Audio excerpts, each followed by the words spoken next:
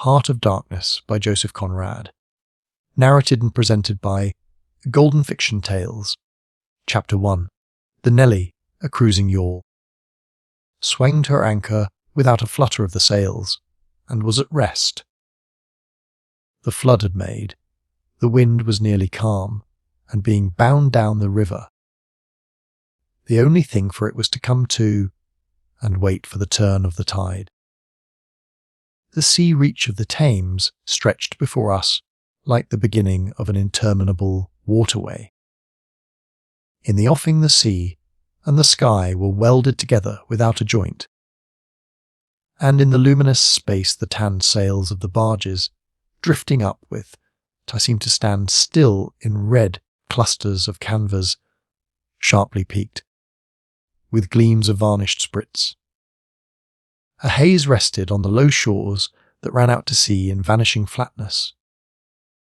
The air was dark above Gravesend, and farther back still seemed condensed into a mournful gloom, brooding motionless over the biggest and the greatest town on earth. The director of companies was our captain and our host. We four affectionately watched his back as he stood in the bows looking to seaward. On the whole river there was nothing that looked half so nautical.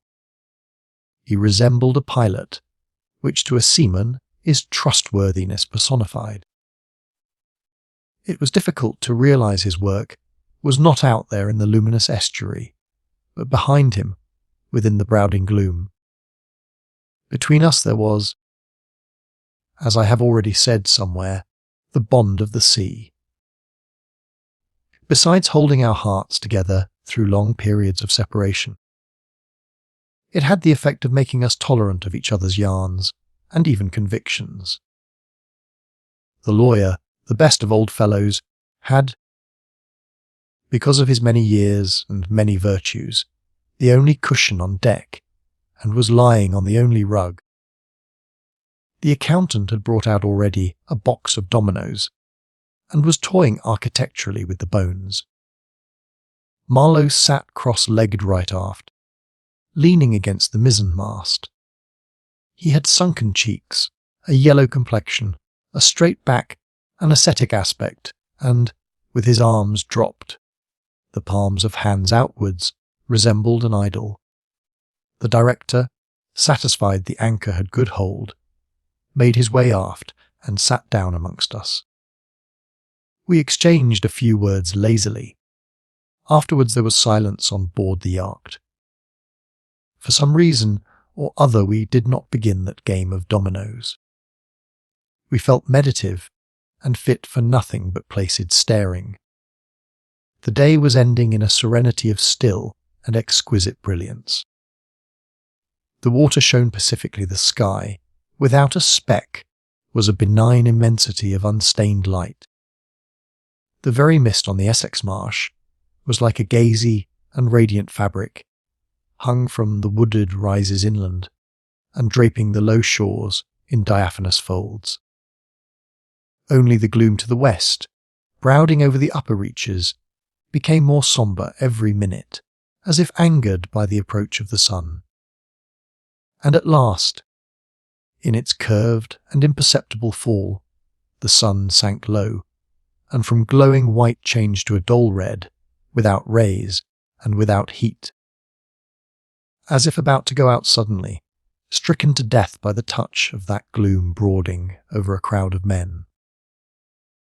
Forthwith a change came over the waters, and the serenity became less brilliant but more profound. The old river in its broad reach rested unruffled at the decline of day. After ages of good service done to the race that peopled its banks, spread out in the tranquil dignity of a waterway leading to the uttermost ends of the earth. We looked at the venerable stream, not in the vivid flush of a short day that comes and departs forever, but in the august light of abiding memories. And indeed nothing is easier for a man who has, as the phrase goes, followed the sea with reverence and affection, than to evoke the great spirit of the past upon the lower reaches of the Thames. The tidal current runs to and fro in its unceasing service, crowded with memories of men and ships it had borne to the rest of home or to the battles of the sea. It had known and served all the men of whom the nation is proud, from Sir Francis Drake to Sir John Franklin, knights all, titled and untitled. The great knights errant of the sea. It had borne all the ships whose names are like jewels flashing in the night of time. From the Golden Hind returning with her rotund flanks full of treasure, to be visited by the Queen's Highness, and thus pass out of the gigantic tale, to the Erebus and Terror, bound on other conquests, and that never returned. It had known the ships and the men. They had sailed from Deptford, from Greenwich, from Erith, the adventurers and the settlers, kings, ships and the ships of men on change, captains, admirals, the dark interlopers of the Eastern trade, and the commissioned generals of East India fleets. Hunters for gold or pursuers of fame, they all had gone out on that stream. The bearing the sword, and often the torch, messengers of the might within the land, bearers of a spark from the sacred fire. What greatness had not floated on the ebb of that river into the mystery of an unknown earth? The dreams of men, the seed of commonwealths, the germs of empires. The sun set, the dusk fell on the stream, and lights began to appear along the shore. The Chapman Lighthouse, a three-legged thing erect on a mudflat, shone strongly. Lights of ships moved in the fairway, a great stir of lights going up and going down. And farther west on the upper reaches the place of the monstrous town was still marked ominously on the sky, a brooding gloom in sunshine, a lurid glare under the stars. And this also, said Marlowe suddenly, has been one of the dark places of the earth. He was the only man of us who still followed the sea. The worst that could be said of him was that he did not represent his class. He was a seaman, but he was a wanderer too. While most seamen lead, if one may so express it, a sedentary life. Their minds are of the stay-at-home order, and their home is always with them.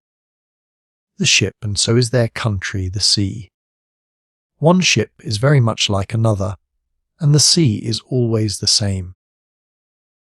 In the immutability of their surroundings, the foreign shores, the foreign faces, the changing immensity of life, glide past, veiled not by a sense of mystery, but by a slightly disdainful ignorance. For there is nothing mysterious to a seaman, unless it be the sea itself, which is the mistress of his existence, and as inscrutable as destiny. For the rest, after his hours of work, a casual stroll or a casual spree on shore suffices to unfold for him the secret of a whole continent, and generally he finds the secret not worth knowing.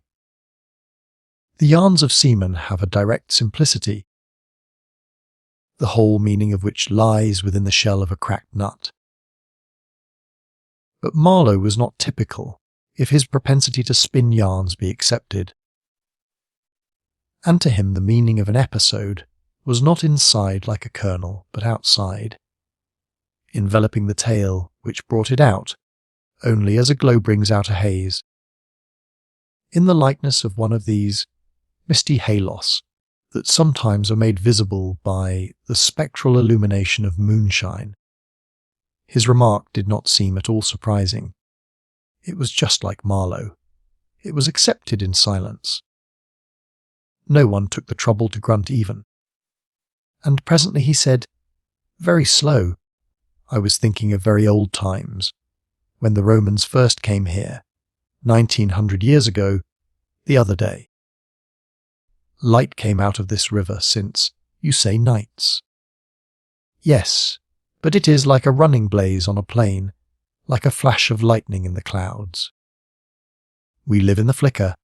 May it last as long as the old earth keeps rolling. But darkness was here yesterday. Imagine the feelings of a commander of a fine, what do you call them? Trireme in the Mediterranean, ordered suddenly to the north. Run overland across the goals in a hurry, put in charge of one of these craft the legionaries. A wonderful lot of handy men they must have been. 2. Used to build, apparently by the hundred, in a month or two, if we may believe what we read. Imagine him here, the very end of the world. A sea the colour of lead, a sky the colour of smoke, a kind of ship about as rigid as a concertina, and going up this river with stores, or orders, or what you like. Sandbanks, forests, savages, precious little to eat fit for a civilized man, nothing but Thames water to drink. No Falernian wine here, no going ashore. Here and there a military camp lost in a wilderness, like a needle in a bundle of hay, cold fog, tempests, disease, exile, and death skulking in the air, in the water, in the bush. They must have been dying like flies here. Oh, yes, he did it. Did it very well, too, no doubt, and without thinking much about it either, except afterwards to brag of what he had gone through in his time, perhaps. They were men enough to face the darkness. And perhaps he was cheered by keeping his eye on a chance of promotion to the fleet at Ravenna by, and by, if he had good friends in Rome and survived the awful climate. Or think of a decent young citizen in a toga, perhaps too much dice, coming out here in the train of some prefect, or tax-gatherer, or trader even, to mend his fortunes. Land in a swamp, march through the woods, and in some inland post feel the savagery, the utter savagery, had closed round him. All that mysterious life of the wilderness that stirs in the forest, in the jungles, in the hearts of wild men. There's no initiation either into such mysteries. He has to live in the midst of the incomprehensible, which is also detestable. And it has a fascination too that goes to work upon him. The fascination of the abomination, Imagine the growing regrets, the longing to escape, the powerless disgust, the surrender, the hate. He paused. Mind, he began again, lifting one arm from the elbow, the palm of the hand outwards, so that, with his legs folded before him, he had the pose of a Buddha preaching in European clothes, and without a lotus flower. Mind, none of us would feel exactly like this. What saves us is efficiency, the devotion to efficiency. But these chaps were not much account, really. They were no colonists. Their administration was merely a squeeze, and nothing more, I suspect. They were conquerors, and for that you want only brute force, nothing to boast of. When you have it, since your strength is just an accident arising from the weakness of others, they grabbed what they could get for the sake of what was to be got. It was just robbery with violence, aggravated murder on a great scale, and men going at it blind, as is very proper for those who tackle a darkness.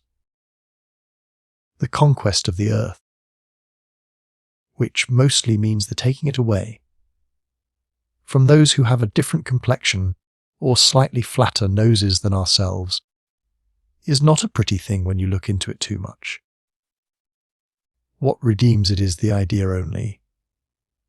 An idea at the back of it, not a sentimental pretense, but an idea, and an unselfish belief in the idea, something you can set up and bow down before and offer a sacrifice to. He broke off. Flames glided in the river, small green flames, Red flames, white flame, pursue and overtaking, joining, crossing each other, then separating slowly or hastily. The traffic of the great city went on in the deepening night upon the sleepless river. We looked on, waiting patiently. There was nothing else to do till the end of the flood, but it was only after a long silence, when he said, in a hesitating voice, "I suppose you fellows remember, I did once turn fresh water sailor for a bit, that we knew we were fated, before the ebb began to run." To hear about one of Marlowe's inconclusive experiences. "I don't want to bother you much with what happened to me personally," he began, showing in this remark the weakness of many tellers of tales who seem so often unaware of what their audience would like best to hear. "I yet to understand the effect of it on me. You ought to know how I got out there, what I saw, how I went up that river to the place where I first met the poor chap. It was the farthest point of navigation, and the culminating point of my experience. It seemed somehow to throw a kind of light on everything about me, and into my thoughts. It was sombre enough, too, and pitiful, not extraordinary in any way, not very clear either. No, not very clear. And yet it seemed to throw a kind of light. I had then, as you remember, just returned to London after a lot of Indian Ocean, Pacific, China seas, a regular dose of the East, 6 years or so, and I was loafing about, hindering you fellows in your work and invading your homes, just as though I had got a heavenly mission to civilize you. It was very fine for a time, but after a bit I did get tired of resting. Then I began to look for a ship. I should think the hardest work on earth. But the ships wouldn't even look at me. And I got tired of that game too. Now, when I was a little chap, I had a passion for maps. I would look for hours at South America, or Africa, or Australia, and lose myself in all the glories of exploration. At that time, there were many blank spaces on the earth, and when I saw one that looked particularly inviting on a map, but they all look that, I would put my finger on it and say, when I grow up I will go there. The North Pole was one of these places, I remember. Well, I haven't been there yet, and shall not try now. The glamour's off. Other places were scattered about the hemispheres. I have been in some of them, and, well, we won't talk about that. But there was one yet, the biggest, the most blank, so to speak, that I had a hankering after. True. By this time it was not a blank space any more. It had got filled since my boyhood with rivers and lakes and names. It had ceased to be a blank space of delightful mystery, a white patch for a boy to dream gloriously over. It had become a place of darkness. But there was in it one river especially, a mighty big river that you could see on the map, resembling an immense snake uncoiled. With its head in the sea, its body at rest curving afar over a vast country, and its tail lost in the depths of the land. And as I looked at the map of it in a shop window, it fascinated me as a snake would a bird. A silly little bird. Then I remembered there was a big concern, a company for trade on that river. Dash it all, I thought to myself. They can't trade without using some kind of craft on that lot of freshwater steamboats. Why shouldn't I try to get charge of one? I went on along Fleet Street, but could not shake off the idea. The snake had charmed me. You understand it was a continental concern.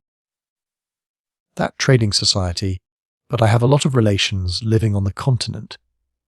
Because it's cheap and not so nasty as it looks, they say.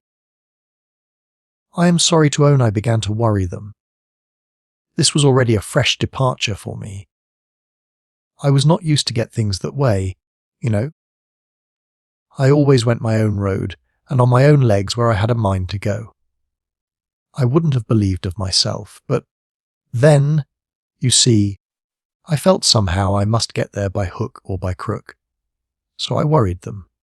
The men said, "My dear fellow," and did nothing. Then, would you believe it? I tried the women. I, Charlie Marlowe, set the women to work to get a job. Heavens! Well, you see, the notion drove me. I had an aunt, a dear enthusiastic soul. She wrote, "It will be delightful. I am ready to do anything for you. It is a glorious idea." I know the wife of a very high personage in the administration, and also a man who has lots of influence with etc. She was determined to make no end of fuss to get me appointed skipper of a river steamboat, if such was my fancy. I got my appointment, of course, and I got it very quick. It appears the company had received news that one of their captains had been killed in a scuffle with the natives. This was my chance, and it made me the more anxious to go. It was only months and months afterwards. When I made the attempt to recover what was left of the body, that I heard the original quarrel arose from a misunderstanding about some hens. Yes, 2 black hens. Fresleven, that was the fellow's name, a Dane, thought himself wronged somehow in the bargain. So he went ashore and started to hammer the chief of the village with a stick. Oh, it didn't surprise me in the least to hear this, and at the same time to be told that Fresleven was the gentlest, quietest creature that ever walked on 2 legs. No doubt he was, but he had been a couple of years already out there, engaged in the noble cause, you know, and he probably felt the need at last of asserting his self-respect in some way. Therefore he whacked the old nigger mercilessly, while a big crowd of his people watched him, thunderstruck, till some man, I was told the chief's son, in desperation at hearing the old chap yell, made a tentative jab with a spear at the white man, and of course it went quite easy between the shoulder blades. Then the whole population cleared into the forest, expecting all kinds of calamities to happen, while, on the other hand, the steamer Fresleven commanded left, also in a bad panic, in charge of the engineer, I believe. Afterwards nobody seemed to trouble much about Fresleven's remains, till I got out and stepped into his shoes. I couldn't let it rest, though. But when an opportunity offered at last to meet my predecessor, the grass growing through his ribs was tall enough to hide his bones. They were all there. The supernatural being had not been touched after he fell, and the village was deserted, the huts gaped black, rotting. All askew within the fallen enclosures. A calamity had come to it, sure enough. The people had vanished. Mad terror had scattered them, men, women, and children, through the bush, and they had never returned. What became of the hens I don't know either. I should think the cause of progress got them. Anyhow. However, through this glorious affair I got my appointment, before I had fairly begun to hope for it. I flew around like mad to get ready, and before 48 hours, I was crossing the channel to show myself to my employers and sign the contract. In a very few hours I arrived in a city that always makes me think of a whited sepulchre. Prejudice, no doubt. I had no difficulty in finding the company's offices. It was the biggest thing in the town, and everybody I met was full of it. They were going to run an oversea empire, and make no end of coin by trade.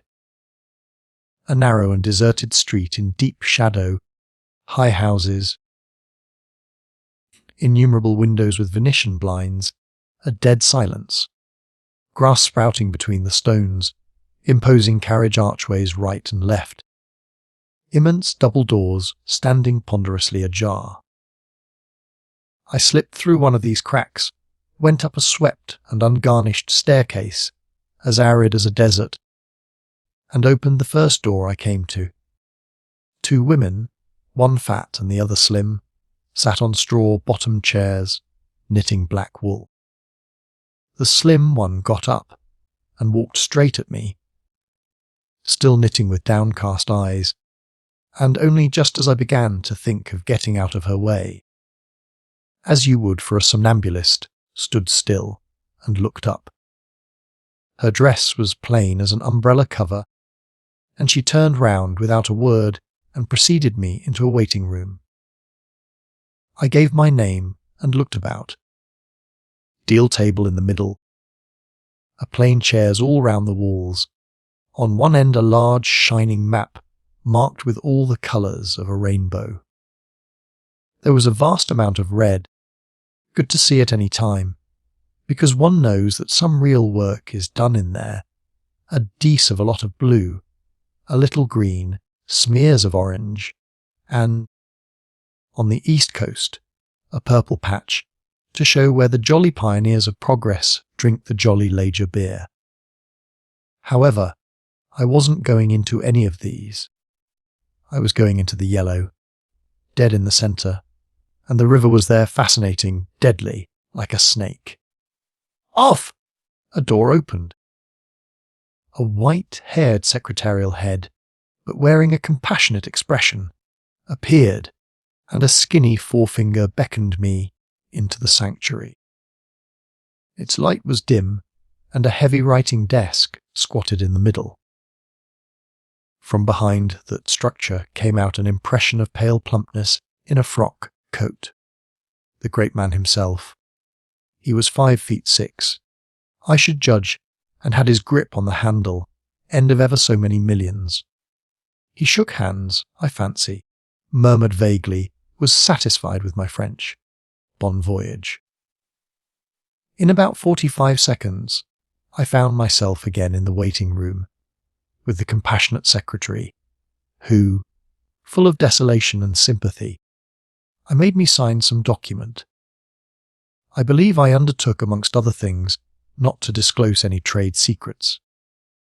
Well, I am not going to. I began to feel slightly uneasy. You know I am not used to such ceremonies, and there was something ominous in the atmosphere. It was just as though I had been let into some conspiracy. I don't know, something not quite right, and I was glad to get out.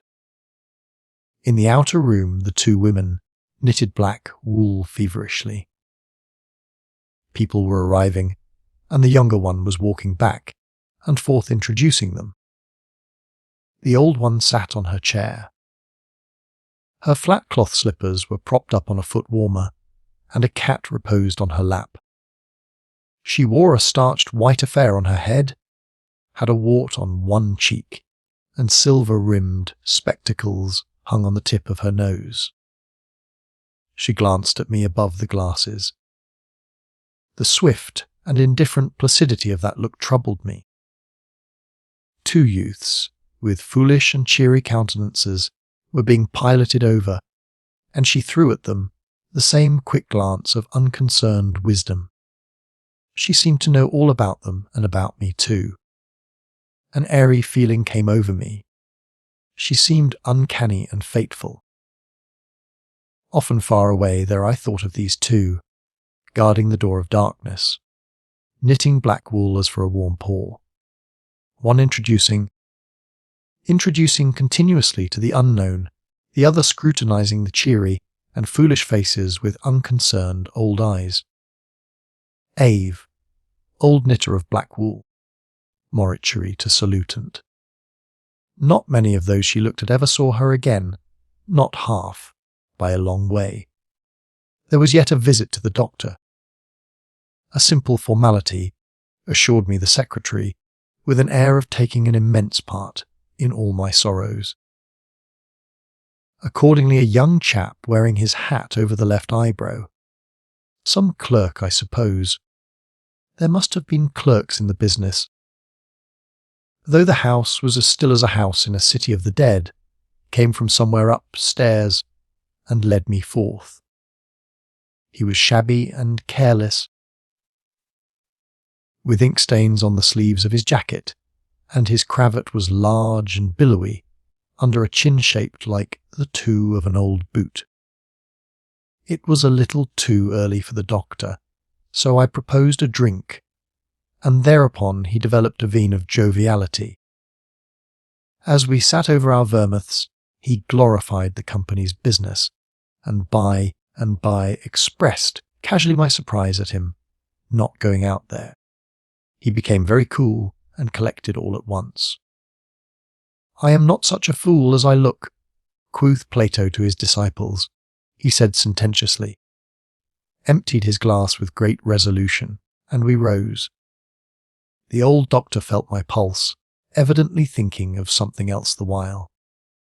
Good for there," he mumbled, and then with a certain eagerness asked me whether I would let him measure my head. Rather surprised, I said yes, when he produced a thing like calipers and got the dimensions back and front and every way, taking notes carefully. He was an unshaven little man in a threadbare coat like a gabardine, with his feet in slippers, and I thought him a harmless fool. "I always ask leave, in the interests of science, to measure the crania of those going out there," he said. "And when they come back, too?" I asked. "Oh, I never see them," he remarked, "and moreover, the changes take place inside, you know." He smiled, as if at some quiet joke. "So you are going out there? Famous? Interesting? Too." He gave me a searching glance and made another note. "Ever any madness in your family?" he asked, in a matter-of-fact tone. I felt very annoyed. "Is that question in the interests of science, too?" "It would be," he said, without taking notice of my irritation.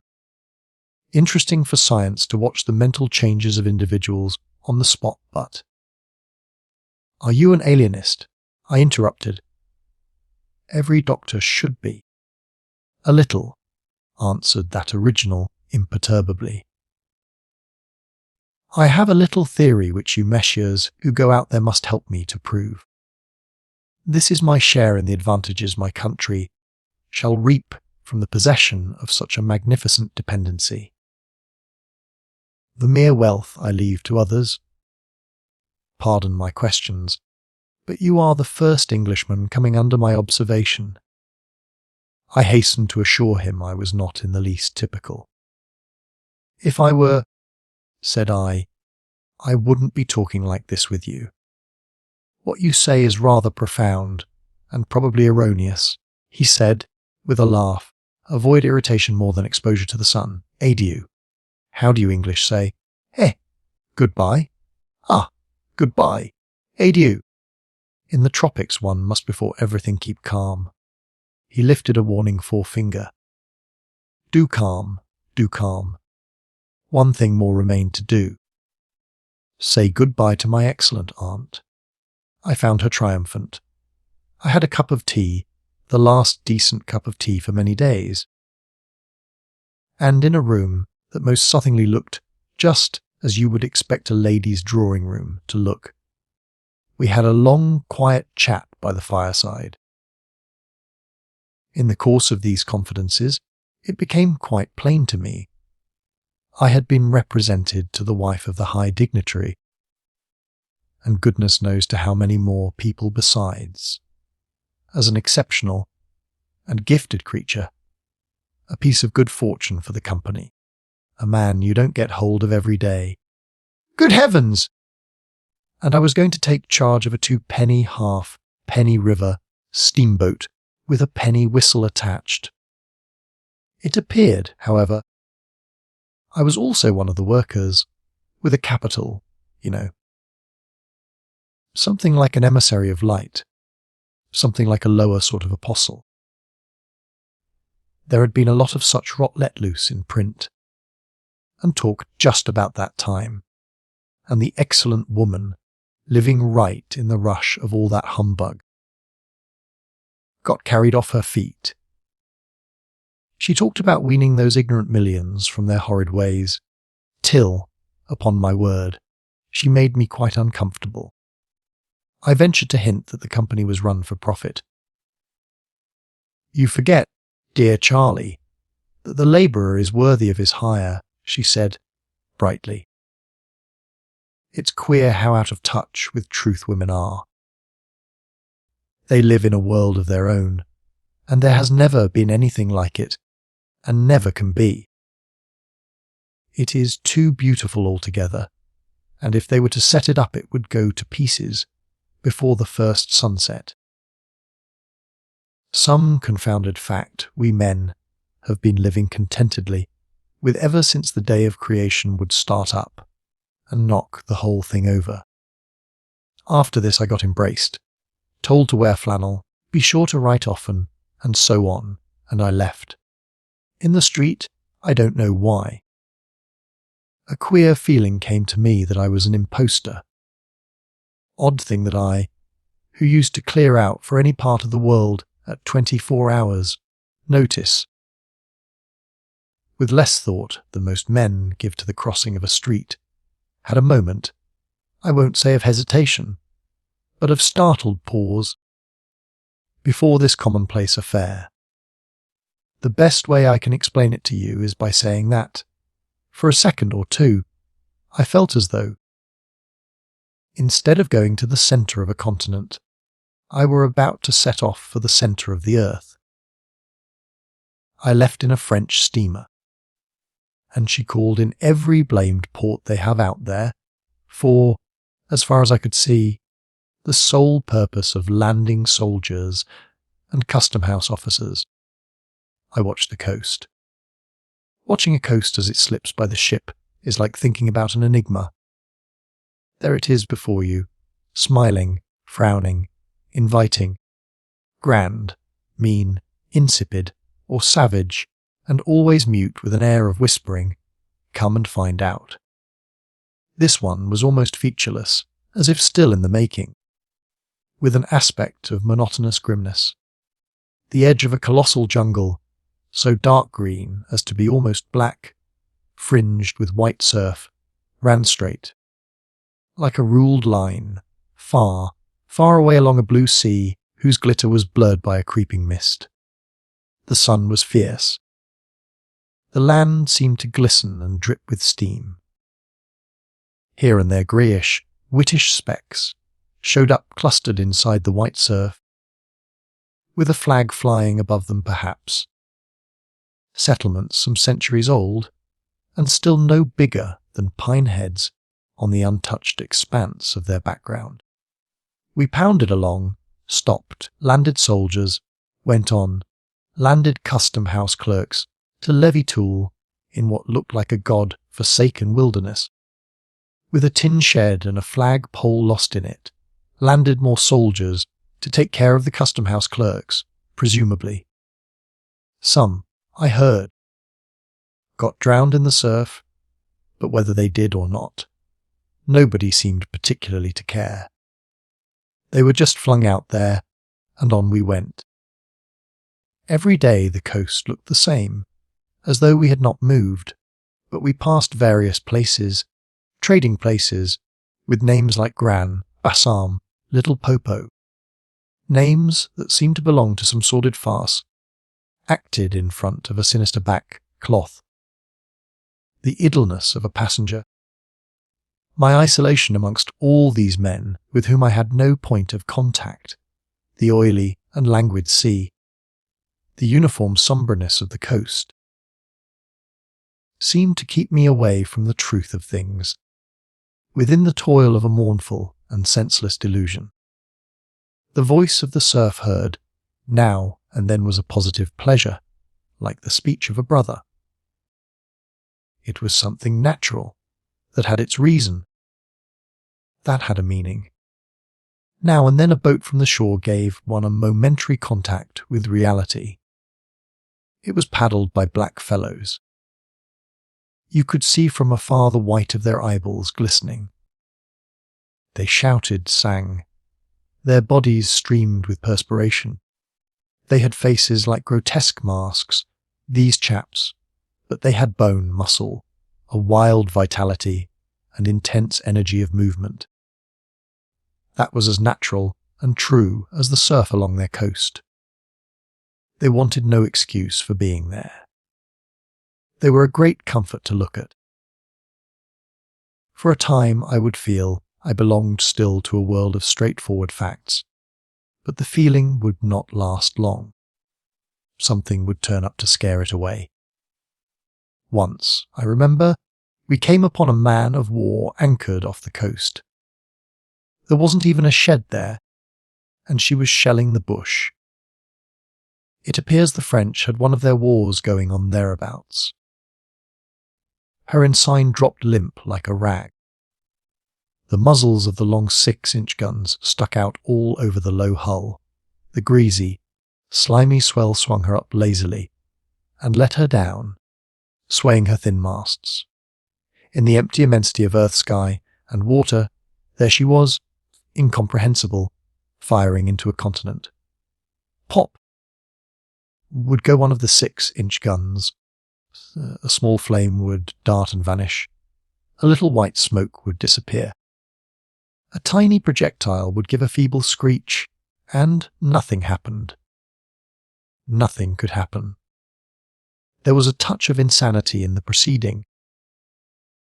A sense of lugubrious drollery in the sight, and it was not dissipated by somebody on board, assuring me earnestly there was a camp of natives. He called them enemies, hidden out of sight somewhere. We gave her letters.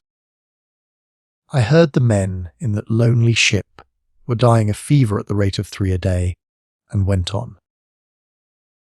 We called at some more places with farcical names, where the merry dance of death and trade goes on in a still and earthy atmosphere as of an overheated catacomb.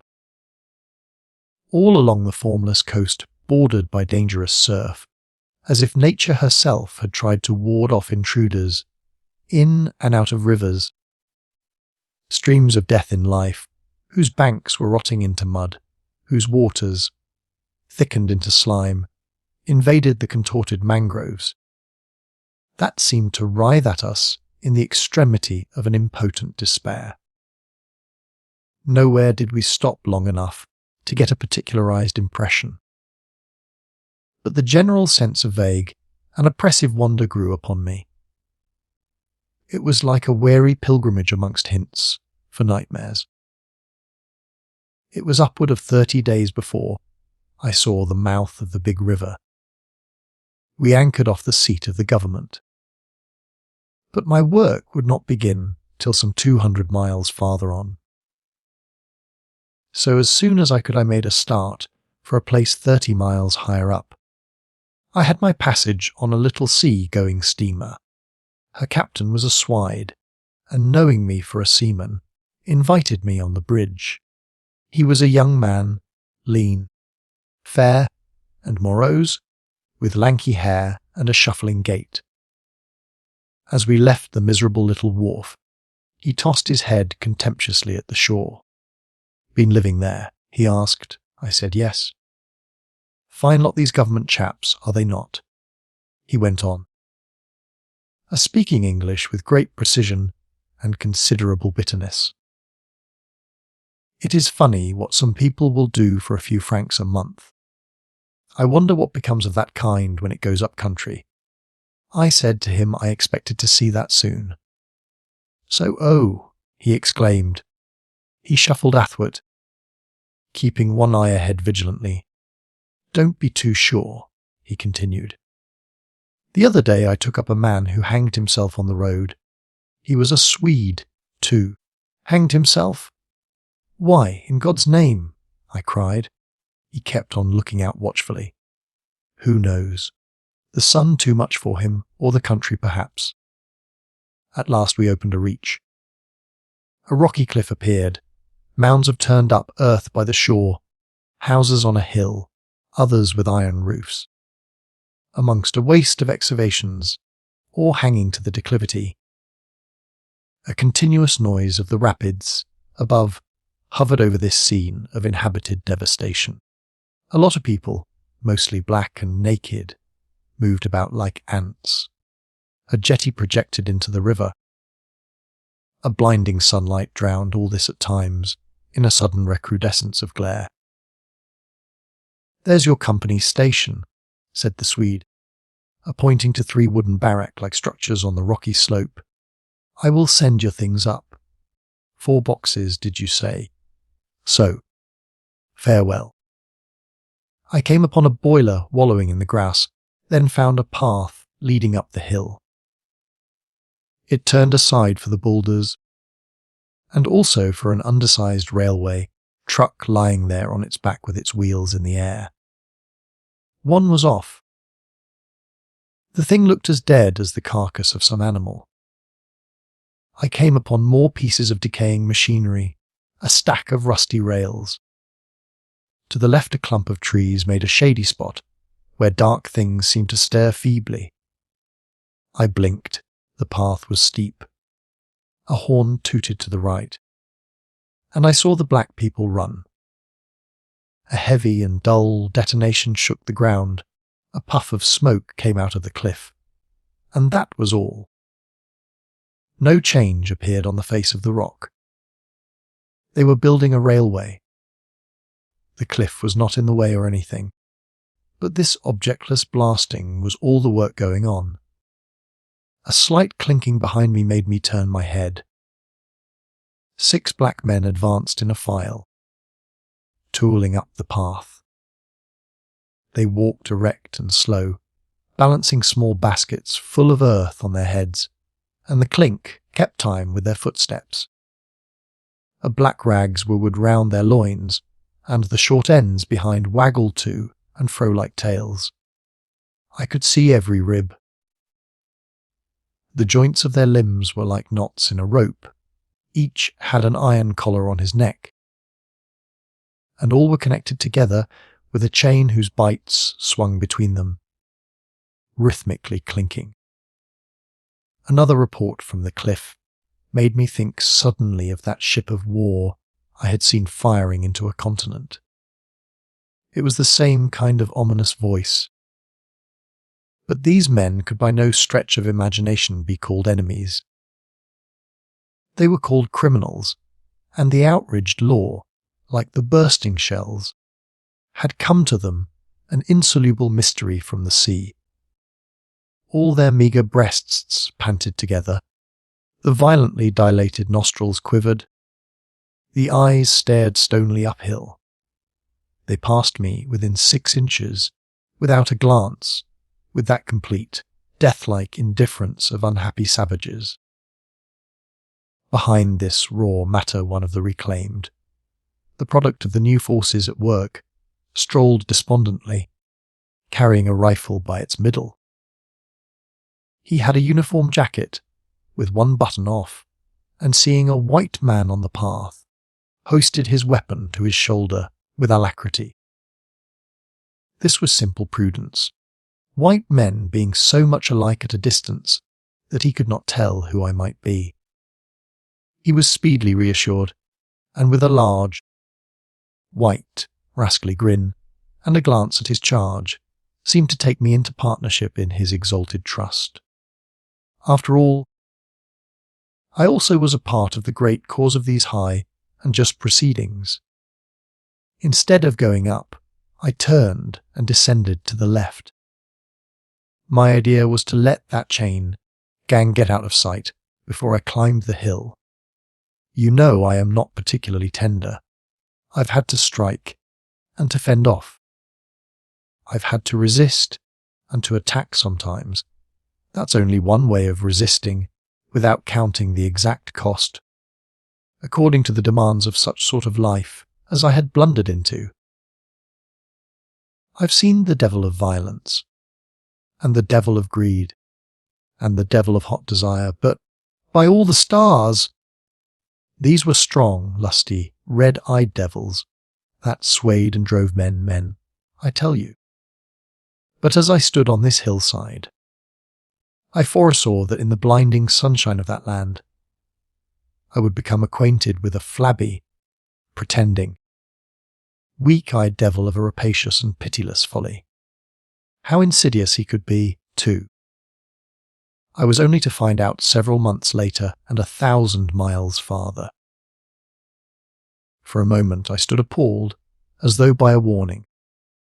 Finally I descended the hill, obliquely, towards the trees I had seen.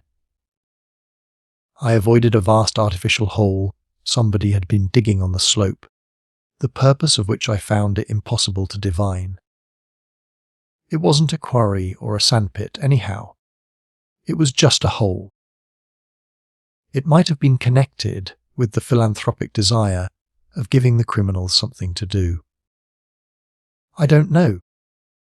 Then I nearly fell into a very narrow ravine, almost no more than a scar in the hillside. I discovered that a lot of imported drainage pipes for the settlement had been tumbled in there. There wasn't one that was not broken. It was a wanton smash-up.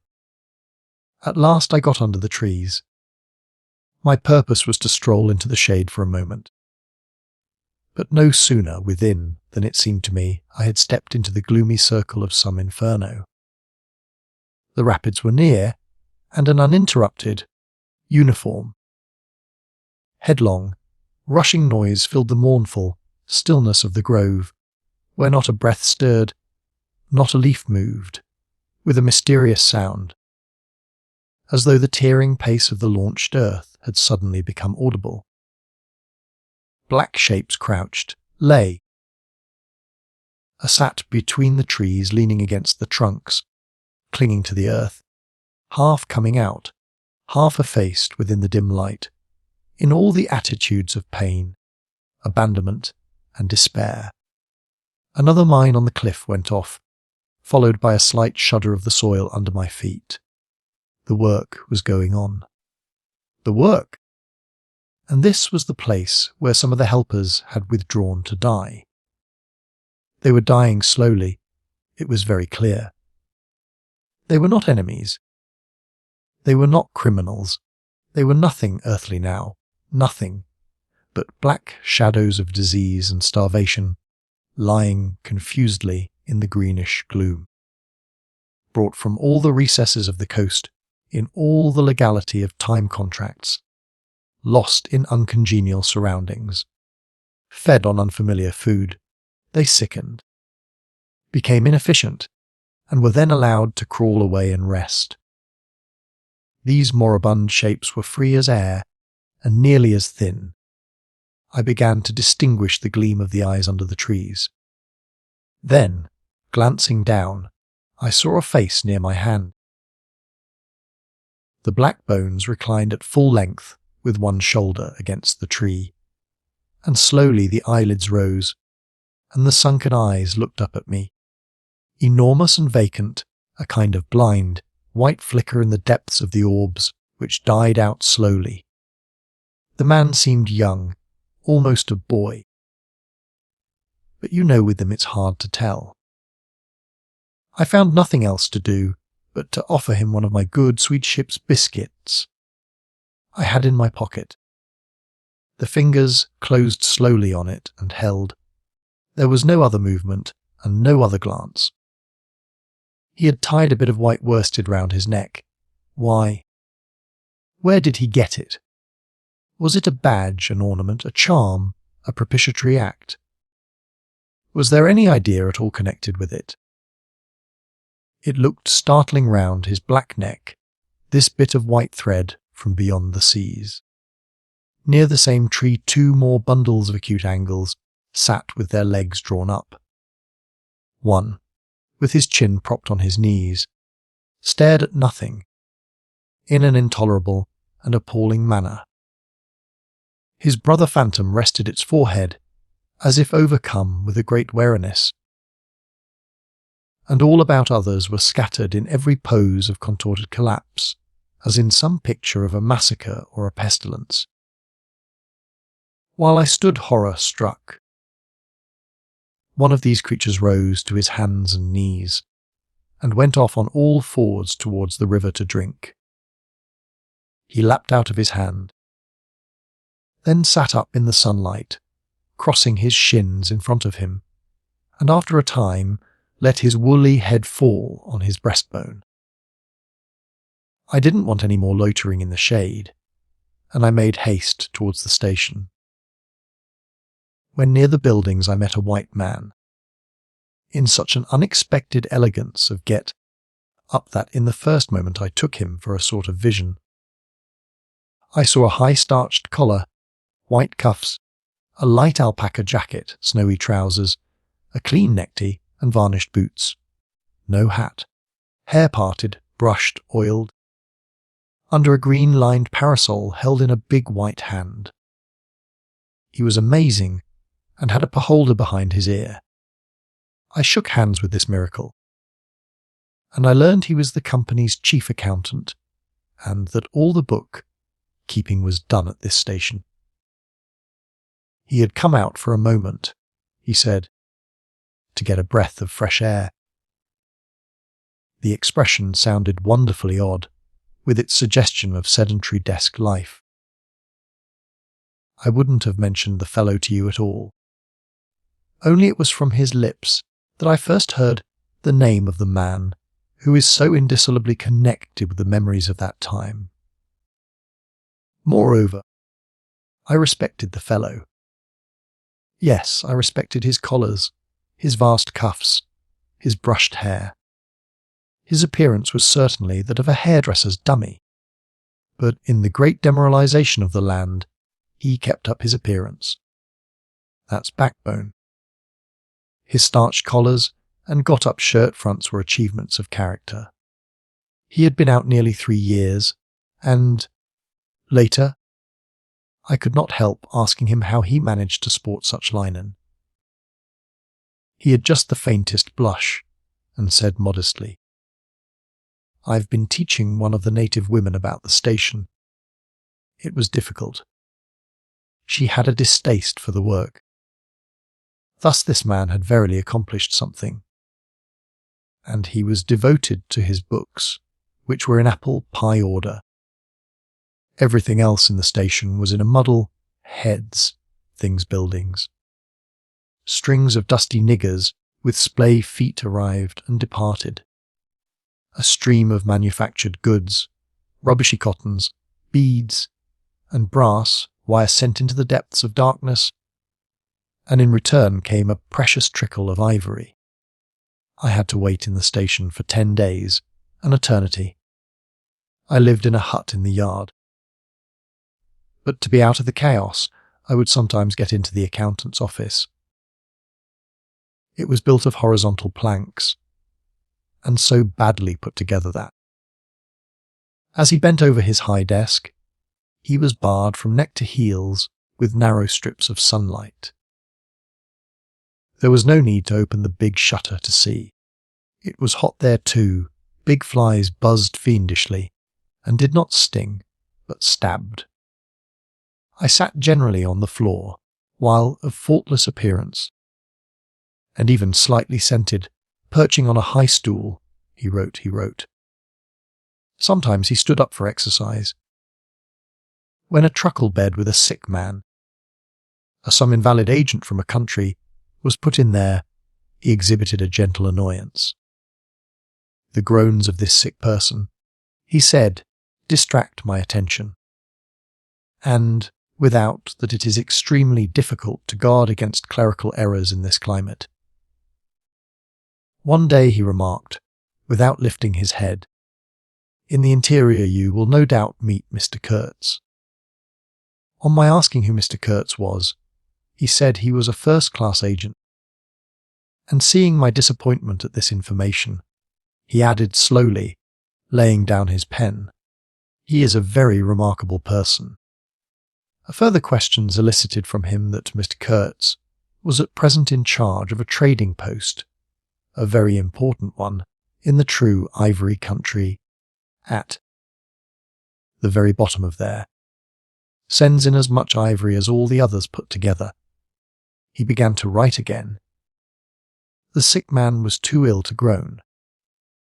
The flies buzzed in a great peace. Suddenly there was a growing murmur of voices and a great tramping of feet. A caravan had come in. A violent babble of uncouth sounds burst out on the other side of the planks. All the carriers were speaking together, and in the midst of the uproar the lamentable voice of the chief agent was heard, giving it up, tearfully for the 20th time that day. He rose slowly. "What a frightful row," he said. He crossed the room gently to look at the sick man, and returning, said to me, "He does not hear." "What, dead?" I asked, startled. "No, not yet," he answered with great composure. Then, alluding with a toss of the head to the tumult in the station yard, "When one has got to make correct entries, one comes to hate those savages, hate them to the death." He remained thoughtful for a moment. "When you see Mr. Kurtz," he went on, "tell him from me that everything here," he glanced at the deck, "is very satisfactory. I don't like to write to him. With those messengers of ours you never know who may get hold of your letter at that central station." He stared at me for a moment with his mild, bulging eyes. "Oh, he will go far, very far," he began again. "He will be a somebody in the administration before long. They, above, the council in Europe, mean him to be." He turned to his work. The noise outside had ceased, and presently in going out I stopped at the door. In the steady buzz of flies the homeward bound, Agent was lying finished and insensible. The other, bent over his books, was making correct entries of perfectly correct transactions, and 50 feet below the doorstep I could see the still tree, tops of the grove of death. Next day I left that station at last, with a caravan of 60 men, for a 200-mile tramp. No use telling you much about that. Paths. Everywhere, a stamped-in network of paths, spreading over the empty land, through the long grass, through burnt grass, through thickets, down and up chilly ravines, up and down stony hills ablaze with heat, and a solitude, nobody, not a hut. The population had cleared out a long time ago.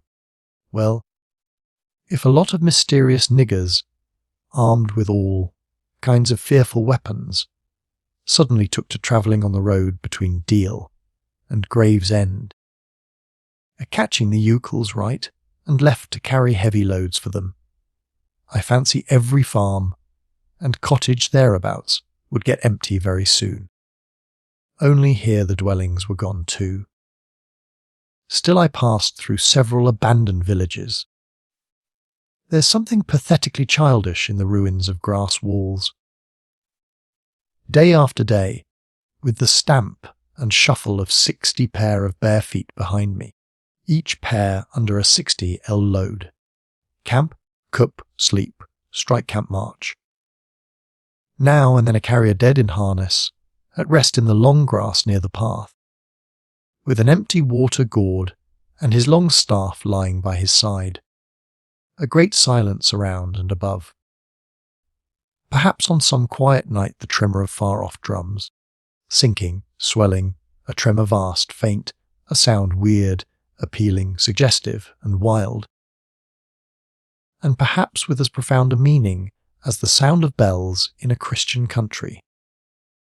Once a white man in an unbuttoned uniform, camping on the path with an armed escort of lank Zanzibaris, very hospitable and festive, not to say drunk, was looking after the upkeep of the road, he declared. Can't say I saw any road or any upkeep, unless the body of a middle-aged negro with a bullet hole in the forehead. upon which I absolutely stumbled 3 miles farther on, may be considered as a permanent improvement. I had a white companion, too, not a bad chap, but rather too fleshy and with the exasperating habit of fainting on the hot hillsides, miles away from the least bit of shade and water. Annoying.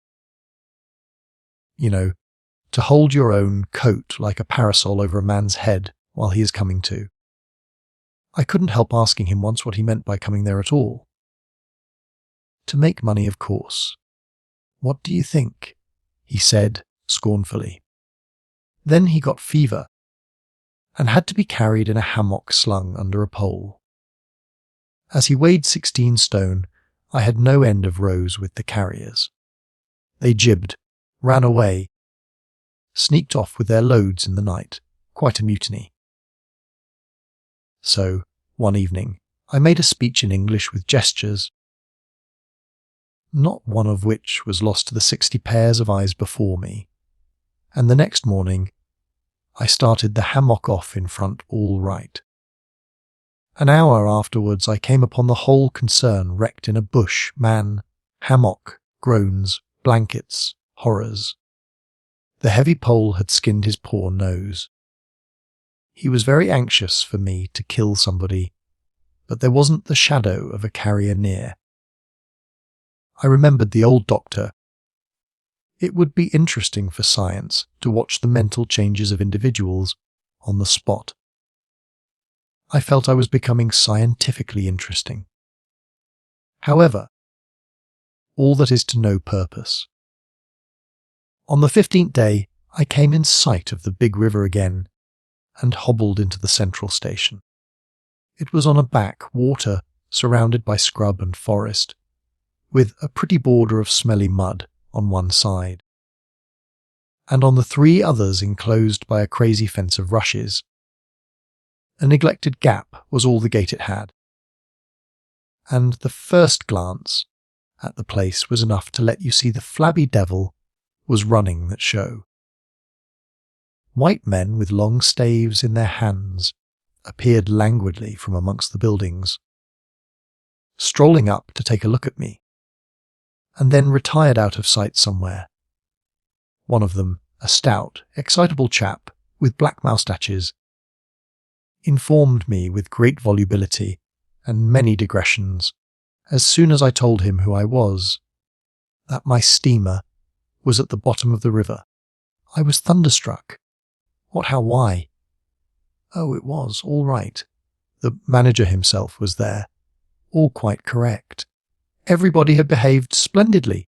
Splendidly. You must, he said in agitation, go and see the general manager at once. He is waiting. I did not see the real significance of that wreck at once. I fancy I see it now, but I am not sure, not at all.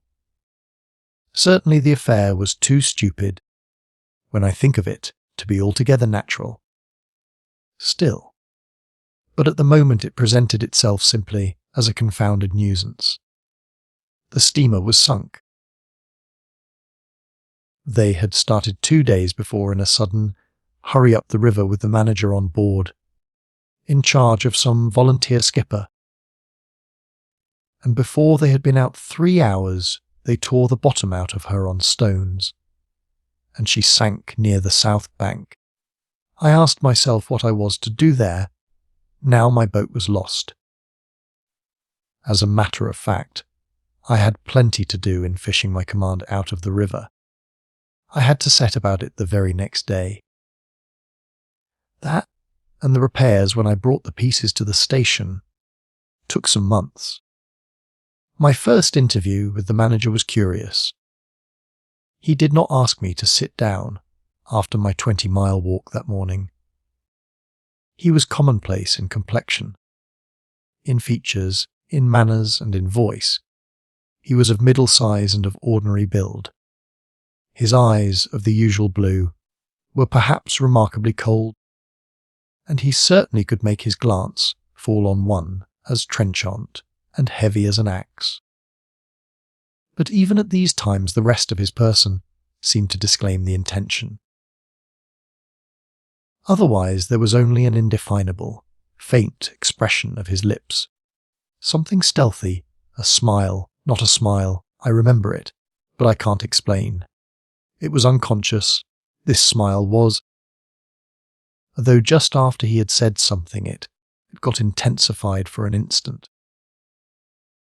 It came at the end of his speeches like a seal applied on the words to make the meaning of the commonest phrase appear absolutely inscrutable. He was a common trader, from his youth up employed in these parts, nothing more. He was obeyed, yet he inspired neither love nor fear, nor even respect. He inspired uneasiness. That was it, uneasiness. Not a definite mistrust, just uneasiness, nothing more. You have no idea how effective such a faculty can be. He had no genius for organizing, for initiative, or for order even. That was evident in such things as the deplorable state of the station. He had no learning and no intelligence. His position had come to him. Why? Perhaps because he was never ill. He had served 3 terms of 3 years out there. Because triumphant health in the general route of constitutions is a kind of power in itself. When he went home on leave, he reacted on a large scale. Pompously? Jack ashore with a difference in externals only. This one could gather from his casual talk. He originated nothing. He could keep the routine going, that's all. But he was great. He was great by this little thing that it was impossible to tell what could control such a man. He never gave that secret away. Perhaps there was nothing within him. Such a suspicion made one pause, for out there were no external checks. Once, when various tropical diseases had laid low almost every agent, in the station he was heard to say, "Men who come out here should have no entrails." He sealed the utterance with that smile of his, as though it had been a door opening into a darkness he had in his keeping. You fancied you had seen things, but the seal was on. When annoyed at meal times by the constant quarrels of the white men about precedence, he ordered an immense round table to be made, for which a special house had to be built. This was the station's mess room. Where he sat was the first place, the rest were nowhere. One felt this to be his unalterable conviction. He was neither civil nor uncivil. He was quiet. He allowed his boy, an overworked young Negro from the coast, to treat the white men, under his very eyes, with provoking insolence. He began to speak as soon as he saw me. I had been very long on the road. He could not wait, had to start without me. The upriver stations had to be relieved. There had been so many delays already that he did not know who was dead and who was alive, and how they got on, and so on, and so on. He paid no attention to my explanations, and playing with a stick of sealing wax, repeated several times that the situation was very grave. There were rumours that a very important station was in jeopardy, and its chief, Mr. Kurtz, was ill. Hoped it was not true. Mr. Kurtz was. I felt wary and irritable. Hang courts, I thought. I interrupted him by saying I had heard of Mr. Kurtz on the coast. Ah, so they talk of him down there, he murmured to himself. Then he began again, assuring me Mr. Kurtz was the best agent he had, an exceptional man, of the greatest importance to the company. Therefore I could understand his anxiety. He was, he said, very, very uneasy. Certainly he fidgeted on his chair a good deal, exclaimed, "Ah, Mr. Kurtz!" broke the stick of sealing wax, and seemed dumbfounded by the accident. Next thing he wanted to know how long it would take to. I interrupted him again. Being hungry, and kept on my feet too. I was getting savage. How can I tell? I said. I haven't even seen the wreck yet. Some months, no doubt. All this talk seemed to me so futile. Some months, he said. Well, let us say 3 months before we can make a start. Yes, that ought to do the affair. I flung out of his hut. He lived all alone in a clay hut with a sort of veranda, muttering to myself my opinion of him. He was a chattering idiot. Afterwards I took it back when it was borne in upon me, startlingly, with what extreme nicety he had estimated the time requisite for the affair. I went to work the next day, turning, so to speak, my back on that station. In that way only, it seemed to me, I could keep my hold on the redeeming facts of life. Still, one must look about sometimes, and then I saw this station. These men strolling aimlessly about in the sunshine of the yard. I asked myself sometimes what it all meant. They wandered here and there with their absurd long staves in their hands, like a lot of faithless pilgrims bewitched inside a rotten fence. The word, ivory rang in the air, was whispered, was sighed. You would think they were praying to it. A taint of imbecile rapacity blew through it all, like a whiff from some corpse. By Jove, I've never seen anything so unreal in my life. And outside, the silent wilderness surrounding this cleared speck on the earth struck me as something great and invincible, like evil or truth, awaiting patiently for the passing away of this fantastic invasion. Oh, these months. Well, never mind. Various things happened. One evening a grass sheet full of calico, cotton prints beads, and I don't know what else. A burst into a blaze, so suddenly that you would have thought the earth had opened to let an avenging fire consume all that trash.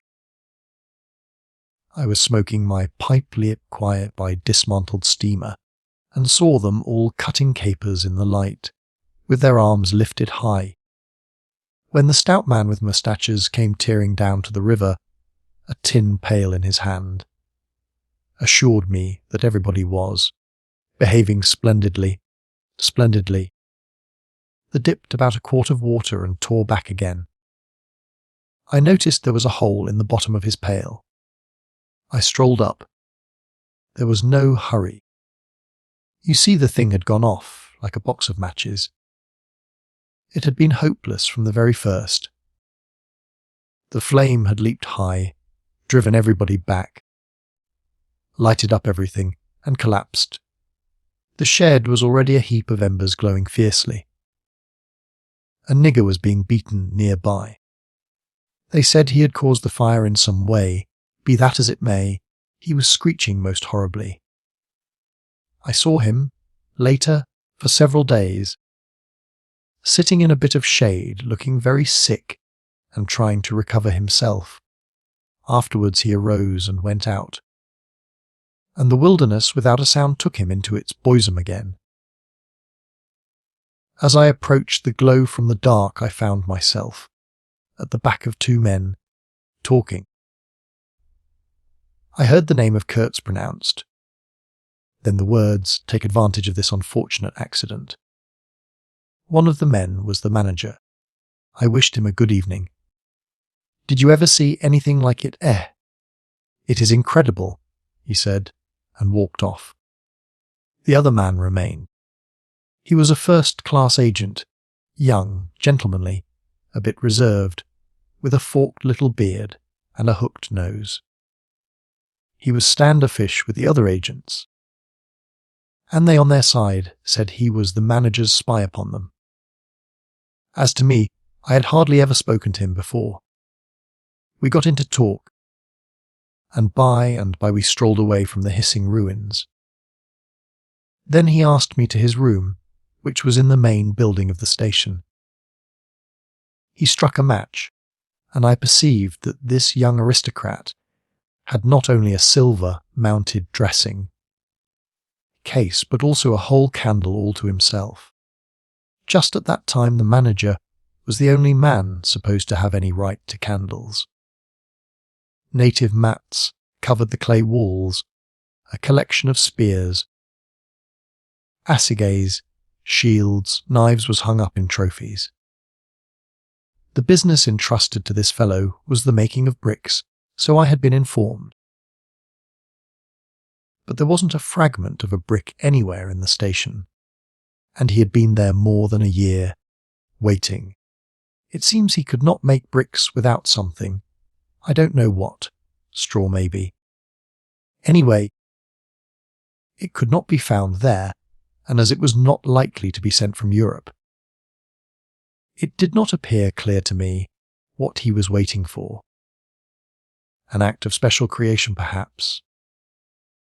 However, they were all waiting, all the 16 or 20 pilgrims of them, for something. And upon my word, it did not seem an uncongenial occupation. From the way they took it, though the only thing that ever came to them was disease, as far as I could see. They beguiled the time by backbiting and intriguing against each other in a foolish kind of way. There was an air of plotting about that station, but nothing came of it, of course. It was as unreal as everything else. As the philanthropic pretense of the whole concern, as their talk, as their government, as their show of work. The only real feeling was a desire to get appointed to a trading post where ivory was to be had, so that they could earn percentages. They intrigued and slandered and hated each other only on that account. But as to effectually lifting a little finger, oh no! By heavens! There is something, after all, in the world allowing one man to steal a horse while another must not look at a halter. Steal a horse straight out. Very well. He has done it. Perhaps he can ride. But there is a way of looking at a halter that would provoke the most charitable of saints into a kick. I had no idea why he wanted to be sociable, but as we chatted in there, it suddenly occurred to me the fellow was trying to get at something, in fact, pumping me. He alluded constantly to Europe, to the people I was supposed to know there, putting leading questions as to my acquaintances in the sepulchral city, and so on. His little eyes glittered like mica discs with curiosity, though he tried to keep up a bit of superciliousness. At first I was astonished, but very soon I became awfully curious to see what he would find out from me. I couldn't possibly imagine what I had in me to make it worth his while. It was very pretty to see how he baffled himself, for in truth my body was full only of chills, and my head had nothing in it but that wretched steamboat business. It was evident he took me for a perfectly shameless prevaricator. At last he got angry, and, to conceal a movement of furious annoyance, he yawned. I rose. Then I noticed a small sketch in oils on a panel, representing a woman, draped and blindfolded, carrying a lighted torch. The background was sombre, almost black. The movement of the woman was stately, and the effect of the torchlight on the face was sinister. It arrested me, and he stood by civilly, holding an empty half-pint champagne bottle. Medical comforts, with the candle stuck in it. To my question he said, Mr. Kurtz had painted this, in this very station more than a year ago, while waiting for means to go to his trading post. Tell me, pray, said I, who is this to Kurtz? The chief of the inner station. He answered in a short tone, looking away. Much obliged, I said, laughing. And you are the brickmaker of the central station. Everyone knows that. He was silent for a while. He is a prodigy, he said at last. He is an emissary of pity and science and progress, and devil knows what else. We want. He began to declaim suddenly for the guidance of the cause entrusted to us by Europe, so to speak, higher intelligence, wide sympathies, a singleness of purpose. Who says that? I asked. Lots of them, he replied. Some even write that, and so he comes here, a special being, as you ought to know. Why ought I to know? I interrupted, really surprised. He paid no attention. Yes. Today he is chief of the best station. And next year he will be assistant manager, 2 years more and. But I dare say you know what he will be in 2 years' time. You are of the new gang, the gang of virtue. The same people who sent him specially also recommended you. Oh, don't say no. I've my own eyes to trust. Light dawned upon me. My dear aunt's influential acquaintances were producing an unexpected effect upon that young man. I nearly burst into a laugh. Do you read the company's confidential correspondence? I asked. He hadn't a word to say. It was great fun. When Mr. Kurtz, I continued, severely, is general manager, you won't have the opportunity. He blew the candle out suddenly, and we went outside. The moon had risen. Black figures strolled about listlessly, pouring water on the glow, whence proceeded a sound of hissing. Steam ascended in the moonlight. The beaten nigger groaned somewhere. What a row the brute makes, said the indefatigable man with the mouse stacks, appearing near us. Serve him right. Transgression, punishment, bang! Pitiless, pitiless. That's the only way. This will prevent all conflagrations for the future. I was just telling the manager. He noticed my companion and became crestfallen all at once. Not in bed yet, he said, with a kind of servile heartiness. It's so natural. Ha! Danger! Agitation. He vanished. I went on to the riverside, and the other followed me. I heard a scathing murmur at my ear. Heap of muffs, go to. The pilgrims could be seen in knots gesticulating, discussing. Several had still their staves in their hands. I verily believe they took these sticks to bed with them.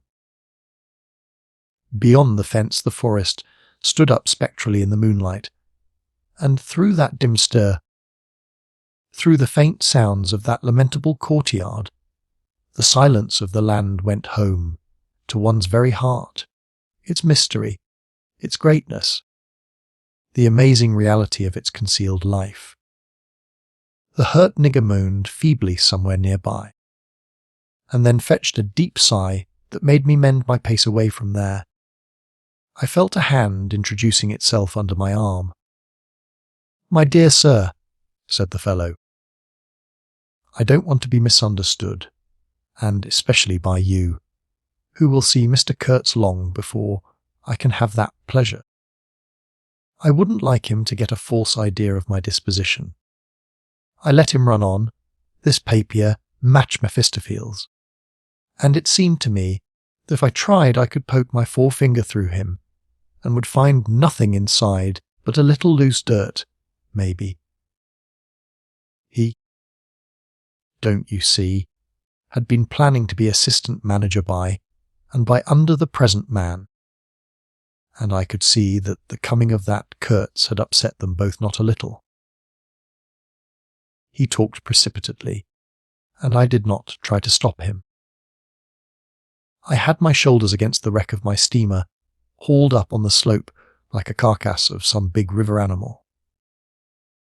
The smell of mud, of primeval mud, by Jove, was in my nostrils.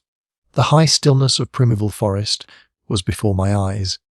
There were shiny patches on the black creek. The moon had spread over everything a thin layer of silver, over the rank grass, over the mud. Upon the wall of matted vegetation standing, higher than the wall of a temple, over the great river I could see through a sombre gap glittering glittering as it flowed broadly by without a murmur. All this was great, expectant mute, while the man jabbered about himself. I wondered whether the stillness on the face of the immensity looking at us too were meant as an appeal or as a menace. What were we who had strayed in here? Could we handle that dumb thing, or would it handle us? I felt how big, how confoundedly big, was that thing that couldn't talk and perhaps was deaf as well. What was in there? I could see a little ivory coming out from there, and I had heard Mr. Kurtz was in there. I had heard enough about it, too, God knows. Yet somehow it didn't bring any image with it.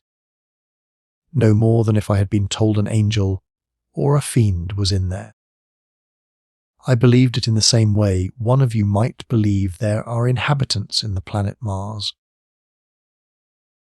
I knew once a Scotch sailmaker who was certain, dead sure, there were people in Mars. If you asked him for some idea how they looked and behaved, he would get shy and mutter something about walking on all fours. If you as much as smiled, he would, though a man of 60, offer to fight you. I would not have gone so far as to fight for Kurtz, but I went for him near enough to a lie. You know I hate, detest, and can't bear a lie, not because I am straighter than the rest of us, but simply because it appalls me. There is a taint of death, a flavour of mortality in lies, which is exactly what I hate and detest in the world, what I want to forget. It makes me miserable and sick, like biting something rotten would do. Temperament, I suppose. Well, I went near enough to by letting the young fool there believe anything he liked to imagine as to my influence in Europe. I became in an instant as much of a pretence as the rest of the bewitched pilgrims.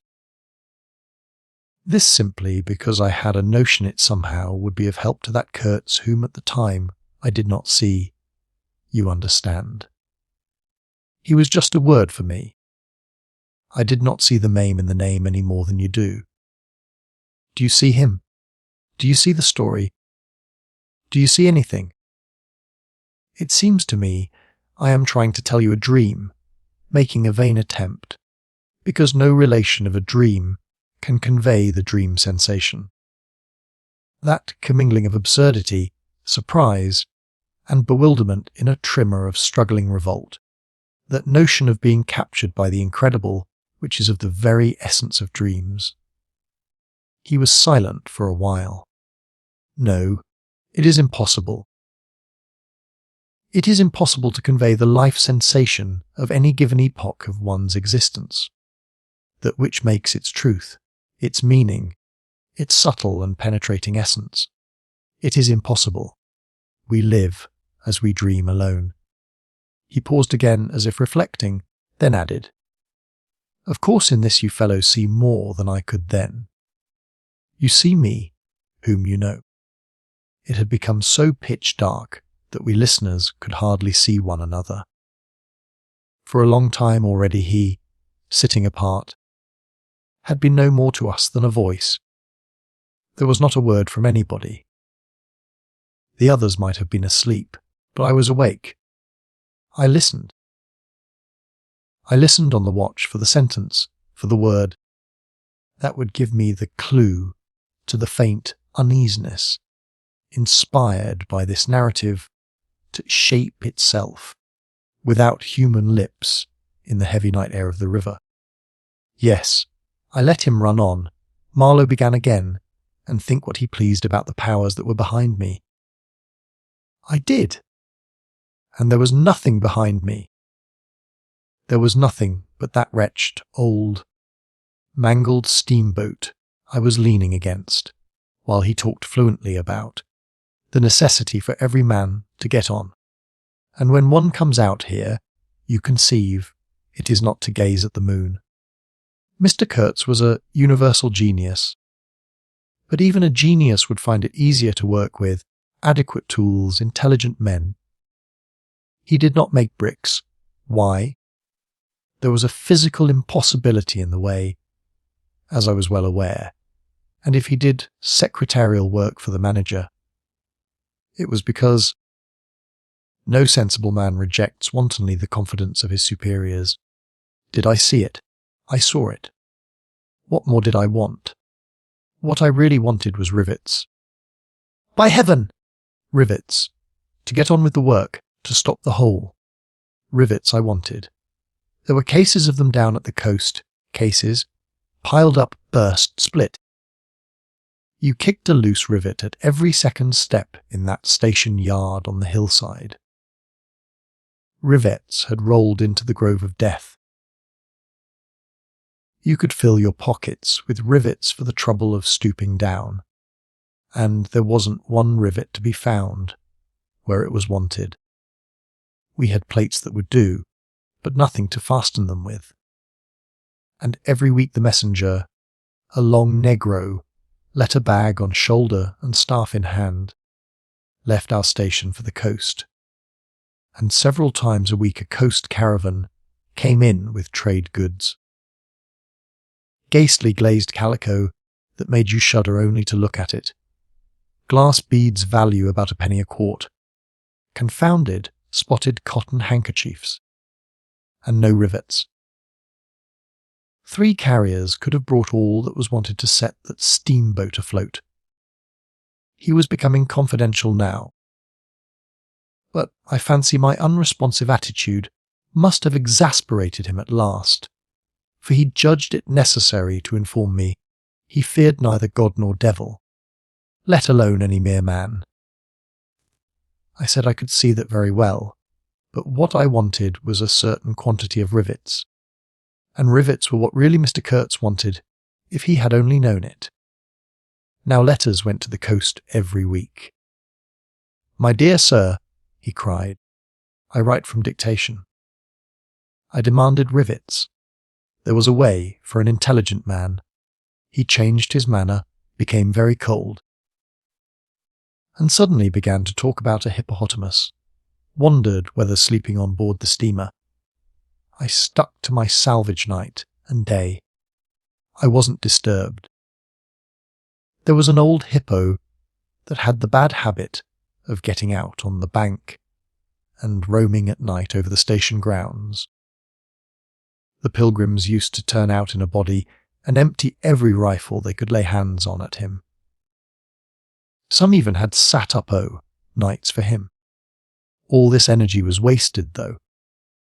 That animal has a charmed life, he said, but you can say this only of brutes in this country. No man. You apprehend me. No man here bears a charmed life. He stood there for a moment in the moonlight with his delicate, hooked nose set a little askew, and his micker eyes glittering without a wink.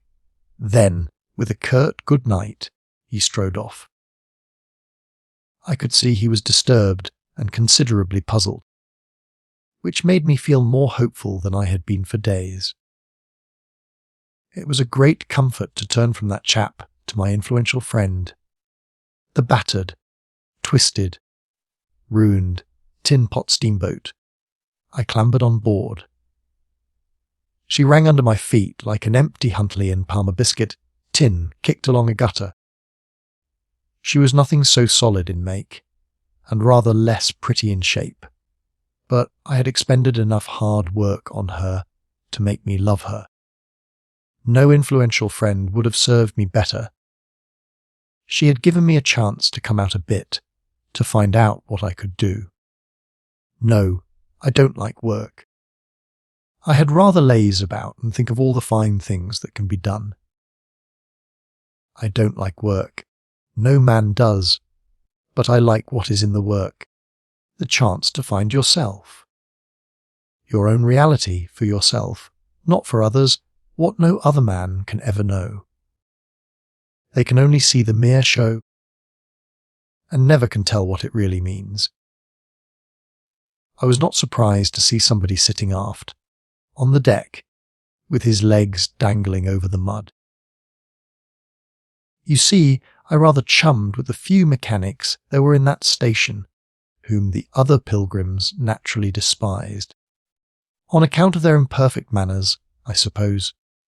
This was the foreman, a boiler-maker by trade, a good worker. He was a lank, bony, yellow-faced man, with big intense eyes.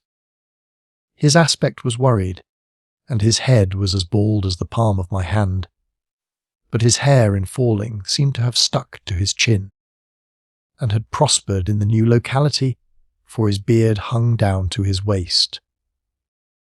He was a widower with 6 young children. He had left them in charge of a sister of his to come out there, and the passion of his life was pig and flying. He was an enthusiast and a connoisseur. He would rave about pigeons. After work hours he used sometimes to come over from his hut for a talk about his children and his pigeons at work. When he had to crawl in the mud under the bottom of the steamboat, he would tie up that beard of his in a kind of white serviette he brought for the purpose. It had loops to go over his ears. In the evening he could be seen squatted on the bank, rinsing that wrapper in the creek with great care, then spreading it solemnly on a bush to dry. I slapped him on the back and shouted, "We shall have rivets!" He scrambled to his feet, exclaiming, "No! Rivets!" as though he couldn't believe his ears. Then in a low voice, I don't know why we behaved like lunatics." I put my finger to the side of my nose and nodded mysteriously. "Good for you," he cried, snapped his fingers above his head, lifting one foot. I tried a jig. We capered on the iron deck. A frightful clatter came out of that hulk, and the virgin forest on the other bank of the creek sent it back in a thundering roll upon the sleeping station. It must have made some of the pilgrims sit up in their hovels. A dark figure obscured the lighted doorway of the manager's hut, vanished. Then, a second or so after, the doorway itself vanished too. We stopped, and the silence driven away by the stamping of our feet flowed back again from the recesses of the land. The great wall of vegetation, an exuberant and entangled mass of trunks, branches, boughs, festons, motionless in the moonlight, was like a rioting invasion of soundless life. A rolling wave of plants piled up, crested, ready to topple over the creek, to sweep every little man of us out of his little existence. And it moved not. A deadened burst of mighty splashes and snorts reached us from afar, as though an ichthyosaurus had been taking a bath of glitter in the great river. "After all," said the boiler-maker in a reasonable tone, "why shouldn't we get the rivets?" "Why not indeed?" I did not know of any reason why we shouldn't. "They'll come in 3 weeks," I said confidently. But they didn't. Instead of rivets there came an invasion, an infliction, a visitation. It came in sections during the next 3 weeks, each section headed by a donkey carrying a white man in new clothes and tan shoes, bowing from that elevation right, and left to the impressed pilgrims. A quarrelsome band of footsore sulky niggers trod on the heels of the donkey, a lot of tents, camp stools, tin boxes, white cases. Brown bales would be shot down in the courtyard, and the air of mystery would deepen a little over the muddle of the station. 5 such instalments came, with their absurd air of disorderly flight, with the lot of innumerable outfit shops and provision stores that, one would think, they were lugging, after a raid, into the wilderness for equitable division. It was an inextricable mess of things decent in themselves, but that human folly made look like the spoils of thieving. This devoted band called itself the Eldorado Exploring Expedition, and I believe they were sworn to secrecy. Their talk, however, was the talk of sordid buccaneers. It was reckless without hardihood, greedy without audacity, and cruel without courage. There was not an atom of foresight or of serious intention in the whole batch of them, and they did not seem aware these things are wanted for the work of the world. To tear treasure out the bowels of the land was their desire, with no more moral purpose at the back of it than there is in burglars breaking into a safe. Who paid the expenses of the noble enterprise? I don't know. But the uncle of our manager was leader of that lot. In exterior he resembled a butcher in a poor neighbourhood, and his eyes had a look of sleepy cunning. He carried his fat paunch with ostentation on his short legs, and during the time his gang infested, the station spoke to no one but his nephew. You could see these two roaming about all day long with their heads close together in an everlasting confab. I had given up worrying myself about the rivets. One's capacity for that kind of folly is more limited than you would suppose. I said, "Hang!" and let things slide. I had plenty of time for meditation, and now and then I would give some thought to Kurtz. I wasn't very interested in him. No. Still, I was curious to see whether this man, who had come out equipped with moral ideas of some sort, who would climb to the top after all, and how he would set about his work when there. Chapter 2. Chapter. One evening, as I was lying flat on the deck of my steamboat, I heard voices approaching, and there were the nephew and the uncle strolling along the bank. I laid my head on my arm again, and had nearly lost myself in a doze, when somebody said in my ear, as it were, "I am as harmless as a little child, but I don't like to be dictated to. Am I the manager, or am I not? I was ordered to send him there. It's incredible." I became aware that the two were standing on the shore alongside the forepart of the steamboat, just below my head. I did not move. It did not occur to me to move. I was sleepy. "It is unpleasant," grunted the uncle. "He has asked the administration to be sent there," said the other, with the idea of showing what he could do, and I was instructed accordingly. Look at the influence that man must have. Is it not frightful? They both agreed it was frightful, then made several bizarre remarks. Make rain and fine weather, one man, the council, by the nose. Bits of absurd sentences that got the better of my drowsiness, so that I had pretty near the whole of my wits about me, when the uncle said, "The climate may do away with this difficulty for you. Is he alone there?" "Yes," answered the manager. He sent his assistant down the river with a note to me in these terms: "Clear this poor devil out of the country, and don't bother sending more of that sort. I had rather be alone than have the kind of men you can dispose of with me." It was more than a year ago. Can you imagine such impudence? "Anything since then?" asked the other hoarsely. "Ivory," jerked the nephew. "Lots of it. Prime sort. Lots. Most annoying." From him, and with that, questioned the heavy rumble. In voice was the reply fired out, so to speak. Then silence. They had been talking about Kurtz. I was broad awake by this time, but, lying perfectly at ease, remained still, having no inducement to change my position. "How did that ivory come all this way?" growled the elder man, who seemed very vexed. The other explained that it had come with a fleet of canoes in charge of an English half-caste clerk Kurtz had with him. that Kurtz had apparently intended to return himself, the station being by that time bare of goods and stores. But after coming 300 miles, had suddenly decided to go back, which he started to do alone in a small dugout with 4 paddlers, leaving the half-caste to continue down the river with the ivory.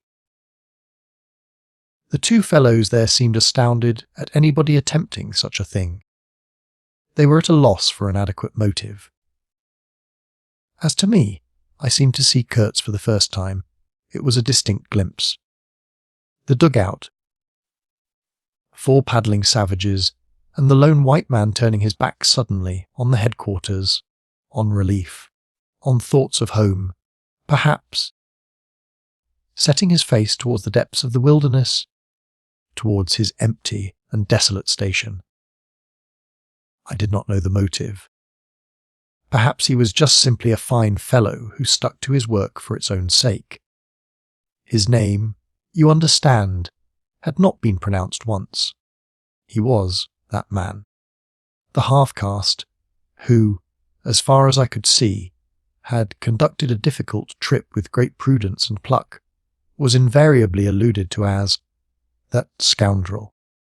The scoundrel had reported that the man had been very ill, had recovered imperfectly.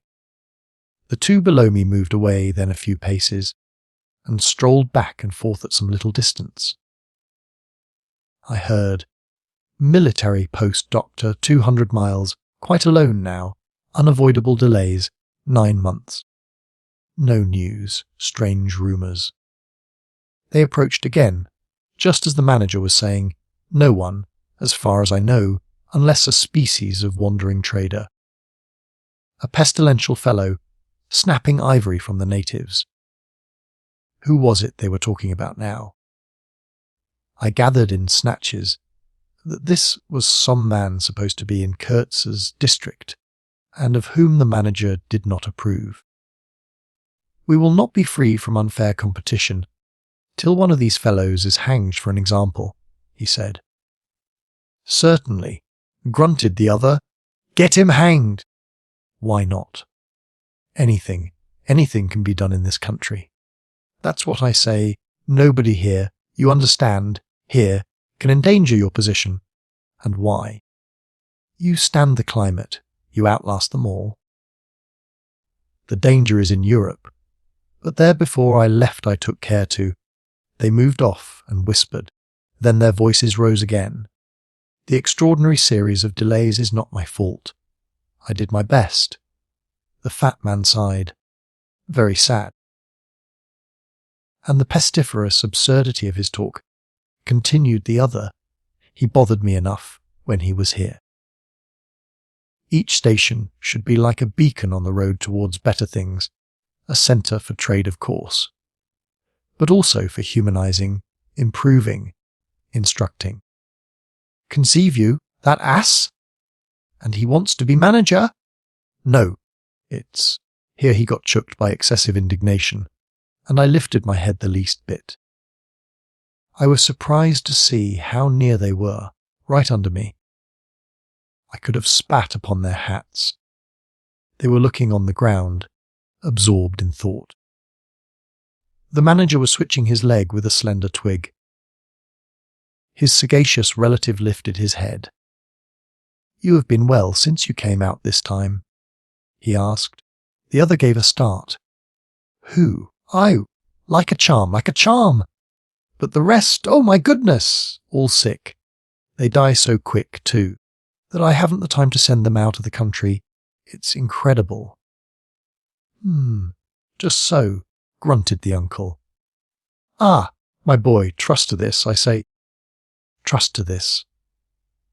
I saw him extend his short flipper of an arm for a gesture that took in the forest, the creek, the mud, the river.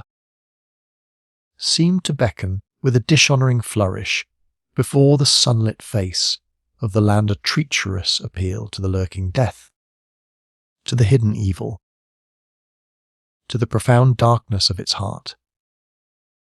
It was so startling that I leaped to my feet and look back at the edge of the forest, as though I had expected an answer of sort to that black display of confidence.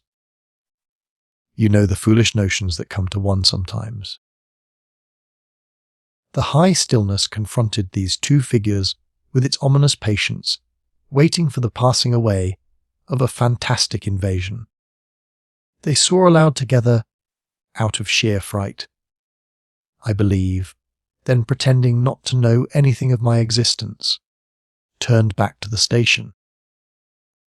The sun was low, and leaning forward side by side, they seemed to be tugging painfully uphill their two ridiculous shadows of unequal length, that trailed behind them slowly over the tall grass, without bending a single blade. In a few days, the Eldorado expedition went into the patient wilderness that closed upon it as the sea closes over a diver. Long afterwards the news came that all the donkeys were dead. I know nothing as to the fate of the less valuable animals. They, no doubt, like the rest of us, found what they deserved. I did not inquire. I was then rather excited at the prospect of meeting Kurtz very soon. When I say very soon, I mean it comparatively. It was just 2 months from the day we left the creek when we came to the bank below Kurtz's station. Going up, that river was like travelling back to the earliest beginnings of the world, when vegetation reoted on the earth and the big trees were kings. An empty stream, a great silence, an impenetrable forest. The air was warm, thick, heavy, sluggish. There was no joy in the brilliance of sunshine. The long stretches of the waterway ran on, deserted, into the gloom of overshadowed distances. On silvery sand banks hippos and alligators sunned themselves side by side. The broadening waters flowed through a mob of wooded islands. You lost your way on that river, as you would in a desert, and butted all day long against shoals, trying to find the channel, till you thought yourself bewitched and cut off forever from everything you had known once, somewhere, far away, in another existence perhaps. There were moments when one's past came back to one, as it will sometimes when you have not a moment to spare for yourself. But it came in the shape of an unrestful and noisy dream, remembered with wonder amongst the overwhelming realities of this strange world of plants, and water, and silence. And this stillness of life did not in the least resemble a peace. It was the stillness of an implacable force brooding over an inscrutable intention. It looked at you with a vengeful aspect. I got used to it afterwards. I did not see it any more. I had no time. I had to keep guessing at the channel. I had to discern, mostly by inspiration, the signs of hidden banks. I watched for sunken stones. I was learning to clap my teeth smartly before my heart flew out. When I shaved by a fluke some infernal sly old snag that would have ripped the life out of the tin pot steamboat and drowned all the pilgrims. I had to keep a lookout for the signs of dead wood we could cut up in the night for next day's steaming. When you have to attend to things of that sort, to the mere incidents of the surface, the reality, I tell you, fades. The inner truth is hidden, luckily. But I felt it all the same. I felt often its mysterious stillness, watching me at my monkey tricks, just as it watches you fellows performing on your respective tight ropes for, what is it? Half a crown a tumble. Try to be civil, Marlowe, growled a voice, and I knew there was at least one listener awake besides myself. I beg your pardon. I forgot the hardtack which makes up the rest of the price. And indeed, what does the price matter? if the trick be well done. You do your tricks very well, and I didn't do badly either, since I managed not to sink that steamboat on my first trip. It's a wonder to me yet. Imagine a blindfolded man set to drive a van over a bad road. I sweated and shivered over that business considerably, I can tell you. After all, for a seaman, to scrape the bottom of the thing that's supposed to float all the time under his care is the unpardonable sin. No one may know of it, but you never forget the thump, a blow on the very heart. You remember it, you dream of it, you wake up at night and think of it, years after, and go hot and cold all over. I don't pretend to say that Steamboat floated all the time. More than once she had to wade for a bit, with 20 cannibals splashing around and pushing. We had enlisted some of these chaps on the way for a crew. Fine fellows, cannibals, in their place. They were men one could work with, and I am grateful to them. And, after all, they did not each other before my face. They had brought along a provision of hippo meat which went rotten, and made the mystery of the wilderness stink in my nostrils. Phoo. I can sniff it now. I had the manager on board, and 3 or 4 pilgrims with their staves, all complete. Sometimes we came upon a station close by the bank, clinging to the skirts of the unknown, and the white men rushing out of a tumble-down hovel, with great gestures of joy and surprise and welcome. Seemed very strange, had the appearance of being held there captive by a spell. The word ivory would ring in the air for a while, and on we went again into the silence, along empty reaches, round the still bends, between the high walls of our winding way, reverberating in hollow claps the ponderous beat of the stern wheel. Trees, trees, millions of trees, massive, immense, running up high, and at their foot, hugging the bank against the stream, crept the little begrimed steamboat, like a sluggish beetle crawling on the floor of a lofty portico. It made you feel very small, very lost, and yet it was not altogether depressing. That feeling. After all, if you were small, the grimy beetle crawled on, which was just what you wanted it to do. Where the pilgrims imagined it crawled to I don't know. To some place where they expected to get something. I bet. For me it crawled towards cullets, exclusively, but when the steam pipes started leaking we crawled very slow. The reaches opened before us and closed behind, as if the forest had stepped leisurely across the water to bar the way for our return. We penetrated deeper and deeper into the heart of darkness. It was very quiet there. At night sometimes the roll of drums behind the curtain of trees would run up the river and remain sustained faintly, as if hovering in the air high over our heads, till the first break of day. Whether it meant war, peace, or prayer we could not tell. The dawns were heralded by the descent of a chill stillness. The wood cutters slept. Their fires burned low. The snapping of a twig would make you start. We were wanderers on a prehistoric earth, on an earth that wore the aspect of an unknown planet. We could have fancied ourselves the first of men taking possession of an accursed inheritance, to be subdued at the cost of profound anguish and of excessive toil. But suddenly, as we struggled round a bend, there would be a glimpse of rush walls, of peaked grass roofs, a burst of yells, a whirl of black limbs, a mass of hands clapping, of feet stamping, of bodies swaying, of eyes rolling, under the droop of heavy and motionless foliage. The steamer toiled along slowly on the edge of a black and incomprehensible frenzy. The prehistoric man was cursing us, praying to us, welcoming us. Who could tell? We were cut off from the comprehension of our surroundings.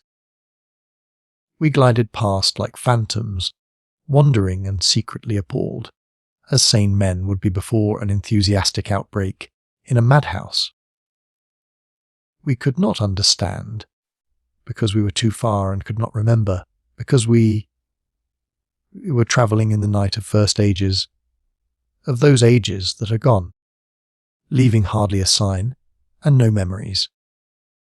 The earth seemed unearthly. We are accustomed to look upon the shackled form of a conquered monster. But there you could look at a thing monstrous and free. It was unearthly, and the men they were not inhuman. Well, that was the worst of it, this suspicion of their not being human. It would come slowly to one. They howled and leaped, and spun, and made horrid faces. But what thrilled you was just the thought of their humanity, like yours, the thought of your remote kinship with this wild and passionate uproar. Ugly. Yes, it was ugly enough. But if you were man enough, you would admit to yourself that there was in you just the faintest trace of a response to the terrible frankness of that noise. A dim suspicion of there being a meaning in it which you so remote from the night of first ages, could comprehend. And why not? The mind of man is capable of anything, because everything is in it, all the past as well as all the future. What was there after all? Joy, fear, sorrow, devotion, valour, rage, who can tell? But truth stripped of its cloak of time. Let the fool gape and shudder, the man knows, and can look on without a wink. But he must at least be as much of a man as these on the shore. He must meet the truth with his own true stuff, with his own inborn strength. Principles won't do. Acquisitions, clothes, pretty rags that would fly off at the first good shake. No. You want a deliberate belief. An appeal to me in this fiendish row is there. Very well, I hear, I admit, but I have a voice too. And for good or evil mine is the speech that cannot be silenced. Of course, a fool, what with sheer fright and fine sentiments, is always safe. Who's that grunting? You wonder I didn't go ashore for a howl and a dance. Well, no, I didn't. Fine sentiments, you say? Fine sentiments, be hanged! I had no time. I had to mess about with white lead and strips of woolen blanket helping to put bandages on those leaky steam pipes, I tell you.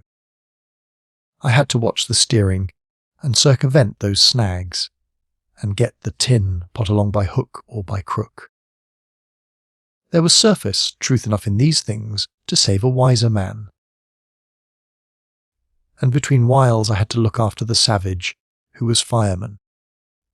He was an improved specimen. He could fire up a vertical boiler.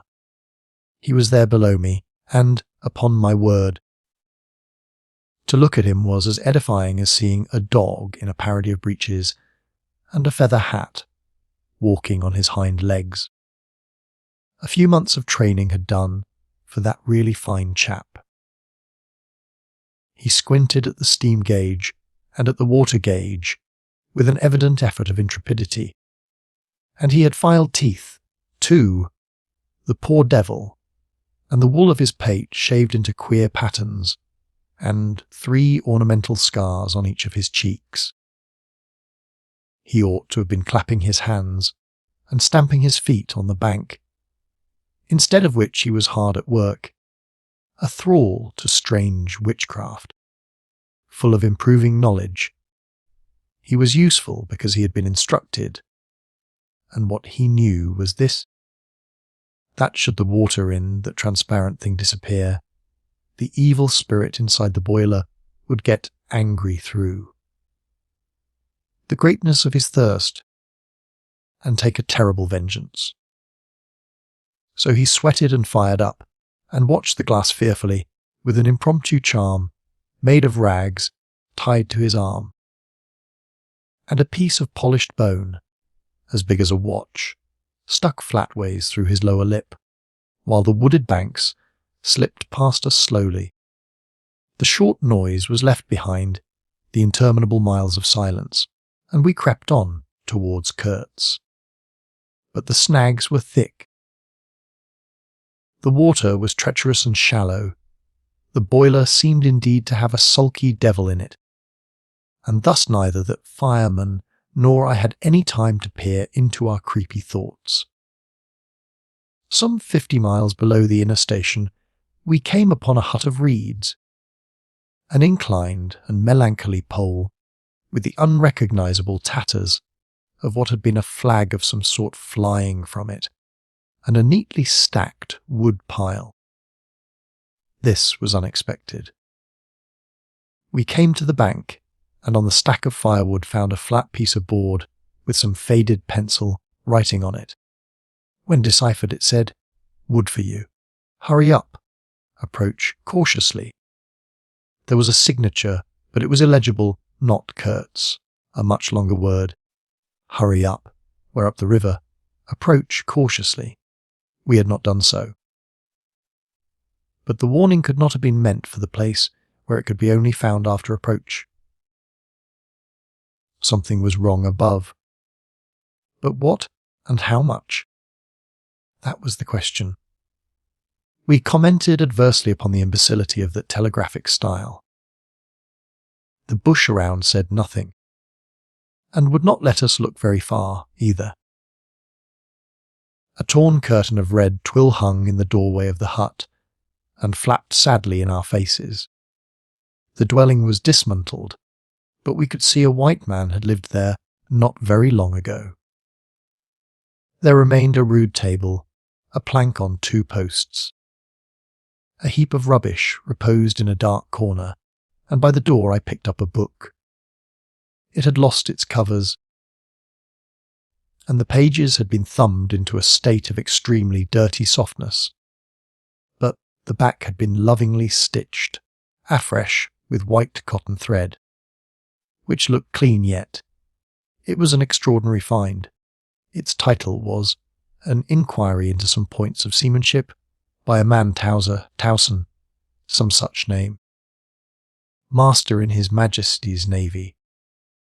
The matter looked dreary reading enough, with illustrative diagrams and repulsive tables of figures, and the copy was 60 years old. I handled this amazing antiquity with the greatest possible tenderness, lest it should dissolve in my hands. Within, Towson or Towser was inquiring earnestly into the breaking strain of ships, chains and tackle, and other such matters. Not a very enthralling book. But at the first glance you could see there a singleness of intention, an honest concern for the right way of going to work, which made these humble pages, thought out so many years ago, luminous with another than a professional light. The simple old sailor, with his talk of chains and purchases, made me forget the jungle and the pilgrims in a delicious sensation of having come upon something come unmistakably real. Such a book being there was wonderful enough, but still more astounding were the notes penciled in the margin, and plainly referring to the text. I couldn't believe my eyes! They were in cipher! Yes, it looked like cipher. Fancy a man lugging with him a book of that description into this nowhere, and studying it, and making notes. In cipher at that! It was an extravagant mystery. I had been dimly aware for some time of a worrying noise, and when I lifted my eyes, I saw the wood pile was gone, and the manager, aided by all the pilgrims, was shouting at me from the riverside. I slipped the book into my pocket. I assure you to leave off reading was like tearing myself away from the shelter of an old, and solid friendship. I started the lame engine ahead. "It must be this miserable trader, this intruder," exclaimed the manager, looking back malevolently at the place we had left. "He must be English," I said. "It will not save him from getting into trouble if he is not careful," muttered the manager darkly. I observed with assumed innocence that no man was safe from trouble in this world. The current was more rapid now. The steamer seemed at her last gasp. The stern wheel flopped languidly, and I caught myself listening on tiptoe for the next beat of the boat. For in sober truth I expected the wretched thing to give up every moment. It was like watching the last flickers of a life. But still we crawled. Sometimes I would pick out a tree a little way ahead to measure our progress towards Kurt's Bay, but I lost it invariably before we got abreast. To keep the eyes so long on one thing was too much for human patience. The manager displayed a beautiful resignation. I fretted and fumed and took to arguing with myself whether or no I would talk openly with Kurtz. But before I could come to any conclusion, it occurred to me that my speech or my silence, indeed any action of mine, would be a mere futility. What did it matter what anyone knew or ignored? What did it matter who was manager? One gets sometimes such a flash of insight. The essentials of this affair lay deep under the surface, beyond my reach, and beyond my power of meddling. Towards the evening of the second day, we judged ourselves about 8 miles from Kurtz's station. I wanted to push on, but the manager looked grave, and told me the navigation up there was so dangerous that it would be advisable, the sun being very low already, to wait where we were till next morning. Moreover, he pointed out that, if the warning to approach cautiously were to be followed, we must approach in the daylight, not at dusk or in the dark. This was sensible enough. 8 miles meant nearly 3 hours, steaming for us, and I could also see suspicious ripples at the upper end of the reach. Nevertheless, I was annoyed beyond expression at the delay, and most unreasonably too, since one night more could matter much after so many months. As we had plenty of wood, and caution was the word, I brought up in the middle of the stream. The reach was narrow, straight, with high sides like a railway cutting. The dusk came gliding into it long before the sun had set. The current ran smooth and swift, but a dumb immobility sat on the banks. The living trees, lashed together by the creepers and every living bush of the undergrowth, might have been changed into stone, even to the slenderest twig, to the lightest leaf. It was not sleep, it seemed unnatural, like a state of trance. Not the faintest sound of any kind could be heard. You looked on amazed, and began to suspect yourself of being deaf. Then the night came suddenly, and struck you blind as well. About 3 in the morning some large fish leaped, and the loud splash made me jump, as though a gun had been fired. When the sun rose there was a white fog, very warm and clammy, and more blinding than the night. It did not shift or drive, it was just there, standing all round you like something solid. At 8 or 9, perhaps, it lifted as a shutter lifts. We had a glimpse of the towering multitude of trees, of the immense matted jungle, with the blazing little ball of the sun hanging over it, all perfectly still. And then the white shutter came down again, smoothly, as if sliding in greased grooves. I ordered the chain, which we had begun to heave in, to be paid out again. Before it stopped running with a muffled rattle, A cry, a very loud cry, as of infinite desolation, soared slowly in the opaque air. It ceased. A complaining clamour, modulated in savage discords, filled our ears. The sheer unexpectedness of it made my hair stir under my cap. I don't know how it struck the others. To me it seemed as though the mist itself had screamed, so suddenly, and apparently from all sides at once. It did this tumultuous and mournful uproar arise. It culminated in a hurried outbreak of almost intolerably excessive shrieking, which stopped short, leaving us stiffened in a variety of silly attitudes and obstinately listening to the nearly as appalling and excessive silence. Good God! What is the meaning? Stammered at my elbow one of the pilgrims, a little fat man, with sandy hair and red whiskers, who wore side-spring boots, and pink pyjamas tucked into his socks. Two others remained open, mouthed a whole minute, then dashed into the little cabin, to rush out incontinently and stand darting scared glances, with Winchesters ready in their hands. What we could see was just the steamer we were on, her outlines blurred as though she had been on the point of dissolving, and a misty strip of water, perhaps 2 feet broad, around her, and that was all. The rest of the world was nowhere, as far as our eyes and ears were concerned. Just nowhere. Gone, disappeared, swept off without leaving a whisper or a shadow behind. I went forward and ordered the chain to be hauled in short, so as to be ready to trip the anchor and move the steamboat at once if necessary. "Will they attack?" whispered an awed voice. "We will be all butchered in this fog," murmured another. The faces twitched with the strain, the hands trembled slightly, the eyes forgot to wink. It was very curious to see the contrast of expressions of the white men and of the black fellows of our crew, who were as much strangers to that part of the river as we, though their homes were only 800 miles away.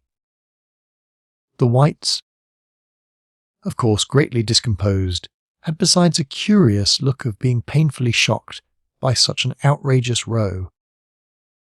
The others had an alert, naturally interested expression, but their faces were essentially quiet. Even those of the 1 or 2 who grinned as they hauled at the chain. Several exchanged short, grunting phrases which seemed to settle the matter to their satisfaction. Their headman, a young, broad-chested black, severely draped in dark blue fringed cloths, with fierce nostrils and his hair all done up artfully in oily ringlets, stood near me. "Ah!" I said, just for good fellowship's sake. "Catch him," he snapped, with a bloodshot widening of his eyes and a flash of sharp teeth. "Catch him." "Give in to us." "To you, eh?" I asked. "What would you do with them?" "Eat him," he said curtly, and leaning his elbow on the rail, looked out into the fog in a dignified and profoundly pensive attitude. I would no doubt have been properly horrified, had it not occurred to me that he and his chaps must be very hungry. That they must have been growing increasingly hungry for at least this month past. They had been engaged for 6 months. I don't think a single one of them had any clear idea of time, as we at the end of countless ages have. They still belonged to the beginnings of time, had no inherited experience to teach them, as it were, and of course, as long as there was a piece of paper written over in accordance with some farcical law or other made down the river, it didn't enter anybody's head to trouble how they would live. Certainly, they had brought with them some rotten hippo meat, which couldn't have lasted very long. Anyway, even if the pilgrims hadn't, in the midst of a shocking hullabaloo, thrown a considerable quantity of it overboard. It looked like a high-handed proceeding, but it was really a case of legitimate self-defense. You can't breathe dead hippo waking, sleeping, and eating, and at the same time keep your precarious grip on existence. Besides that, they had given them every week 3 pieces of brass wire, each about 9 inches long. And the theory was they were to buy their provisions with that currency in riverside villages. You can see how that worked. There were either no villages, or the people were hostile, or the director, who like the rest of us fed out of tins, with an occasional old he-goat thrown in, didn't want to stop the steamer for some more or less recondite reason. So, unless they swallowed the wire itself, or made loops of it to snare the fishes with, I don't see what good their extravagant salary could be to them. I must say it was paid with a regularity worthy of a large and honourable trading company. For the rest, the only thing to eat, though it didn't look eatable in the least, I saw in their possession was a few lumps of some stuff like half-cooked daw, of a dirty lavender colour. They kept wrapped in leaves, and now and then swallowed a piece of, but so small that it seemed done more for the looks of the thing than for any serious purpose of sustenance. Why in the name of all the gnawing devils of hunger they didn't go for us? They were 30 to 5, and have a good tuck-in for once. Amazes me now when I think of it. They were big, powerful men, with not much capacity to wait the consequences, with courage, with strength, even yet, though their skins were no longer glossy, and their muscles no longer hard. And I saw that something restraining, one of those human secrets that baffle probability, had come into play there. I looked at them with a swift quickening of interest. Not because it occurred to me I might be eaten by them before very long, though I own to you that just then I perceived, in a new light, as it were, how unwholesome the pilgrims looked, and I hoped, yes, I positively hoped that my aspect was not so, what shall I say, so unappetizing. A touch of fantastic vanity which fitted well with the dream sensation that pervaded all my days at that time. Perhaps I had a little fever, too. One can't live with one's finger everlastingly on one's pulse. I had often a little fever, or a little touch of other things. The playful paw strokes of the wilderness, the preliminary trifling before the more serious onslaught, which came in due course. Yes. I looked at them as you would on any human being, with a curiosity of their impulses, motives, capacities, weaknesses, when brought to the test of an inexorable physical necessity. Restraint, what possible restraint? Was it superstition, disgust, patience, fear, or some kind of primitive honour? No fear can stand up to hunger, no patience can wear it out. Disgust simply does not exist where hunger is. And as to superstition, beliefs, and what you may call principles, they are less than chaff in a breeze. Don't you know the devilry of lingering starvation, its exasperating torment, its black thoughts, its sombre and brooding ferocity? Well, I do. It takes a man all his inborn strength to fight hunger properly. It's really easier to face bereavement, dishonour, and the perdition of one's soul than this kind of prolonged hunger. Sad but true. And these chaps, too, had no earthly reason for any kind of scruple. Restraint! I would just as soon have expected restraint from a hyena prowling amongst the corpses of a battlefield. But there was the fact facing me. The fact dazzling, to be seen, like the foam on the depths of the sea, like a ripple on an unfathomable enigma, a mystery greater, when I thought of it, than the curious, inexplicable note of desperate grief in this savage claimer that had swept by us on the river bank, behind the blind whiteness of the fog. Two pilgrims were quarrelling in hurried whispers as to which bank. Left. No, no, how can you? Right, right. Of course. It is very serious, said the manager's voice behind me.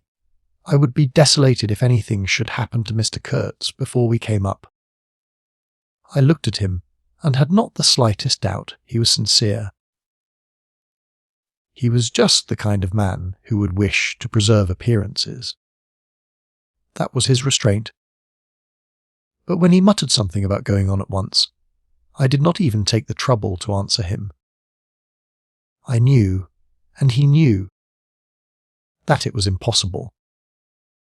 Were we to let go our hold of the bottom, we would be absolutely in the air, in space. We wouldn't be able to tell where we were going to, whether up or downstream, or across, till we fetched against one bank or the other, and then we wouldn't know at first which it was. Of course I made no move. I had no mind for a smash-up.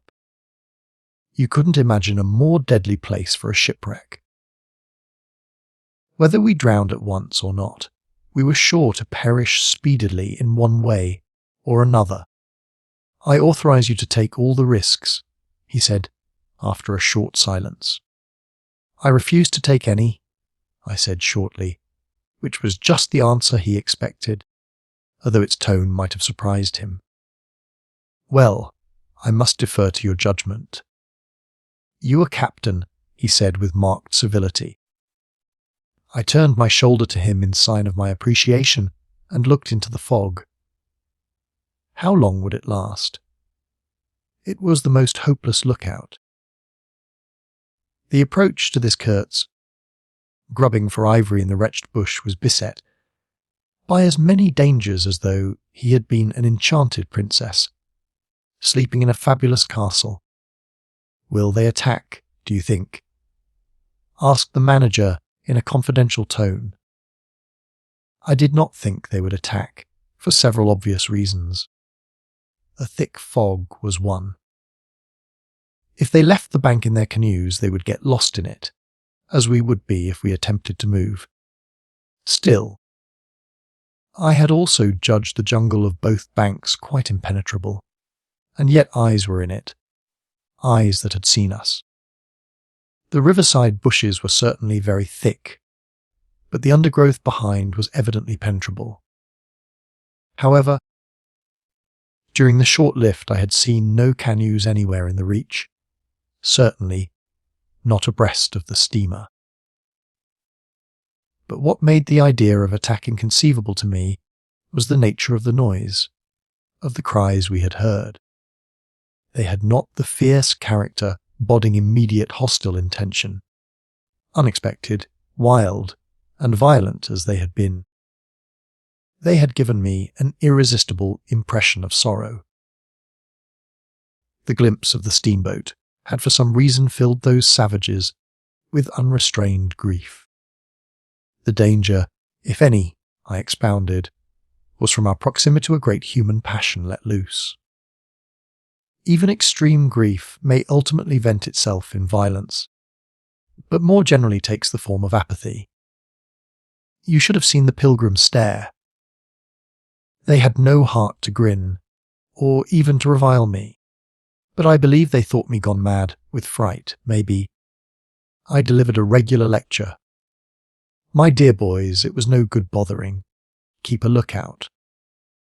Well, you may guess I watched the fog for the signs of lifting, as a cat watches a mouse. But for anything else our eyes were of no more use to us than if we had been buried miles deep in a heap of cotton wool. It felt like it too, choking, warm, stifling. Besides, all I said, though it sounded extravagant, was absolutely true to fact. What we afterwards alluded to as an attack was really an attempt at repulse. The action was very far from being aggressive. It was not even defensive, in the usual sense. It was undertaken under the stress of desperation, and in its essence was purely protective. It developed itself, I should say, 2 hours after the fog lifted, and its commencement was at a spot, roughly speaking, about 1.5 miles below Kurtz's station. We had just floundered and flopped round a bend, when I saw an islet, a mere grassy hummock of bright green, in the middle of the stream. It was the only thing of the kind, but as we opened the reach more, I perceived it was the head of a long sand bank, or rather of a chain of shallow patches stretching down the middle of the river. They were discoloured, just awash, and the whole lot was seen just under the water, exactly as a man's backbone is seen running down the middle of his back under the skin. Now, as far as I did see, I could go to the right or to the left of this. I didn't know either channel, of course. The banks looked pretty well alike. The depth appeared the same, but as I had been informed the station was on the west side, I naturally headed for the western passage. No sooner had we fairly entered it than I became aware it was much narrower than I had supposed. To the left of us there was the long, uninterrupted shoal, and to the right a high, steep bank heavily overgrown with bushes. Above the bush the trees stood in serried ranks. The twigs overhang the current thickly, and from distance to distance a large limb of some tree projected rigidly over the stream. It was then, well on in the afternoon. The face of the forest was gloomy, and a broad strip of shadow had already fallen on the water. In this shadow we steamed up, very slowly, as you may imagine.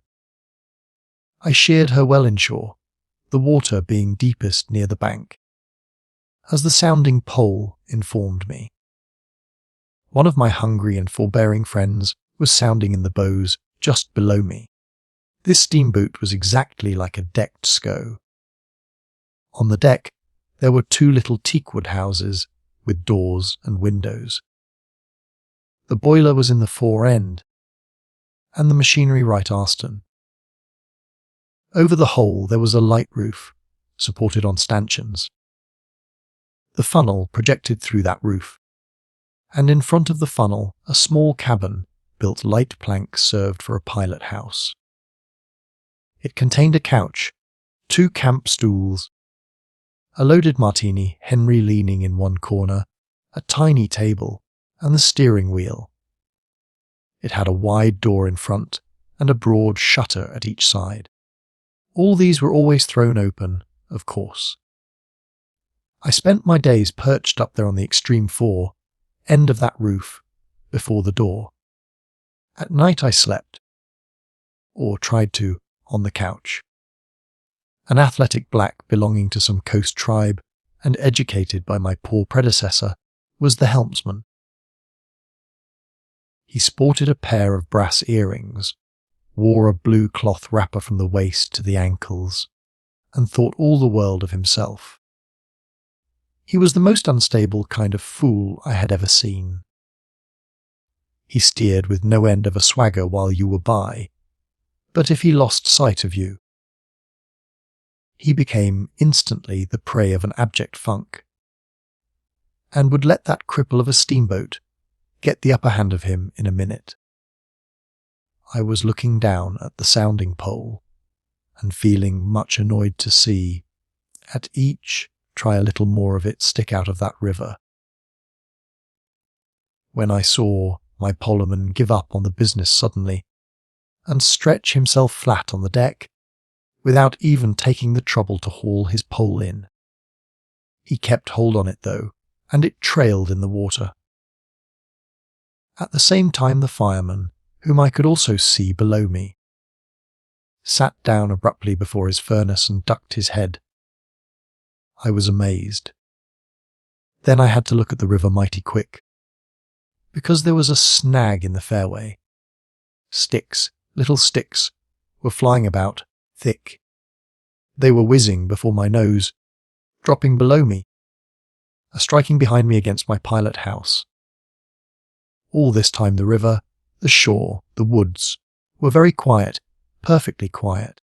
I could only hear the heavy, splashing thump of the stern wheel and the patter of these things. We cleared the snag clumsily. Arrows? By Jove!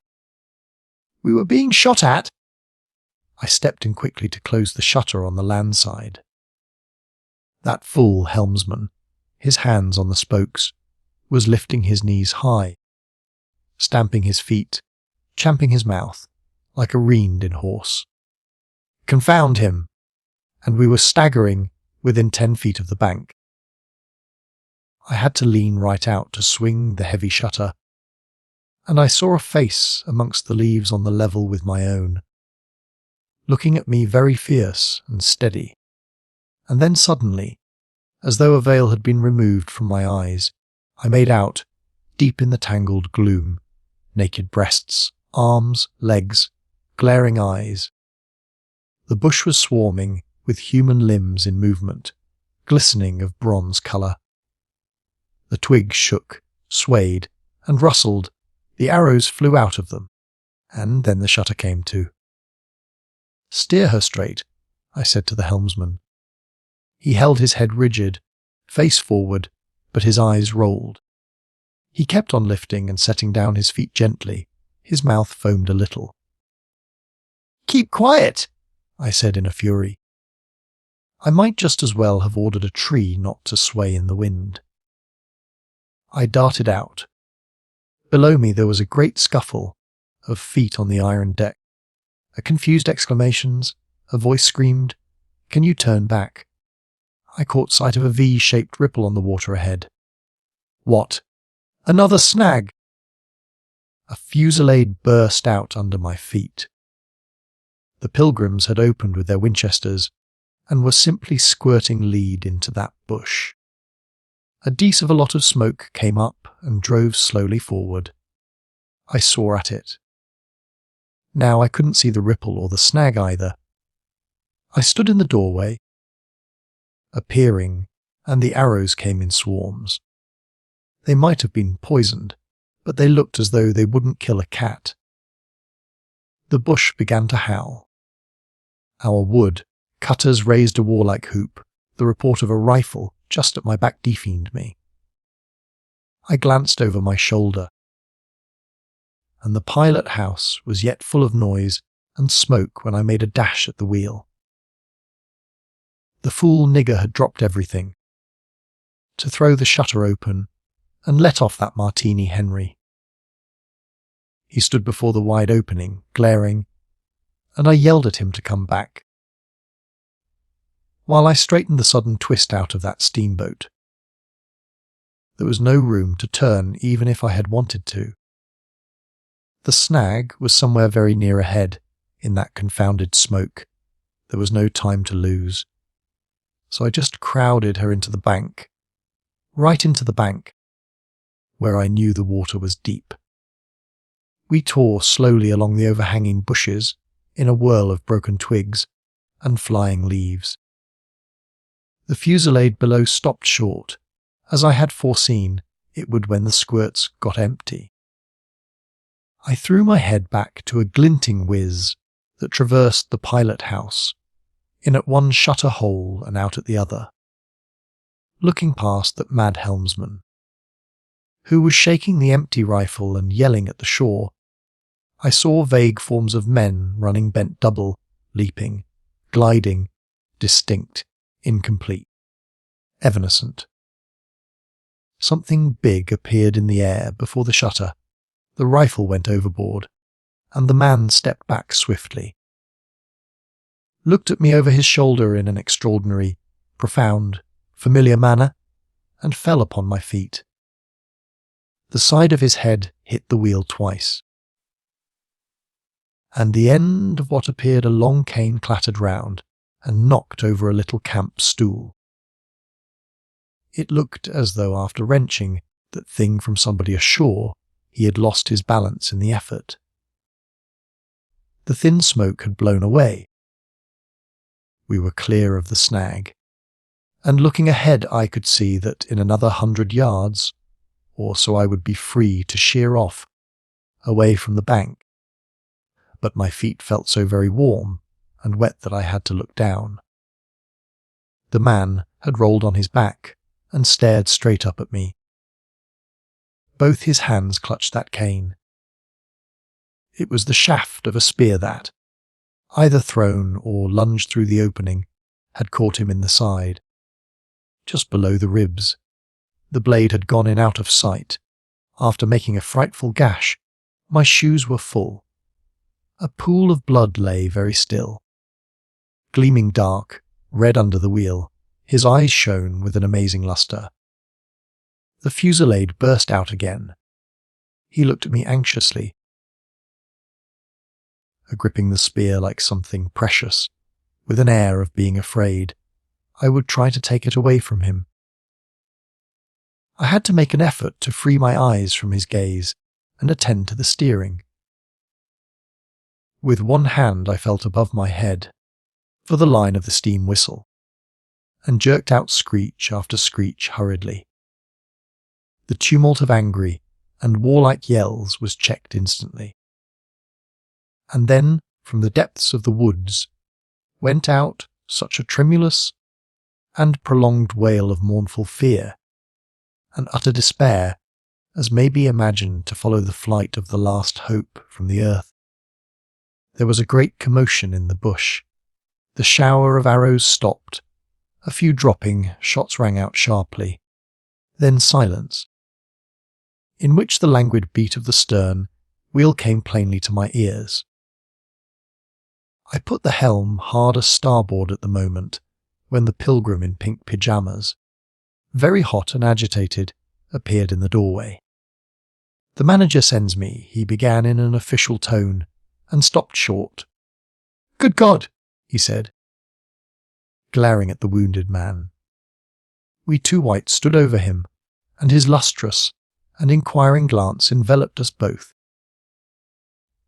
I declare it looked as though he would presently put to us some questions in an understandable language, but he died out uttering a sound, without moving a limb, without twitching a muscle. Only in the very last moment, as though in response to some sign we could not see, to some whisper we could not hear, he frowned heavily, and that frown gave to his black death mask an inconceivably sombre, brooding, and menacing expression. The lustre of inquiring glance faded swiftly into vacant glassness. "Can you steer?" I asked the agent eagerly. He looked very dubious, but I made a grab at his arm, and he understood at once I meant him to steer whether or no. To tell you the truth, I was morbidly anxious to change my shoes and socks. "He is dead," murmured the fellow, immensely impressed. "No doubt about it," said I, tugging like mad at the shoe laces. "And by the way, I suppose Mr. Kurtz is dead as well by this time." For the moment that was the dominant thought.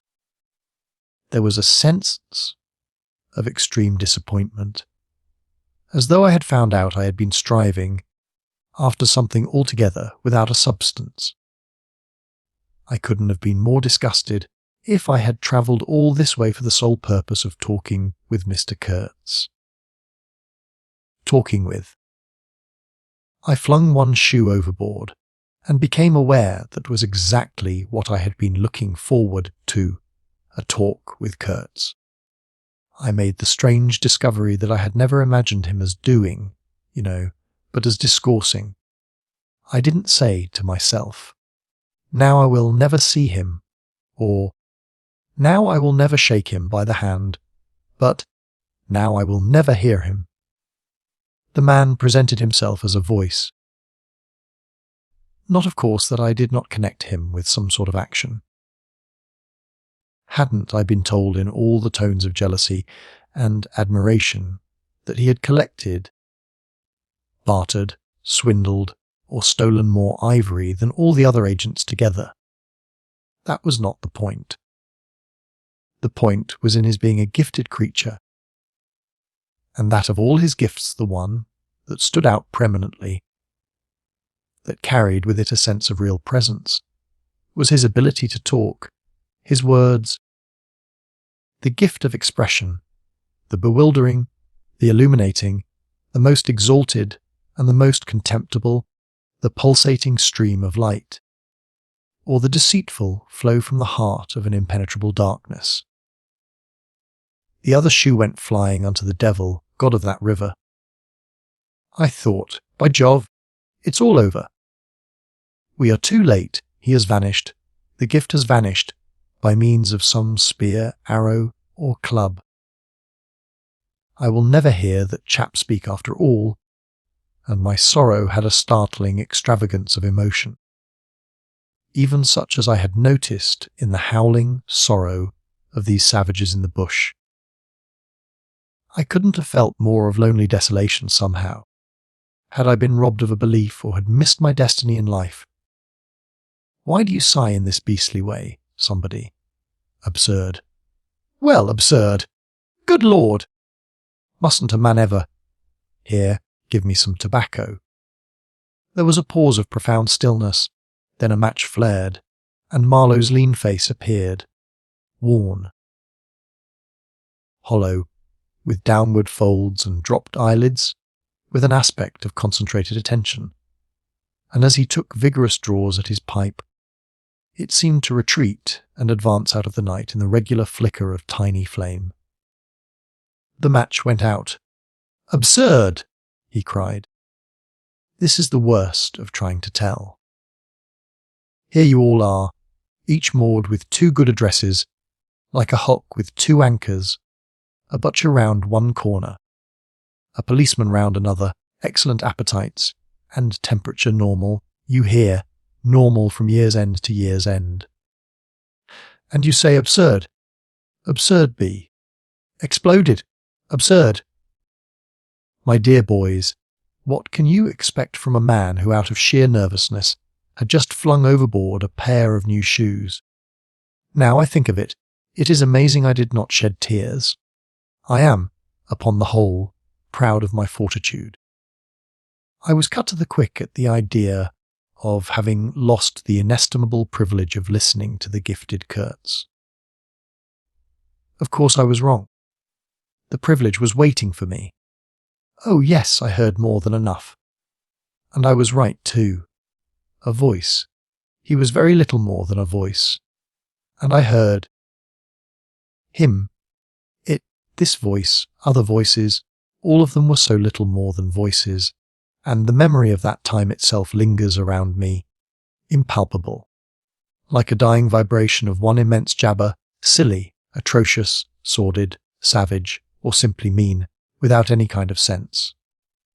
Voices, voices, even the girl herself, now. He was silent for a long time. I laid the ghost of his gifts at last with a lie. He began, suddenly. Girl? What?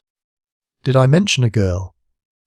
Oh, she is out of it, completely. The women, are out of it, should be out of it. We must help them to stay in that beautiful world of their own, lest ours gets worse. Oh, she had to be out of it. You should have heard the disintered body of Mr. Kurtz saying, "My intended."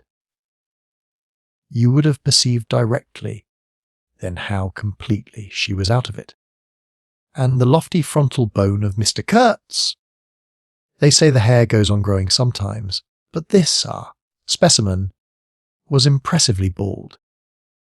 The wilderness had patted him on the head, and behold, it was like a ball, an ivory ball. It had caressed him, and lo, he had withered. It had taken him, loved him, embraced him, got into his veins, consumed his flesh, and sealed his soul to its own by the inconceivable ceremonies of some devilish initiation. He was its spoiled and pampered favourite. Ivory? I should think so. Heaps of it, stacks of it. The old mud shanty was bursting with it. You would think there was not a single tusk left, either above or below the ground in the whole country. Mostly fossil, the manager had remarked, disparagingly. It was no more fossil than I am, but they call it fossil when it is dug up. It appears these niggers do bury the tusks sometimes. But evidently they couldn't bury this parcel deep enough to save the gifted Mr. Kurtz from his fate. We filled the steamboat with it, and had to pile a lot on the deck. Thus he could see and enjoy as long as he could see, because the appreciation of this favour had remained with him to the last. You should have heard him say, "My ivory." Oh yes, I heard him. My intended, my every, my station, my river, everything belonged to him. It made me hold my breath in expectation of hearing the wilderness burst into a prodigious peal of laughter that would shake the fixed stars in their places. Everything belonged to him, but that was a trifle. The thing was to know what he belonged to. How many powers of darkness claimed him for their own? That was the reflection that made you creepy all over. It was impossible, it was not good for one either, trying to imagine. He had taken a high seat amongst the devils of the land. I mean literally. You can't understand. How could you? With solid pavement under your feet, surrounded by kind neighbours ready to cheer you or to fall on you, stepping delicately between the butcher and the policeman, in the holy terror of scandal and gallows and lunatic asylums. How can you imagine what particular region of the first ages a man's untramelled feet may take him into by the way of solitude, utter solitude without a policeman, by the way of silence, utter silence, where no warning voice of a kind neighbour can be heard whispering of public opinion? These little things make all the great difference. When they are gone, you must fall back upon your own innate strength, upon your own capacity for faithfulness. Of course, you may be too much of a fool to go wrong, too dull even to know you are being assaulted by the powers of darkness. I take it. No fool ever made a bargain for his soul with the devil. The fool is too much of a fool, or the devil too much of a devil. I don't know which. Or you may be such a thunderingly exalted creature as to be altogether deaf and blind to anything but heavenly sights and sounds. Then the earth for you is only a standing place, and whether to be like this is your loss or your gain, I won't pretend to say. But most of us are neither one nor the other. The earth for us is a place to live in, where we must put up with sights, with sounds, with smells, too. By Jove, breathe dead hippo, so to speak, and not be contaminated. And there, don't you see, your strength comes in. The faith in your ability for the digging of unostentatious holes, to bury the stuff in. Your power of devotion, not to yourself, but to an obscure, a back-breaking business. And that's difficult enough. Mind, I am not trying to excuse or even explain. I am trying to account to myself for Mr. Kurtz, for the shade of Mr. Kurtz. This initiated wraith from the back of nowhere honoured me with its amazing confidence before it vanished altogether. This was because it could speak English to me. The original Kurtz had been educated partly in England, and, as he was good enough to say himself, his sympathies were in the right place. His mother was half English, his father was half French. all Europe contributed to the making of Kurtz, and by learned that, most appropriately, the International Society for the Suppression of Savage Customs had entrusted him with the making of a report for its future guidance, and he had written it too. I've seen it. I've read it. It was eloquent, vibrating with eloquence, but too high-strung, I think. 17 pages of close writing he had found time for. But this must have been before his, let us say, nerves went wrong, and caused him to preside at certain midnight dances, ending with unspeakable rites, which, as far as I reluctantly gathered from what I heard at various times, were offered up to him, do you understand, to Mr. Kurtz himself. But it was a beautiful piece of writing. The opening paragraph, however, in the light of later information, strikes me now as ominous. He began with the argument that we whites, from the point of development we had arrived at, must necessarily appear to them in the nature of supernatural beings. We approach them with the might of a deity, and so on, and so on. By the simple exercise of our will we can exert a power for good practically unbounded, etc., etc. From that point he soared and took me with him. The peroration was magnificent, though difficult to remember, It gave me the notion of an exotic immensity ruled by an august benevolence. It made me tingle with enthusiasm. This was the unbounded power of eloquence, of words, of burning noble words.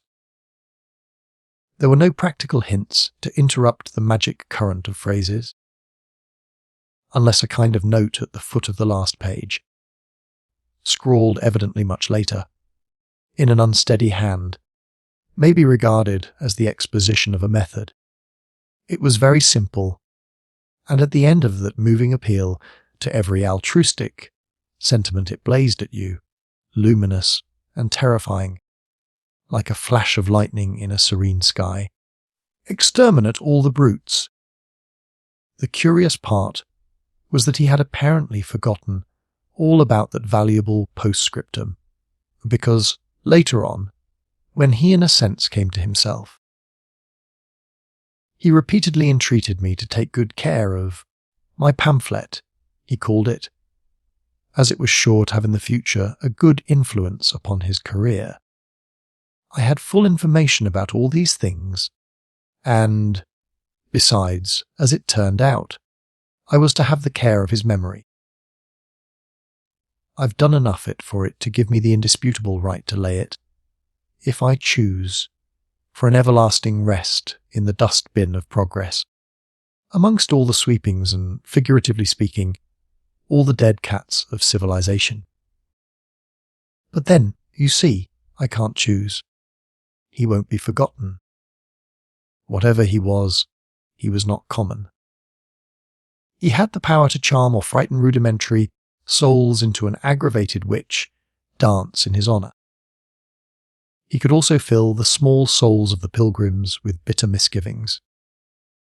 He had one devoted friend at least, and he had conquered one soul in the world that was neither rudimentary nor tainted with self-seeking.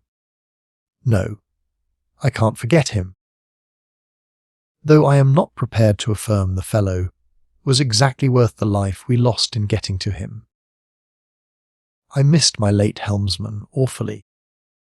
I missed him even while his body was still lying in the pilot house.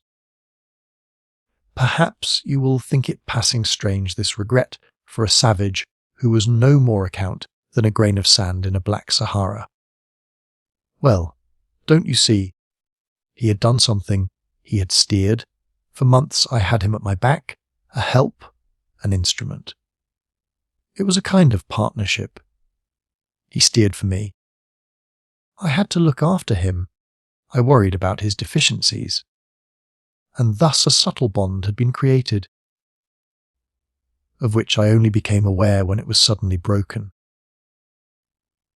and the intimate profundity of that look he gave me when he received his hurt remains to this day in my memory, like a claim of distant kinship affirmed in a supreme moment. Poor fool, if he had only left that shutter alone. He had no restraint, just like Kurtz, a tree swayed by the wind.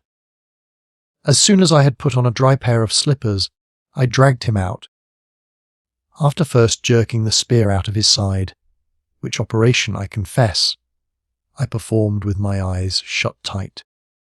His heels leaped together over the little doorstep. His shoulders were pressed to my breast.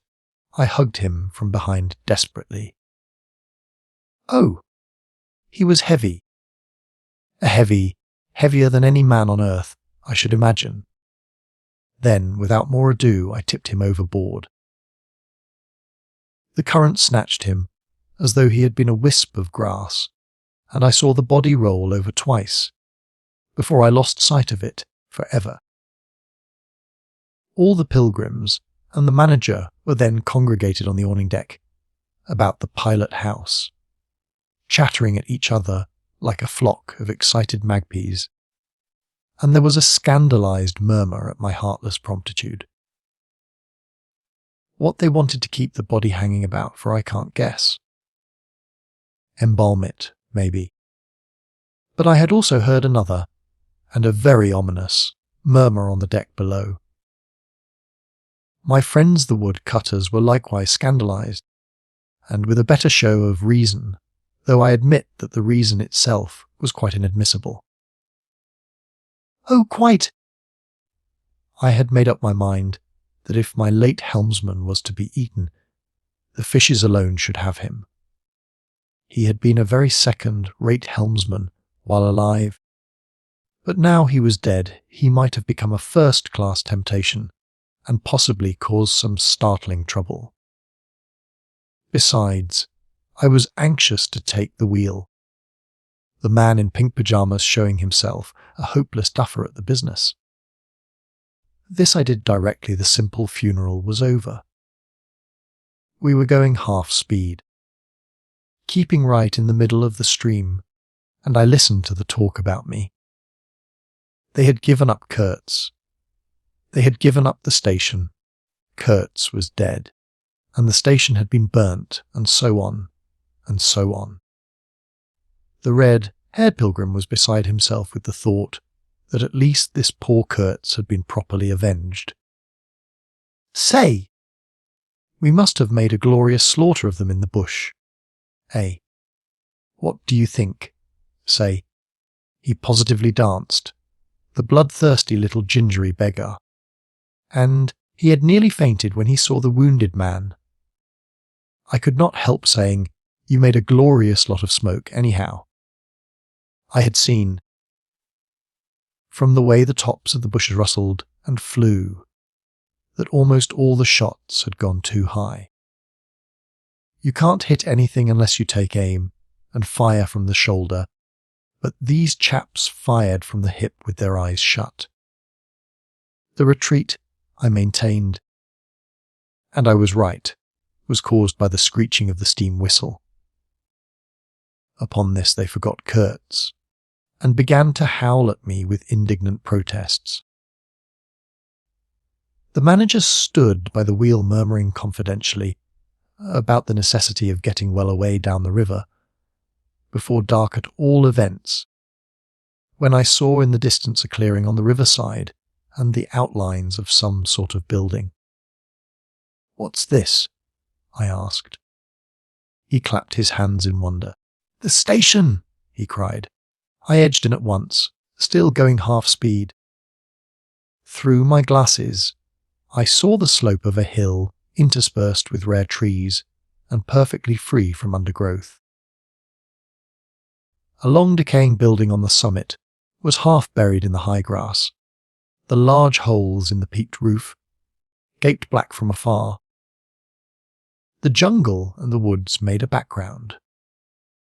There was no enclosure or fence of any kind, but there had been one apparently, for near the house half a dozen slim posts remained in a row, roughly trimmed, and with their upper ends ornamented with round carved balls. The rails, or whatever there had been between, had disappeared. Of course, the forest surrounded all that.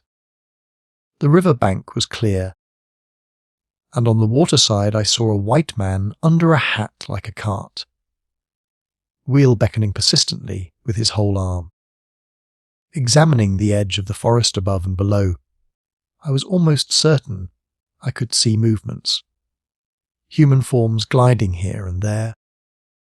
I steamed past prudently, then stopped the engines and let her drift down. The man on the shore began to shout, urging us to land. "We have been attacked," screamed the manager. I know. "It's all right," yelled back the other, as cheerful as you please. "Come along. It's all right. I am glad."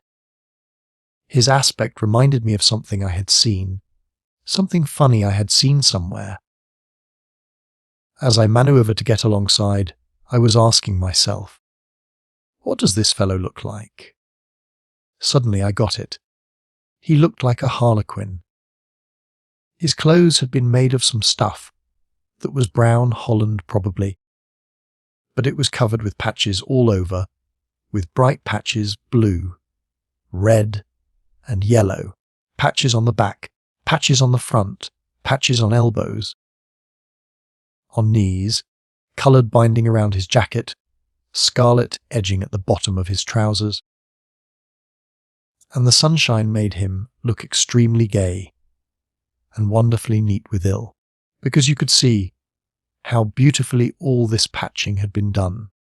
A beardless, boyish face, very fair, no features to speak of, nose peeling, little blue eyes, smiles and frowns chasing each other over that open countenance like sunshine and shadow on a wind-swept plain. "Look out, Captain!" he cried. "There's a snag lodged in here last night." What? Another snag?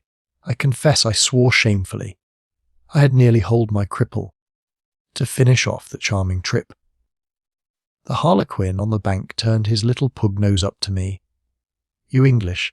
he asked, all smiles. "Are you?" I shouted from the wheel. The smiles vanished, and he shook his head as if sorry for my disappointment. Then he brightened up. "Never mind," he cried encouragingly. "Are we in time?" I asked. "He is up there," he replied, with a toss of the head up the hill, and becoming gloomy all of a sudden. His face was like the autumn sky, overcast one moment and bright the next. When the manager, escorted by the pilgrims, all of them armed to the teeth, had gone to the house, this chap came on board. I say, I don't like this.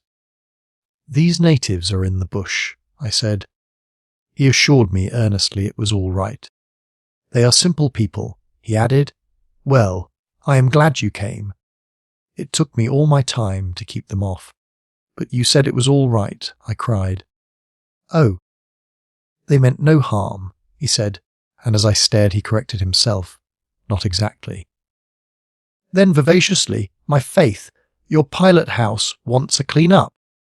In the next breath he advised me to keep enough steam on the boiler to blow the whistle in case of any trouble. "One good screech will do more for you than all your rifles." "They are simple people," he repeated. He rattled away at such a rate he quite overwhelmed me. He seemed to be trying to make up for lots of silence, and actually hinted, laughing, that such was the case. "Don't you talk with Mr. Kurtz?" I said. "You don't talk with that man. You listen to him," he exclaimed with severe exultation. But now he waved his arm, and in the twinkling of an eye was in the uttermost depths of despondency. In a moment he came up again with a jump, possessed himself of both my hands, shook them continuously while he gabbled, "Brother sailor, pleasure, delight, introduce myself, Russian, son of an archpriest, government of Tambov." "What? Tobacco?" English tobacco, the excellent English tobacco. Now that's brotherly. Smoke. Where's a sailor that does not smoke? The pipe soothed him, and gradually I made out he had run away from school, had gone to sea in a Russian ship, ran away again, served some time in English ships, was now reconciled with the archpriest. He made a point of that. But when one is young, one must see things, gather experience, ideas, enlarge the mind. Here, I interrupted. You can never tell. Here I Mr. Kurtz, he said, youthfully solemn and reproachful. I held my tongue after that. It appears he had persuaded a Dutch trading house on the coast to fit him out with stores and goods, and had started for the interior with a light heart and no more idea of what would happen to him than a baby. He had been wandering about that river for nearly 2 years alone, cut off from everybody and everything. I am not so young as I look. I am 25, he said. At first old Van Schuyten would tell me to go to the devil, he narrated with keen enjoyment. But I stuck to him, and talked and talked. Till at last he got afraid I would talk the Hind, leg off his favourite dog. So he gave me some cheap things and a few guns, and told me he hoped he would never see my face again. Good old Dutchman, Van Schuyten. I've sent him one small lot of ivory a year ago, so that he can't call me a little thief when I get back. I hope he got it, and for the rest I don't care. I had some wood stacked for you. That was my old house. Did you see? I gave him Towson's book. He made as though he would kiss me, but restrained himself. The only book I had left, and I thought I had lost it, he said, looking at it ecstatically. So many accidents happen to a man going about alone, you know. Canoes get upset sometimes, and sometimes you've got to clear out so quick when the people get angry. He thumbed the pages. You made notes in Russian? I asked. He nodded. I thought they were written in cipher. I said. He laughed, then became serious. I had lots of trouble to keep these people off. He said, Did they want to kill you? I asked. Oh, no, he cried and checked himself. Why did they attack us? I pursued. He hesitated, then said shamefacedly, They don't want him to go. Don't they? I said curiously. He nodded a nod full of mystery and wisdom. I tell you, he cried, this man has enlarged my mind. He opened his arms wide, staring at me with his little blue eyes that were perfectly round. Chapter 3. Chapter. I looked at him, lost in astonishment. There he was before me, in motley, as though he had absconded from a troupe of mimes, enthusiastic, fabulous. His very existence was improbable, inexplicable, and altogether bewildering. He was an insoluble problem. It was inconceivable how he had existed, how he had succeeded in getting so far, how he had managed to remain, why he did not instantly disappear. I went a little farther, he said, then still a little farther, till I had gone so far that I don't know how I'll ever get back. Never mind. Plenty time. I can manage. You take Kurtz away quick, quick, I tell you. The glamour of youth enveloped his party-coloured rags, his destitution, his loneliness, the essential desolation of his futile wanderings.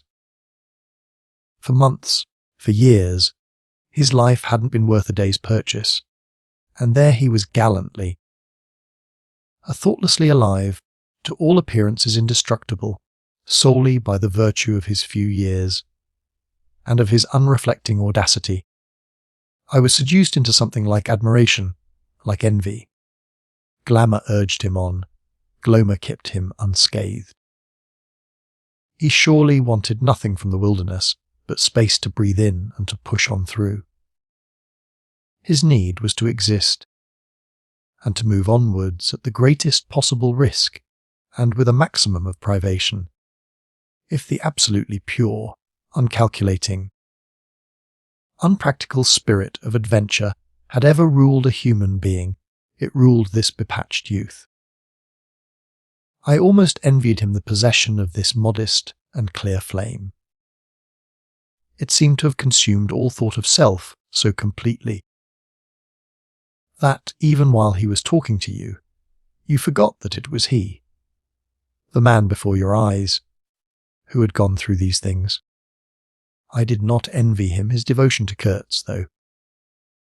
He had not meditated over it. It came to him, and he accepted it with a sort of eager fatalism. I must say that to me it appeared about most dangerous thing in every way he had come upon so far. They had come together unavoidably, like two ships becalmed near each other and lay rubbing sides at last. I suppose Kurtz wanted an audience, because on a certain occasion, when encamped in the forest, they had talked all night, or more probably Kurtz had talked. We talked of everything, he said, quite transported at the recollection. I forgot there was such a thing as sleep. The night did not seem to last an hour. Everything, everything. Of love. 2. Ah, he talked to you of love, I said, much amused. It isn't what you think, he cried, almost passionately. It was in general. He made me see things. He threw his arms up. We were on deck at the time, and the headman of my woodcutters, lounging nearby, turned upon him his heavy and glittering eyes. I looked around, and I don't know why, but I assure you that never before did this land, this river, this jungle, the very arch of this blazing sky, appear to me so hopeless and so dark, so impenetrable to human thought, so pitiless to human weakness. And ever since you have been with him, of course, I said. On the contrary. It appears their intercourse had been very much broken by various causes. He had, as he informed me proudly, managed to nurse Kurtz through 2 illnesses. He allowed it to it as you would to some risky feat, but as a rule Kurtz wandered alone, far in the depths of the forest. Very often, coming to this station, I had to wait days and days before he would turn up, he said. Ah, it was worth waiting for, sometimes. What was he doing, exploring or what? I asked. Oh. Yes, of course. He had discovered lots of villages, a lake too. He did not know exactly in what direction. It was dangerous to inquire too much. But mostly his expeditions had been for ivory. But he had no goods to trade with by that time, I objected. There's a good lot of cartridges left even yet, he answered, looking away. To speak plainly, he raided the country, I said. He nodded. Not alone, surely. He muttered something about the villages round that lake. Kurtz got the tribe to follow him, did he? I suggested. He fidgeted a little. They adored him, he said. The tone of these words was so extraordinary that I looked at him searchingly. It was curious to see his mingled eagerness and reluctance to speak of Kurtz. The man filled his life, occupied his thoughts, swayed his emotions. What can you expect? He burst out. He came to them with thunder and lightning, and they had never seen anything like it, and very terrible. He could be very terrible. You can't judge Mr. Kurtz as you would an ordinary man. No. Now, just to give you an idea, I don't mind telling you.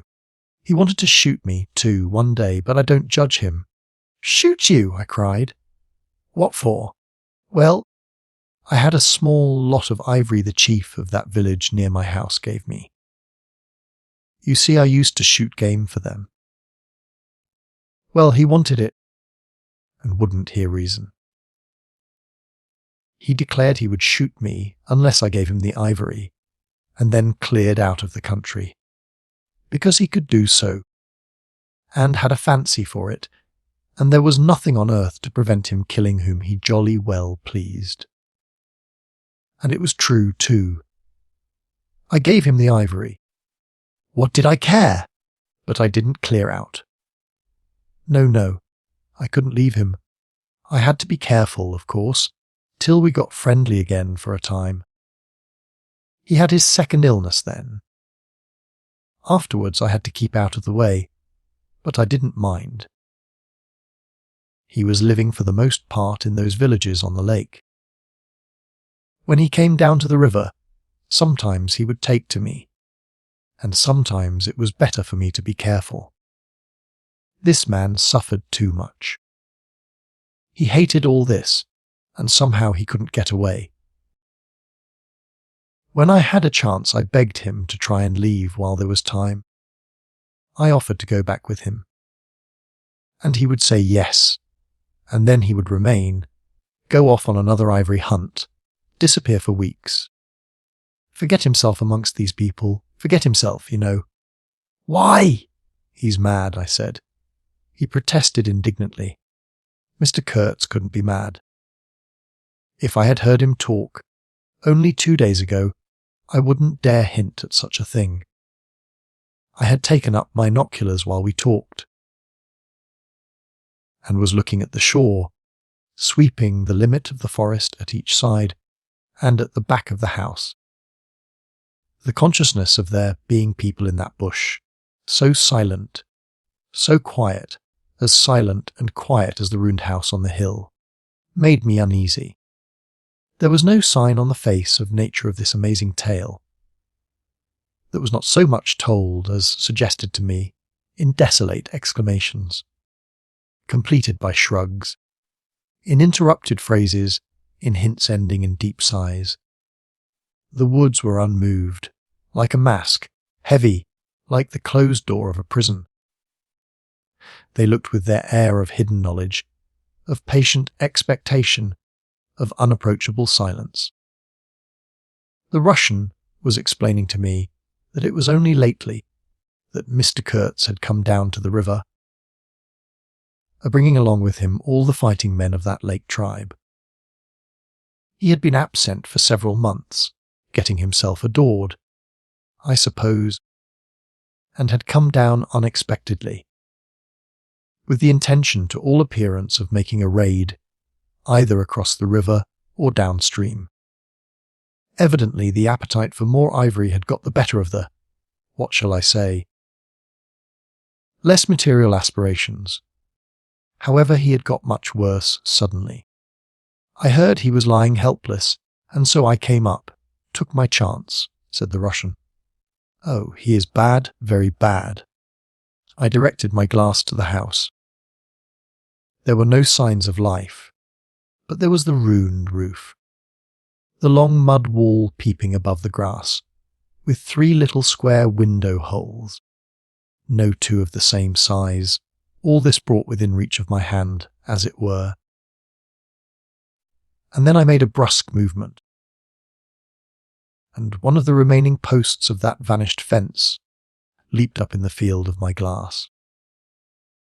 You remember I told you I had been struck, at the distance, by certain attempts at ornamentation, rather remarkable, in the Rhinus aspect of the place. Now I had suddenly a nearer view, and its first result was to make me throw my head back, as if before a blow.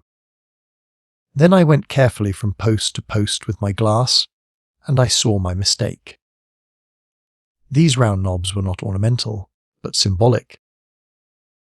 They were expressive and puzzling, striking and disturbing, food for thought, and also for vultures, if there had been any looking down from the sky. But at all events for such aunts as were industrious enough to ascend the pole. They would have been even more impressive, those heads on the stakes, if their faces had not been turned to the house. Only one, the first I had made out, was facing my way. I was not so shocked as you may think. The start back I had given was really nothing but a movement of surprise. I had expected to see a knob of wood there. I returned deliberately to the first I had seen, and there it was, black, dried, sunken, with closed eyelids. A head that seemed to sleep at the top of that pole, and, with the shrunken dry lips showing a narrow white line of the teeth, was smiling, too. Smiling continuously at some endless and jocose dream of that eternal slumber. I am not disclosing any trade secrets. In fact, the manager said afterwards that Mr. Kurtz's methods had ruined the district. I have no opinion on that point, but I want you clearly to understand that there was nothing exactly profitable in these heads being there. They only showed that Mr. Kurtz lacked restraint in the gratification of his various lusts, that there was something wanting in him, some small matter which, when the pressing need arose, could not be found under his magnificent eloquence. Whether he knew of this deficiency himself I can't say. I think the knowledge came to him at last, only at the very last. But the wilderness had found him out early, and had taken on him a terrible vengeance for the fantastic invasion. I think it had whispered to things about himself, which he did not know. Things of which he had no conception till he took counsel with this great solitude. And the whisper had proved irresistibly fascinating. It echoed loudly with him because he was hollow at the core. I put down the glass, and the head that had appeared near enough to be spoken to seemed, at once, to have leaped away from me into inaccessible distance. The admirer of Mr. Kurtz was a bit crestfallen. In a hurried, indistinct voice, he began to assure me he had not dared to take these, say, symbols down. He was not afraid of the natives. They would not stir till Mr. Kurtz gave the word. His ascendancy was extraordinary. The camps of these people surrounded the place, and the chiefs came every day to see him. They would crawl. I don't want to know anything of the ceremonies used when approaching Mr. Kurtz, I shouted. Curious? This feeling that came over me that such details would be more intolerable than those heads drying on the stakes under Mr. Kurtz's windows. After all, that was only a savage sight, while I seemed at one bound to have been transported into some lightless region of subtle horrors, where pure, uncomplicated savagery was a positive relief, being something that had a right to exist, obviously, in the sunshine. The young man looked at me with surprise. I suppose it did not occur to him that Mr. Kurtz was no idol of mine. He forgot I hadn't heard any of these splendid monologues on, what was it? On love, justice, conduct of life, or what not. If it had come to crawling before Mr. Kurtz, he crawled as much as the veriest savage of them all. I had no idea of the conditions, he said. These heads were the heads of rebels. I shocked him excessively by laughing. Rebels. What would be the next definition I was to hear? There had been enemies, criminals, workers, and these were rebels. Those rebellious heads looked very subdued to me on their sticks. You don't know how such a life tries a man like Kurtz, cried Kurtz's last disciple. Well, and you, I said. I am a simple man. I have no great thoughts. I want nothing from anybody. How can you compare me to? His feelings were too much for speech, and suddenly he broke down. I don't understand, he groaned. I've been doing my best to keep him alive, and that's enough. I had no hand in all this. I have no abilities. There hasn't been a drop of medicine or a mouthful of invalid food for months here.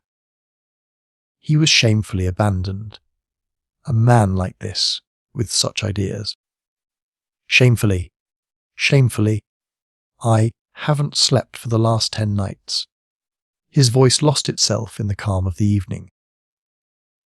The long shadows of the forest had slipped down while we talked, had gone far beyond the ruined hovel, beyond the symbolic row of stakes. All this was in the gloom, while we down there were yet in the sunshine. And the stretch of the river abreast of the clearing glittered in a still and dazzling splendour, with a murky and overshadowed bend above and below. Not a living soul was seen on the shore. The bushes did not rustle. Suddenly round the corner of the house a group of men appeared, as though they had come up from the ground. They waded waist-deep in the grass, in a compact body, bearing an improvised stretcher in their midst. Instantly, in the emptiness of the landscape, a cry arose whose shrillness pierced the still air like a sharp arrow flying straight to the very heart of the land, and, as if by enchantment, streams of human beings, of naked human beings, with spears in their hands, with bows, with shields, with wild glances and savage movements, were poured into the clearing by the dark-faced and pensive forest. The bushes shook, the grass swayed for a time, and then everything stood still in attentive immobility. "Now, if he does not say the right thing to them, we are all done for," said the Russian at my elbow. The knot of men with the stretcher had stopped too, halfway to the steamer, as if petrified. I saw the man on the stretcher sit up, lank and with an uplifted arm, above the shoulders of the bearers. Let us hope that the man who can talk so well of love in general will find some particular reason to spare us. "This time," I said. I resented bitterly the absurd danger of our situation. As if to be at the mercy of that atrocious phantom had been a dishonouring necessity. I could not hear a sound, but through my glasses I saw the thin arm extended commandingly, the lower jaw moving, the eyes of that apparition shining darkly far in its bony head that nodded with grotesque jerks. Kurz, that means short in German, don't it? Well, the name was as true as everything else in his life and death. He looked at least 7 feet long.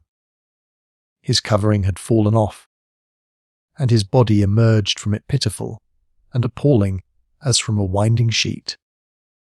I could see the cage of his ribs all aster, the bones of his arm waving. It was as though an animated image of death carved out of old ivory had been shaking its hand, with menaces at a motionless crowd of men made of dark and glittering bronze. I saw him open his mouth wide. It gave him a weirdly voracious aspect, as though he had wanted to swallow all the air, all the earth, all the men before him. A deep voice reached me faintly. He must have been shouting. He fell back suddenly. The stretcher shook as the bearers staggered forward again, and almost at the same time I noticed that the crowd of savages was vanishing without any perceptible movement of retreat, as if the forest that had ejected these beings so suddenly had drawn them in again, as the breath is drawn in a long aspiration. Some of the pilgrims behind the stretcher carried his arms, 2 shotguns, a heavy rifle, and a light revolver carbine.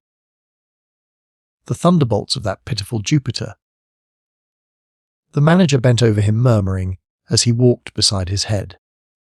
They laid him down in one of the little cabins, just a room for a bed place, and a camp stool or 2, you know.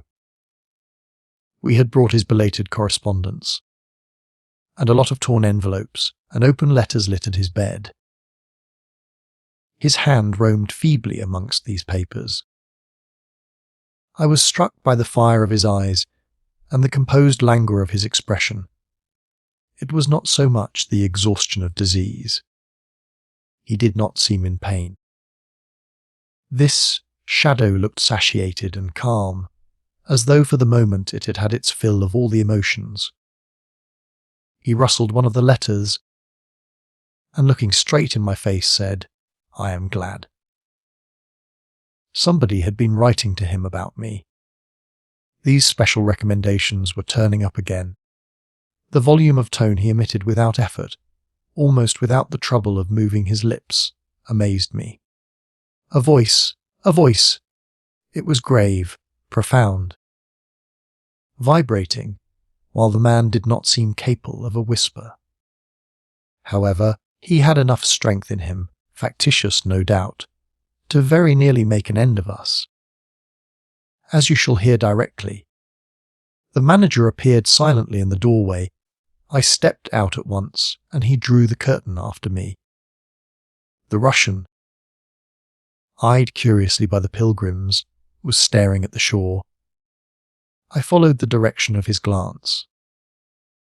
Dark human shapes could be made out in the distance, flitting indistinctly against the gloomy border of the forest, and near the river 2 bronze figures, leaning on tall spears, stood in the sunlight under fantastic head dresses of spotted skins, warlike and still in statuesque repose.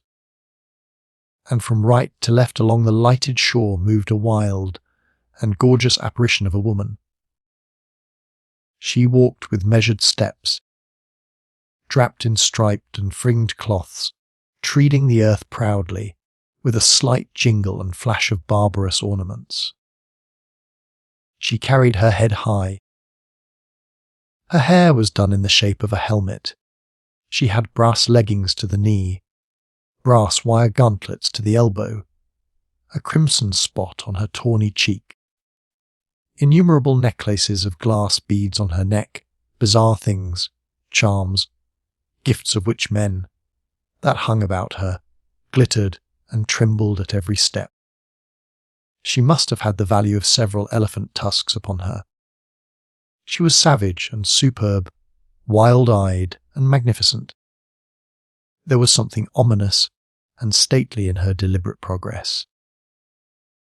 And in the hush that had fallen suddenly upon the whole sorrowful land, the immense wilderness, the colossal body of the fecund and mysterious life, seemed to look at her, pensive, as though it had been looking at the image of its own tenebrous and passionate soul. She came abreast of the steamer, stood still, and faced us. Her long shadow fell to the water's edge.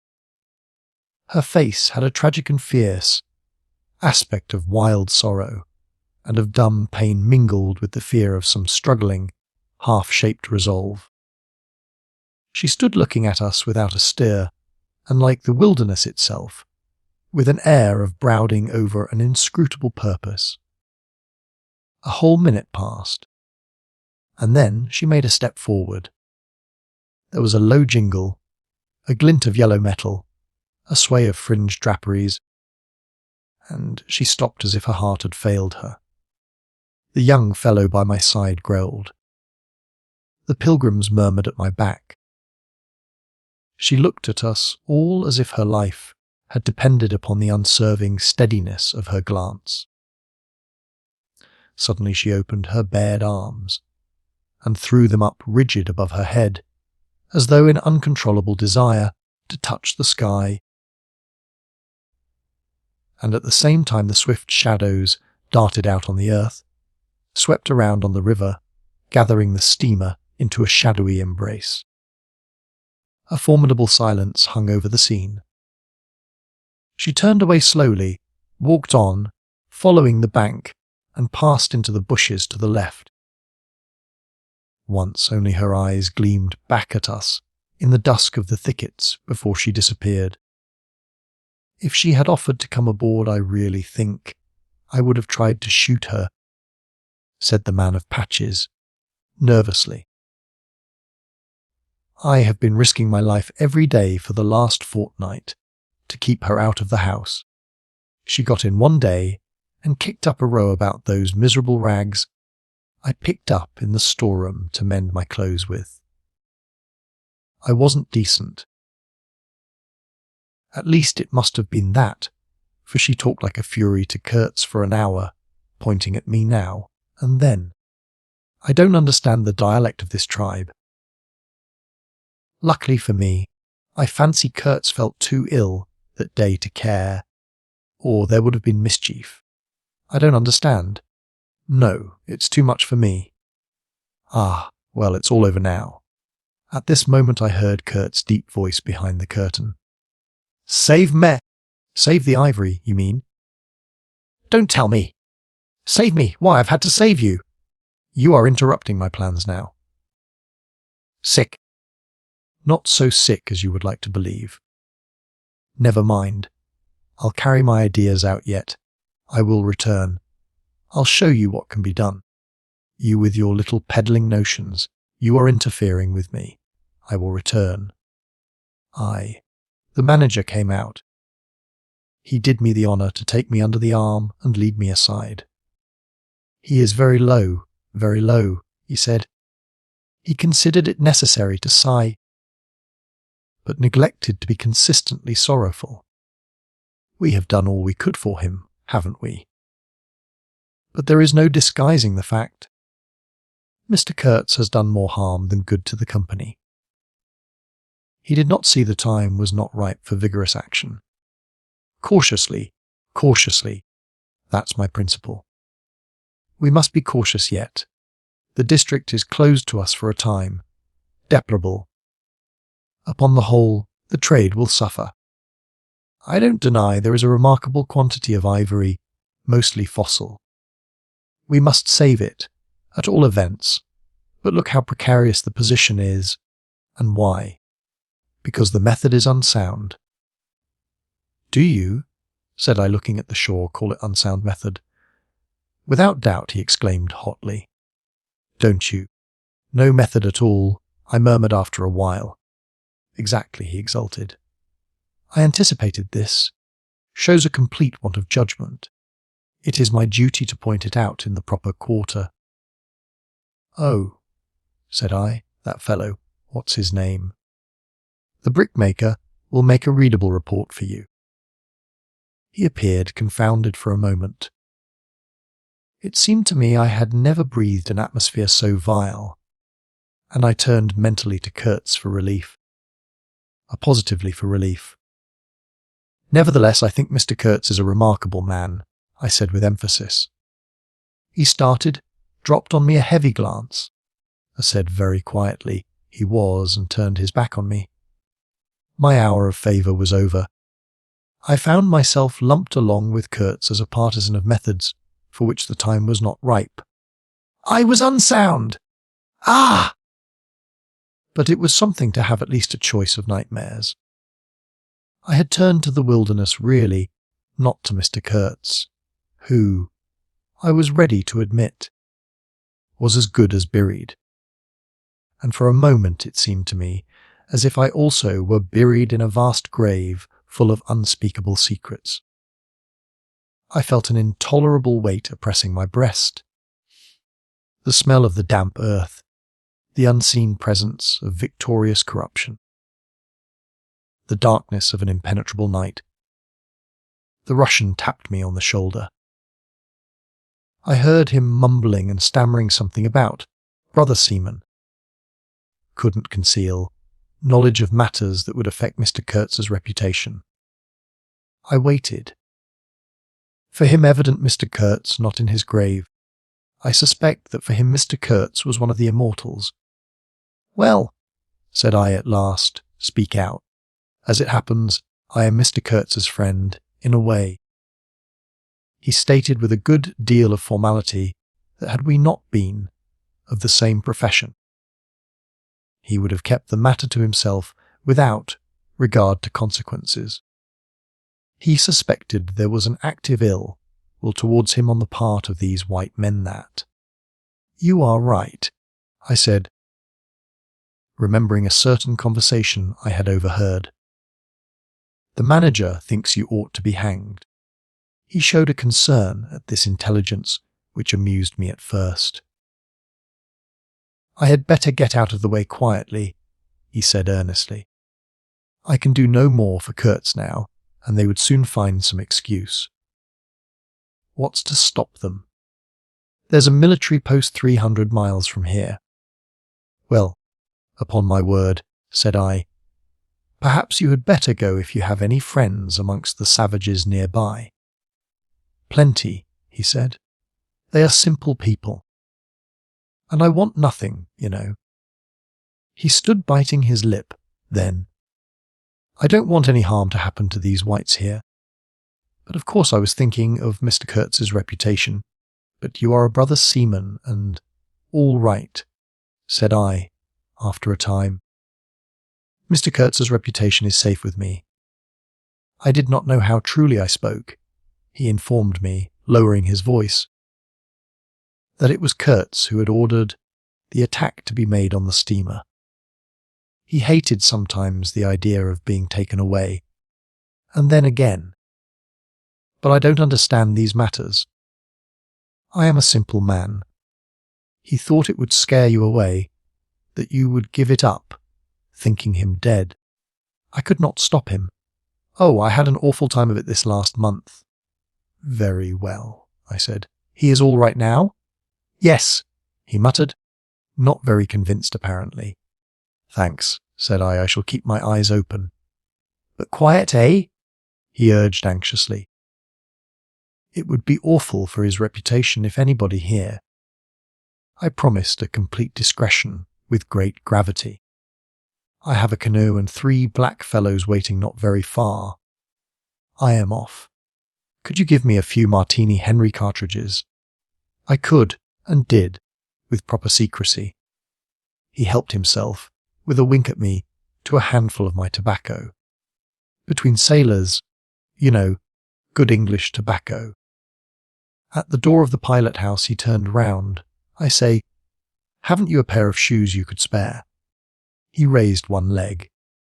Look. The soles were tied with knotted strings sanderwise under his bare feet. I rooted out an old pair, at which he looked with admiration before tucking it under his left arm. One of his pockets, bright red, was bulging with cartridges from the other. Dark, blue, peeped Towson's inquiry, etc., etc. He seemed to think himself excellently well equipped for a renewed encounter with the wilderness. Ah! I'll never meet such a man again. You ought to have heard him recite poetry, his own too, it was, he told me. Poetry! He rolled his eyes at the recollection of these delights. Oh, he enlarged my mind. Goodbye, said I. He shook hands and vanished in the night. Sometimes I ask myself whether I had ever really seen him. Whether it was possible to meet such a phenomenon. When I woke up shortly after midnight, his warning came to my mind with its hint of danger that seemed, in the starred darkness, real enough to make me get up for the purpose of having a look round. On the hill a big fire burned, illuminating fitfully a crooked corner of the station house. One of the agents with a picket of a few of our blacks, armed for the purpose, was keeping guard over the ivory, but deep within the forest, red gleams that wavered, that seemed to sink and rise from the ground amongst confused, columnar shapes of intense blackness, showed the exact position of the camp, where Mr. Kurtz's adorers were keeping their uneasy vigil. The monotonous beating of a big drum filled the air with muffled shocks and a lingering vibration. A steady droning sound of many men, chanting each to himself some weird incantation, came out from the black flat wall of the woods as the humming of bees comes out of a hive, and had a strange narcotic effect upon my half-awake senses. I believe I dozed off leaning over the rail, till an abrupt burst of yells, an overwhelming outbreak of a pent-up and mysterious frenzy, woke me up in a bewildered wonder. It was cut short all at once, and the low droning went on with an effect of audible and soothing silence. I glanced casually into the little cabin. A light was burning within, but Mr. Kurtz was not there. I think I would have raised an outcry if I had believed my eyes. But I didn't believe them at first. The thing seemed so impossible. The fact is I was completely unnerved by a sheer blank fright, pure abstract terror, unconnected with any distinct shape of physical danger. What made this emotion so overpowering was, how shall I define it? The moral shock I received, as if something altogether monstrous, intolerable to thought and odious to the soul, had been thrust upon me unexpectedly. This lasted, of course, the merest fraction of a second. And then the usual sense of commonplace, deadly danger, the possibility of a sudden onslaught and massacre, or something of the kind, which I saw impending, was positively welcome and composing. It pacified me, in fact, so much that I did not raise an alarm. There was an agent buttoned up inside an ulster and sleeping on a chair on deck within 3 feet of me. The yells had not awakened him. He snored very slightly. I left him to his slumbers and leaped ashore. I did not betray Mr. Kurtz. It was ordered I should never betray him. It was written I should be loyal to the nightmare of my choice. I was anxious to deal with this shadow by myself alone. And to this day, I don't know why I was so jealous of sharing with anyone the peculiar blackness of that experience. As soon as I got on the bank, I saw a trail, a broad trail through the grass. I remember the exultation with which I said to myself, "He can't walk. He is crawling on all fours. I've got him." The grass was wet with dew. I strode rapidly with clenched fists. I fancy I had some vague notion of falling upon him and giving him a drubbing. I don't know. I had some imbecile thoughts. The knitting old woman with the cat obtruded herself upon my memory as a most improper person to be sitting at the other end of such an affair.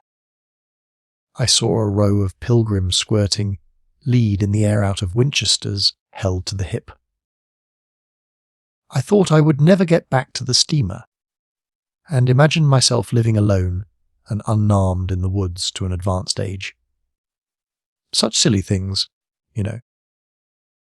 And I remember I confounded the beat of the drum with the beating of my heart, and was pleased at its calm regularity. I kept to the track, though, then stopped to listen. The night was very clear, a dark blue space, sparkling with dew and starlight, in which black things stood very still. I thought I could see a kind of motion ahead of me. I was strangely cocksure of everything that night. I actually left the track and ran in a wide semicircle, I verily believe chuckling to myself, so as to get in front of that steer. Of that motion I had seen, if indeed I had seen anything. I was circumventing Kurtz as though it had been a boyish game. I came upon him, and, if he had not heard me coming, I would have fallen over him too, but he got up in time.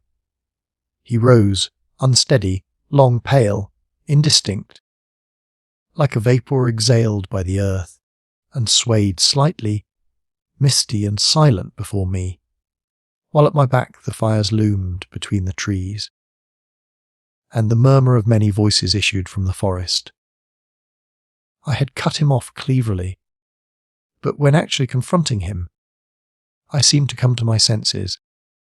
I saw the danger in its right proportion. It was by no means over yet. Suppose he began to shout. Though he could hardly stand, there was still plenty of vigour in his voice. "Go away, hide yourself," he said, in that profound tone. It was very awful. I glanced back. We were within 30 yards from the nearest fire. A black figure stood up, strode on long black legs, waving long black arms across the glow. It had horns, antelope horns, I think, on its head. Some sorcerer, some witch man, no doubt. It looked fiend-like enough. "Do you know what you are doing?" I whispered. "Perfectly," he answered, raising his voice for that single word. It sounded to me far off and yet loud, like a hail through a speaking trumpet. If he makes a row, we are lost, I thought to myself. This clearly was not a case for fisticuffs. Even apart from the very natural aversion, I had to beat that shadow, this wandering and tormented thing. "You will be lost," I said, "utterly lost. One gets sometimes such a flash of inspiration, you know." I did say the right thing, though indeed he could not have been more irretrievably lost than he was at this very moment.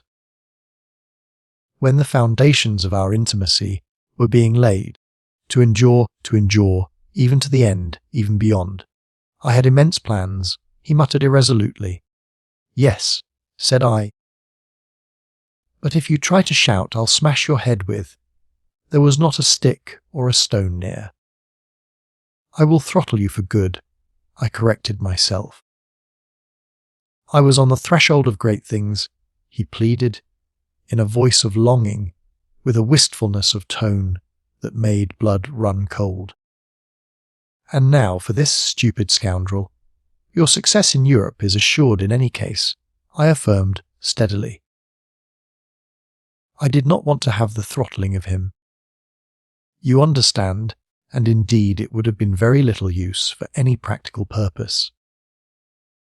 I tried to break the spell, the heavy, mute spell of the wilderness, that seemed to draw him to its pitiless breast, by the awakening of forgotten and brutal instincts, by the memory of gratified and monstrous passions. This alone, I was convinced, had driven him out to the edge of the forest, to the bush, towards the gleam of fires, the throb of drums, the drone of weird incantations. This alone had beguiled his unlawful soul beyond the bounds of permitted aspirations. And, don't you see, the terror of the position was not in being knocked on the head, though I had a very lively sense of that danger, too, but in this, that I had to deal with a being to whom I could not appeal in the name of anything high or low. I had, even like the niggers, to invoke him, himself, his own exalted and incredible degradation. There was nothing either above or below him, and I knew it. He had kicked himself loose of the earth. Confound the man! He had kicked the very earth to pieces. He was alone, and I before him did not know whether I stood on the ground or floated in the air. I've been telling you what we said, repeating the phrases we pronounced, but what's the good? They were common everyday words, the familiar, vague sounds exchanged on every waking day of life. But what of that? They had behind them, to my mind, the terrific suggestiveness of words heard in dreams, of phrases spoken in nightmares. Soul. If anybody ever struggled with a soul, I am the man, and I wasn't arguing with a lunatic either. Believe me or not, his intelligence was perfectly clear, concentrated, it is true, upon himself with horrible intensity, yet clear, and therein was my only chance, barring, of course, the killing him there and then, which wasn't so good on account of unavoidable noise. But his soul was mad. Being alone in the wilderness, it had looked within itself, and, by heavens, I tell you, it had gone mad. I had, for my sins, I suppose, to go through the ordeal of looking into it myself. No eloquence could have been so withering to one's belief in mankind as his final burst of sincerity. He struggled with himself too. I saw it. I heard it. I saw the inconceivable mystery of a soul that knew no restraint, no faith, and no fear, yet struggling blindly with itself. I kept my head pretty well, but when I had him at last stretched on the couch, I wiped my forehead, while my legs shook under me as though had carried half a ton on my back down that hill. And yet I had only supported him. His bony arm clasped round my neck, and he was not much heavier than a child. When next day we left at noon, the crowd, of whose presence behind the curtain of trees I had been acutely conscious all the time, flowed out of the woods again, filled the clearing, covered the slope with a mass of naked, breathing, quivering bronze bodies.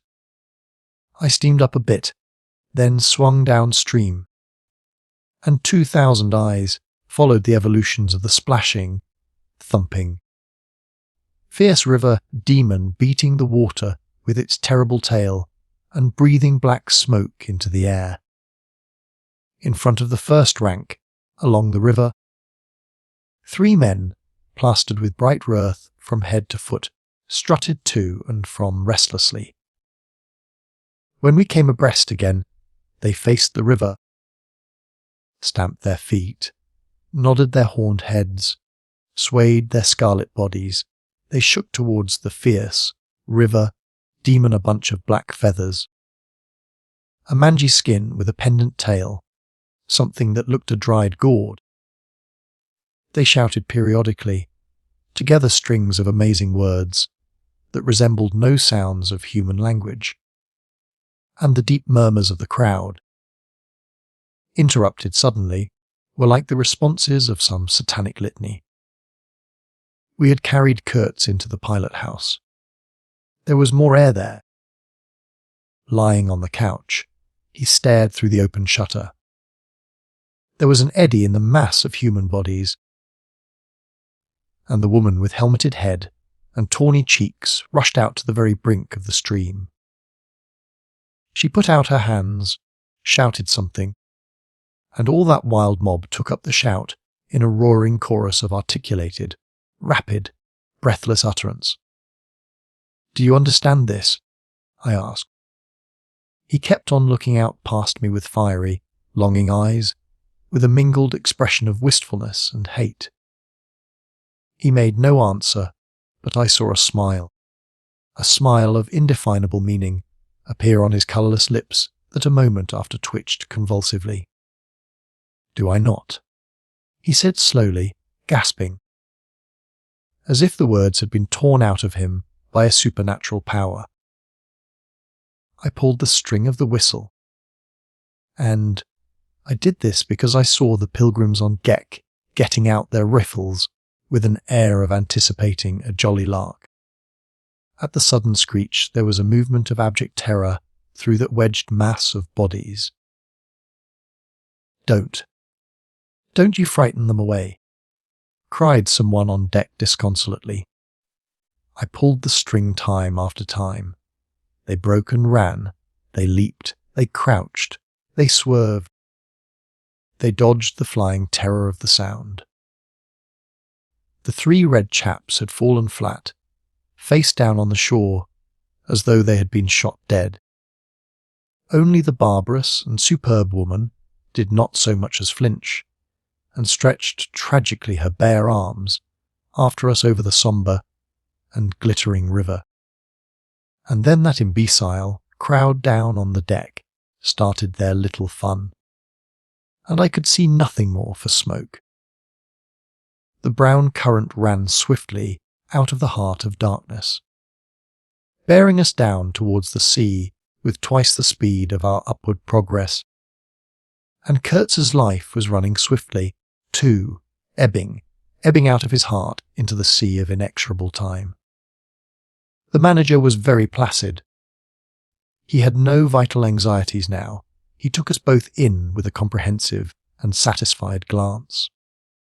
The affair had come off as well as could be wished.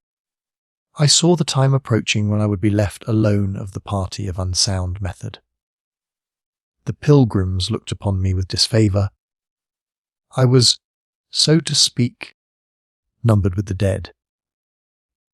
It is strange how I accepted this unforeseen partnership. This choice of nightmares forced upon me in the tenebrous land, invaded by these mean and greedy phantoms. Kurtz discoursed. A voice!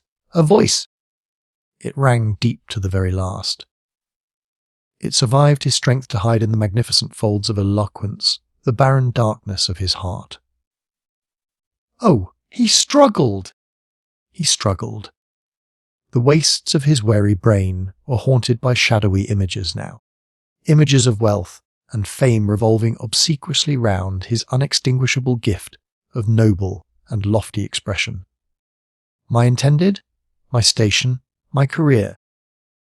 My ideas, these were the subjects for the occasional utterances of elevated sentiments.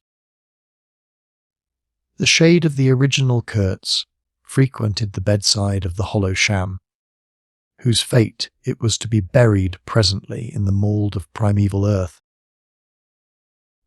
But both the diabolic love and the unearthly hate of the mysteries it had penetrated fought for the possession of that soul, satiated with primitive emotions. Avid of lying fame, of sham distinction, of all the appearances of success and power. Sometimes he was contemptibly childish. He desired to have kings meet him at railway stations on his return from some ghastly nowhere, where he intended to accomplish great things. You show them you have in you something that is really profitable, and then there will be no limits to the recognition of your ability, he would say. Of course you must take care of the motives, right motives, always. The long reaches that were like one and the same reach, monotonous bends that were exactly alike. I slipped past the steamer with their multitude of secular trees, looking patiently after this grimy fragment of another world, the forerunner of change, of conquest, of trade, of massacres, of blessings. I looked ahead piloting. Close the shutter, said Kurtz suddenly one day. I can't bear to look at this. I did so. There was a silence. Oh, but I will wring your heart yet. He cried at the invisible wilderness. We broke down, as I had expected, and had to lie up for repairs at the head of an island. This delay was the first thing that shook Kurtz's confidence. One morning he gave me a packet of papers and a photograph, the lot tied together with a shoestring. Keep this for me, he said. This noxious fool, meaning the manager, is capable of prying into my boxes when I am not looking. In the afternoon I saw him. He was lying on his back with closed eyes, and I withdrew quietly, but I heard him mutter, "Live rightly, die, die." I listened. There was nothing more. Was he rehearsing some speech in his sleep? Or was it a fragment of a phrase from some newspaper article? He had been writing for the papers and meant to do so again. For the furthering of my ideas, it's a duty. His was an impenetrable darkness. I looked at him as you peer down at a man who is lying at the bottom of a precipice where the sun never shines. But I had not much time to give him, because I was helping the engine driver to take to pieces the leaky cylinders, to straighten a bent connecting rod, and in other such matters. I lived in an infernal mess of rust, filings, nuts, bolts, spanners, hammers, ratchet drills, things I abominate, because I don't get on with them. I tended the little forge we fortunately had aboard. I toiled warily in a wretched scrap heap. unless I had the shakes too bad to stand. One evening coming in with a candle, I was startled to hear him say, a little tremulously, "I am lying here in the dark waiting for death." The light was within a foot of his eyes. I forced myself to murmur, "Oh, nonsense!" and stood over him as if transfixed. Anything approaching the change that came over his features I have never seen before, and hope never to see again. Oh, I wasn't touched. I was fascinated. It was as though a veil had been rent. I saw on that ivory face the expression of sombre pride, of ruthless power, of craven terror, of an intense and hopeless despair. Did he live his life again in every detail of desire, temptation, and surrender during that supreme moment of complete knowledge? He cried in a whisper at some image, at some vision. He cried out twice, a cry that was no more than a breath. The horror! I blew the candle out and left the cabin. The pilgrims were dining in the mess room, and I took my place opposite the manager, who lifted his eyes to give me a questioning glance, which I successfully ignored. He leaned back, serene, with that peculiar smile of his sealing the unexpressed depths of his meanness. A continuous shower of small flies streamed upon the lamp, upon the cloth, upon our hands and faces. Suddenly the manager's boy put his insolent black head in the doorway and said in a tone of scathing contempt, "Mr. Kurtz, he dead." All the pilgrims rushed out to see. I remained and went on with my dinner. I believe I was considered brutally callous. However, I did not eat much.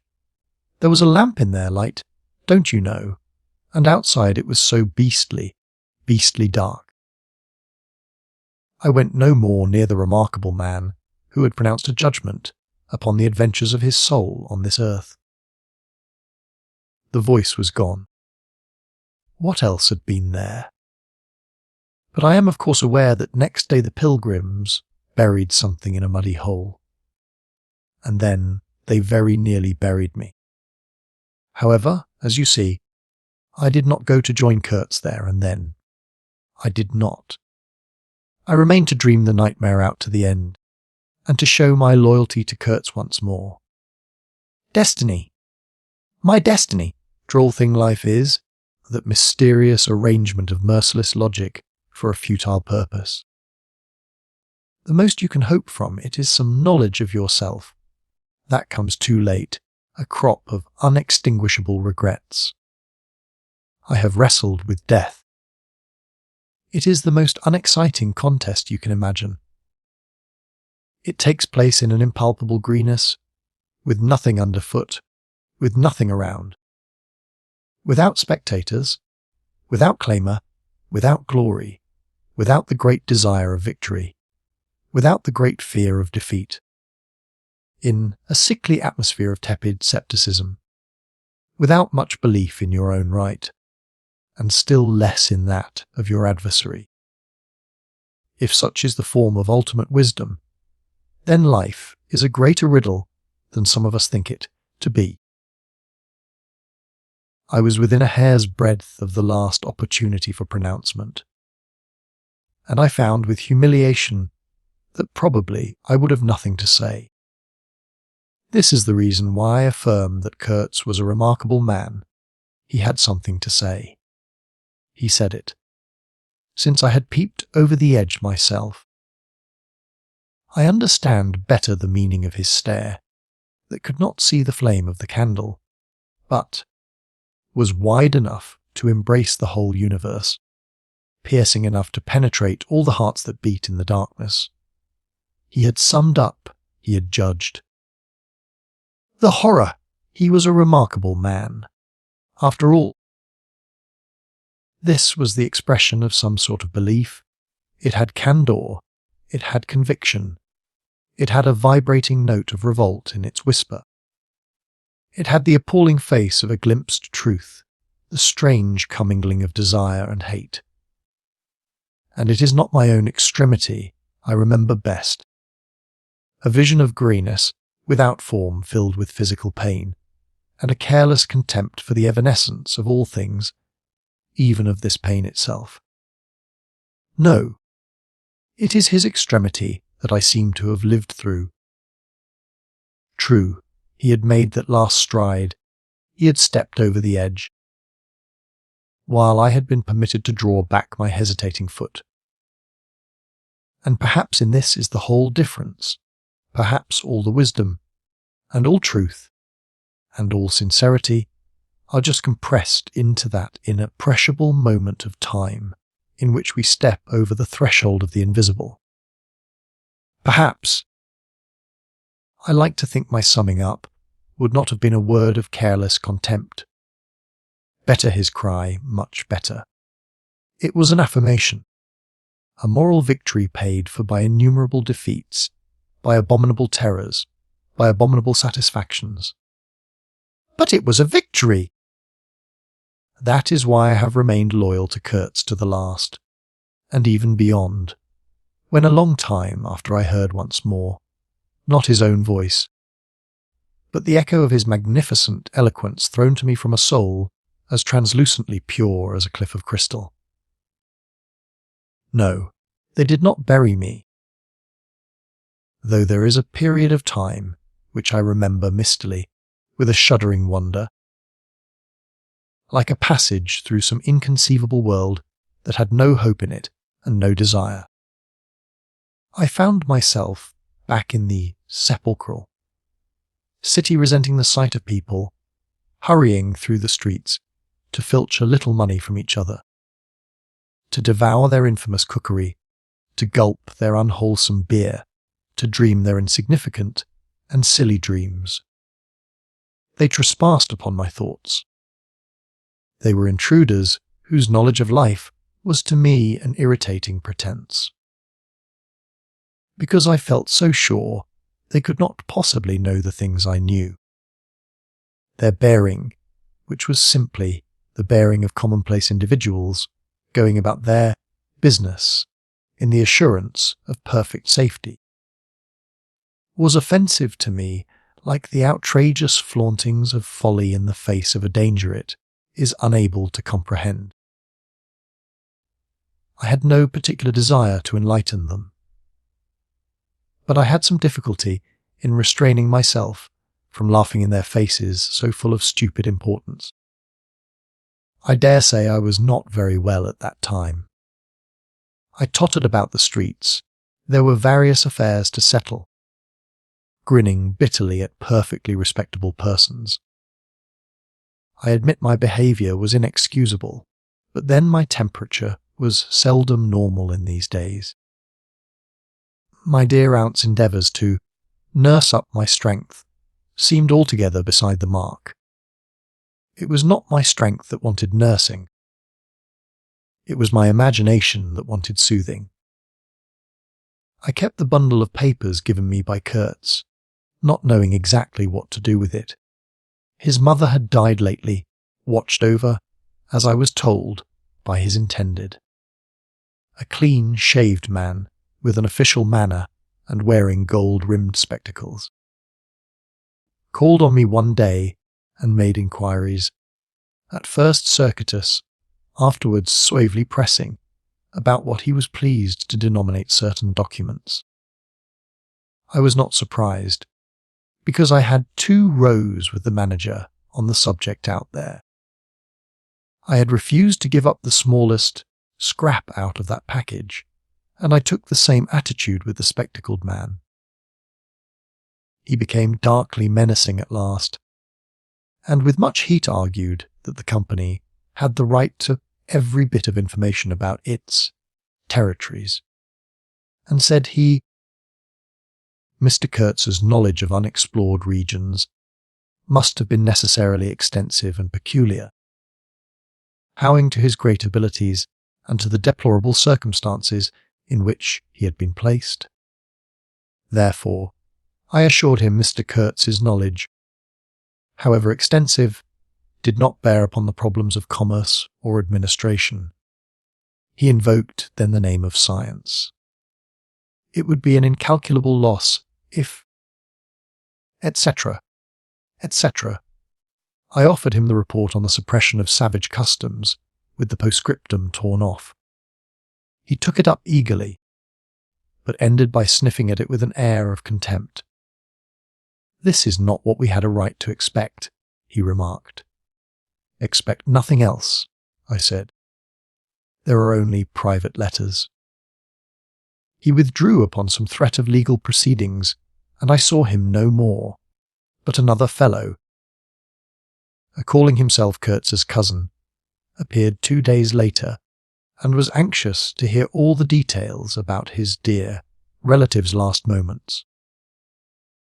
Incidentally, he gave me to understand that Kurtz had been essentially a great musician. "There was the making of an immense success," said the man, who was an organist, I believe, with lank grey hair flowing over a greasy coat collar. I had no reason to doubt his statement. And to this day I am unable to say what was Kurtz's profession, whether he ever had any, which was the greatest of his talents. I had taken him for a painter who wrote for the papers, or else for a journalist who could paint, but even the cousin, who took snuff during the interview, could not tell me what he had been, exactly. He was a universal genius. On that point I agreed with the old chap, who thereupon blew his nose noisily into a large cotton handkerchief and withdrew in senile agitation, bearing off some family letters and memoranda without importance. Ultimately a journalist anxious to know something of the fate of his dear colleague turned up. This visitor informed me Kurtz's proper sphere ought to have been politics on the popular side. He had furry, straight eyebrows, bristly hair cropped short, an eyeglass on a broad ribbon, and, becoming expansive, confessed his opinion that Kurtz really couldn't write a bit. But heavens! How that man could talk! He electrified large meetings. He had faith, don't you see? He had the faith. He could get himself to believe anything.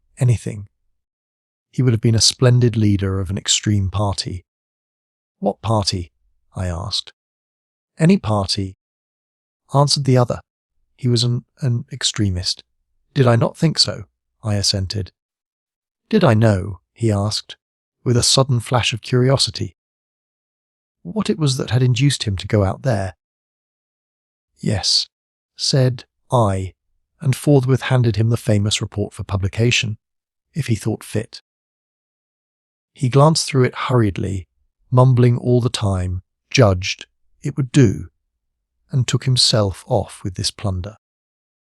Thus I was left at last with a slim packet of letters and the girl's portrait. She struck me as beautiful. I mean, she had a beautiful expression.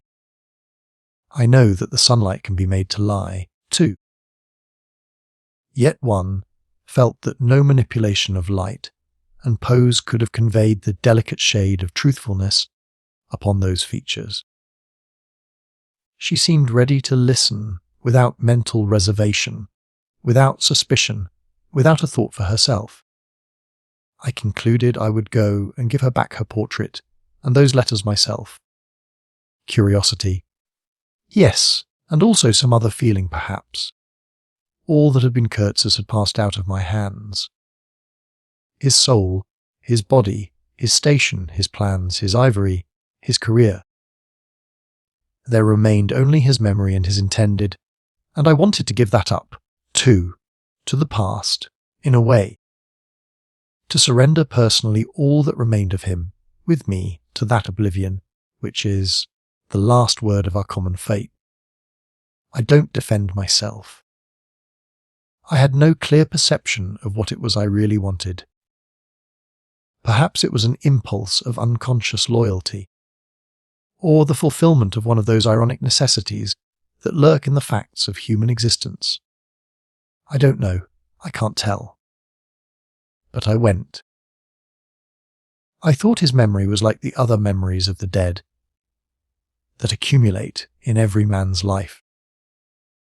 A vague impress on the brain of shadows that had fallen on it in their swift and final passage, but before the high and ponderous door, between the tall houses of a street as still and decorous as a well-kept alley in a cemetery, I had a vision of him on the stretcher, opening his mouth voraciously, as if to devour all the earth with all its mankind.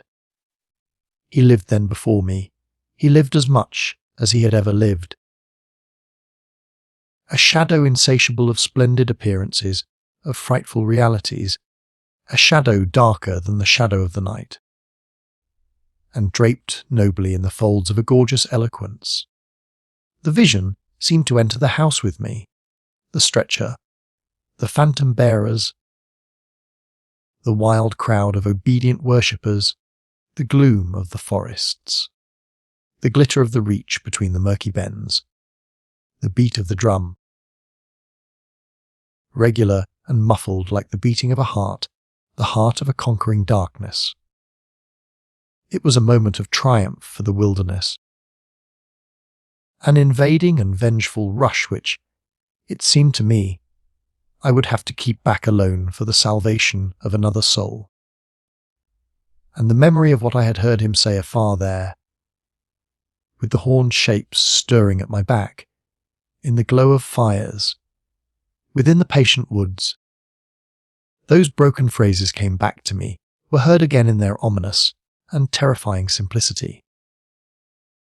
I remembered his abject pleading, his abject threats, the colossal scale of his vile desires, the meanness, the torment, the tempestuous anguish of his soul. And later on I seemed to see his collected languid manner, when he said one day, "This lot of ivory now is really mine. The company did not pay for it. I collected it myself at a very great personal risk. I am afraid they will try to claim it as theirs, though. It is a difficult case. What do you think I ought to do? Resist? I want no more than justice." He wanted no more than justice, no more than justice. I rang the bell before a mahogany door on the first floor, and while I waited he seemed to stare at me out of the glassy panel.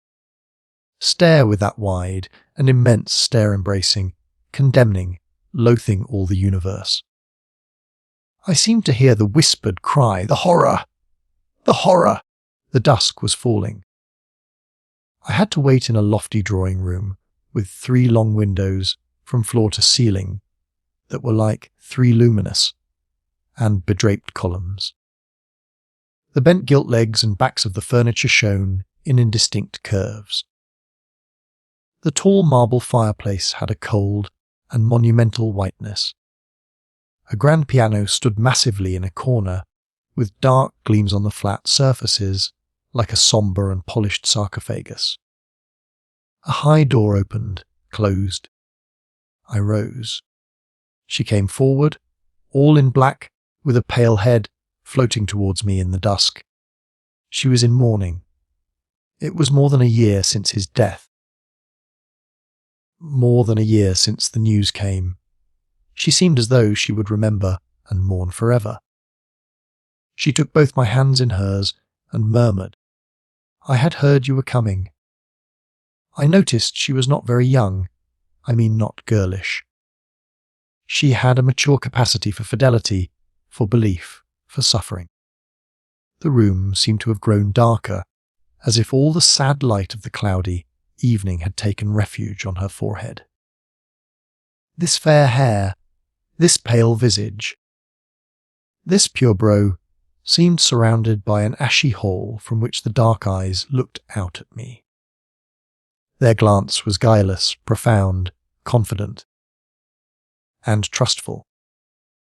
She carried her sorrowful head as though she were proud of that sorrow, as though she would say, I alone know how to mourn for him as he deserves." but while we were still shaking hands, such a look of awful desolation came upon her face that I perceived she was one of those creatures that are not the playthings of time. For her he had died only yesterday, and, by Jove, the impression was so powerful that, for me too, he seemed to have died only yesterday, nay, this very minute. I saw her and him in the same instant of time, his death and her sorrow. I saw her sorrow in the very moment of his death. Do you understand? I saw them together. I heard them together. She had said, with a deep catch of the breath, "I have survived," while my strained ears seemed to hear distinctly, mingled with her tone of despairing regret, the summing up whisper of his eternal culmination. I asked myself what I was doing there, with a sensation of panic in my heart, as though I had blundered into a place of cruel and absurd mysteries not fit for a human being to behold. She motioned me to a chair. We sat down. I laid the packet gently on the little table, and she put her hand over it. "You knew him well," she murmured, after a moment of mourning silence. "Intimacy grows quickly out there," I said. "I knew him as well as it is possible for one man to know another." "And you admired him," she said. "It was impossible to know him and not to admire him, was it?" "He was a remarkable man," I said unsteadily. Then, before the appealing fixity of her gaze, that seemed to watch for more words on my lips, I went on. It was impossible not to. "Love him," she finished eagerly, silencing me into an appalled dumbness. "How true! How true! But when you think that no one knew him so well as I had all his noble confidence." "I knew him best." "You knew him best," I repeated, and perhaps she did.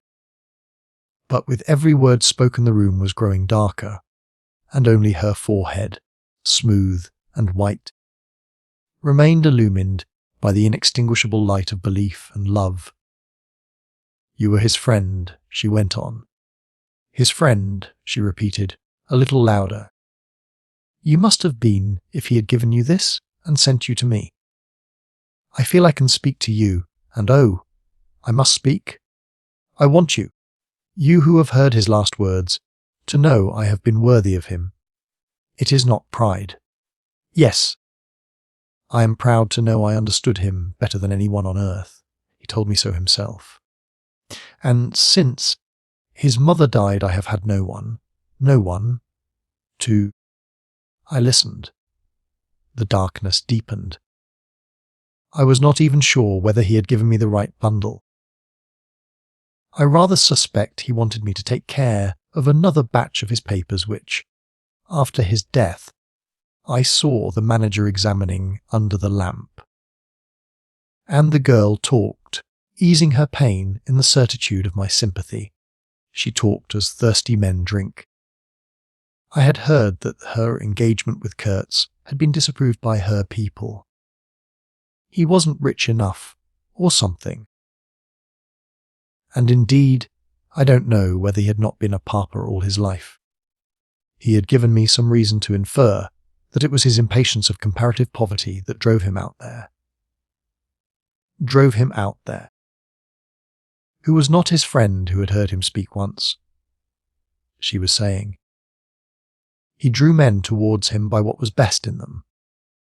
She looked at me with intensity. "It is the gift of the great," she went on, and the sound of her low voice seemed to have the accompaniment of all the other sounds, full of mystery, desolation, and sorrow I had ever heard. The ripple of the river, the soughing of the trees swayed by the wind, the murmurs of the crowds, the faint ring of incomprehensible words cried from afar, the whisper of a voice speaking from beyond the threshold of an eternal darkness. "But you have heard him, you know," she cried. "Yes, I know," I said with something like despair in my heart. but bowing my head before the faith that was in her, before that great and saving illusion that shone with an unearthly glow in the darkness. In the triumphant darkness, from which I could not have defended her, from which I could not even defend myself. "What a loss to me! To us!" She corrected herself with beautiful generosity, then added in a murmur, "to the world." By the last gleams of twilight, I could see the glitter of her eyes, full of tears that would not fall. "I have been very happy, very fortunate, very proud," she went on. "Too fortunate, too happy for a little while. And now I am unhappy for life." She stood up. Her fair hair seemed to catch all the remaining light in a glimmer of gold. I rose, too. "And of all this," she went on mournfully, "of all his promise, and of all his greatness, of his generous mind, of his noble heart, nothing remains. Nothing but a memory. You and I. We shall always remember him," I said hastily. "No," she cried. "It is impossible that all this should be lost. That such a life should be sacrificed to leave nothing but sorrow. You know what vast plans he had. I knew of them too.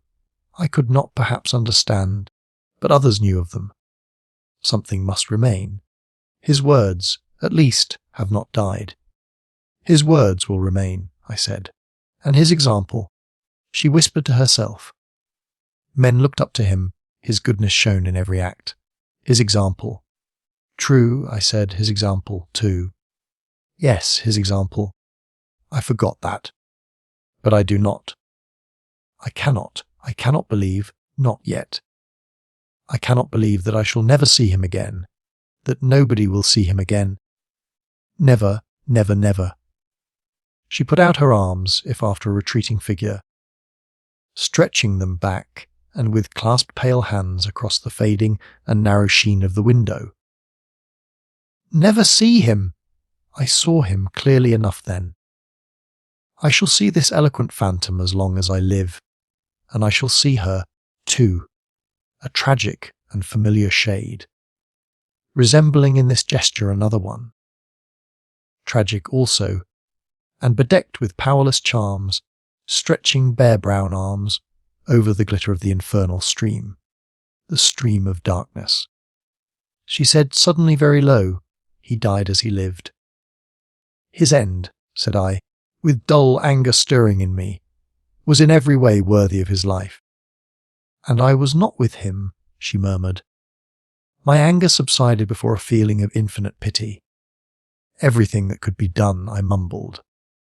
"Ah, but I believed in him more than anyone on earth, more than his own mother, more than himself. He needed me. I would have treasured every sigh, every word, every sign, every glance." I felt like a chill grip on my chest. "Don't," I said, in a muffled voice.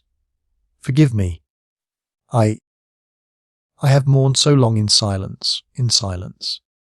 You were with him to the last. I think of his loneliness.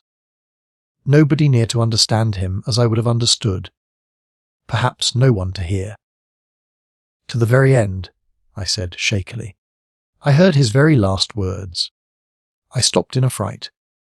"Repeat them," she murmured in a heart-broken tone. I want something to live with." I was on the point of crying at her, "Don't you hear them?" The dusk was repeating them in a persistent whisper all around us. In a whisper that seemed to swell menacingly like the first whisper of a rising wind. "The horror! The horror!" "His last word, to live with," she insisted. "Don't you understand? I loved him. I loved him. I loved him." I pulled myself together and spoke slowly. The last word he pronounced was, "Your name." I heard a light sigh, and then my heart stood still, stopped dead short by an exulting and terrible cry, by the cry of inconceivable triumph and of unspeakable pain. "I knew it, I was sure." She knew. She was sure. I heard her weeping. She had hidden her face in her hands. It seemed to me that the house would collapse before I could escape, that the heavens would fall upon my head. But nothing happened. The heavens do not fall for such a trifle. Would they have fallen, I wonder, if I had rendered Kurtz that justice which was his due? Hadn't he said he wanted only justice? But I couldn't. I could not tell her. It would have been too dark altogether. Marlowe ceased, and sat apart, indistinct and silent, in the pose of a meditating Buddha. Nobody moved for a time. "We have lost the first of the ebb," said the director suddenly. I raised my head. The offing was barred by a black bank of clouds, and the tranquil waterway leading to the uttermost ends of the earth flowed sombre under an overcast sky, seemed to lead into the heart of an immense darkness. The end of this wonderful story. And so, our journey through this timeless fiction comes to an end. If you enjoyed this audiobook, please consider liking the video and subscribing to our channel. For more golden tales like this one, feel free to explore the playlists on our channel.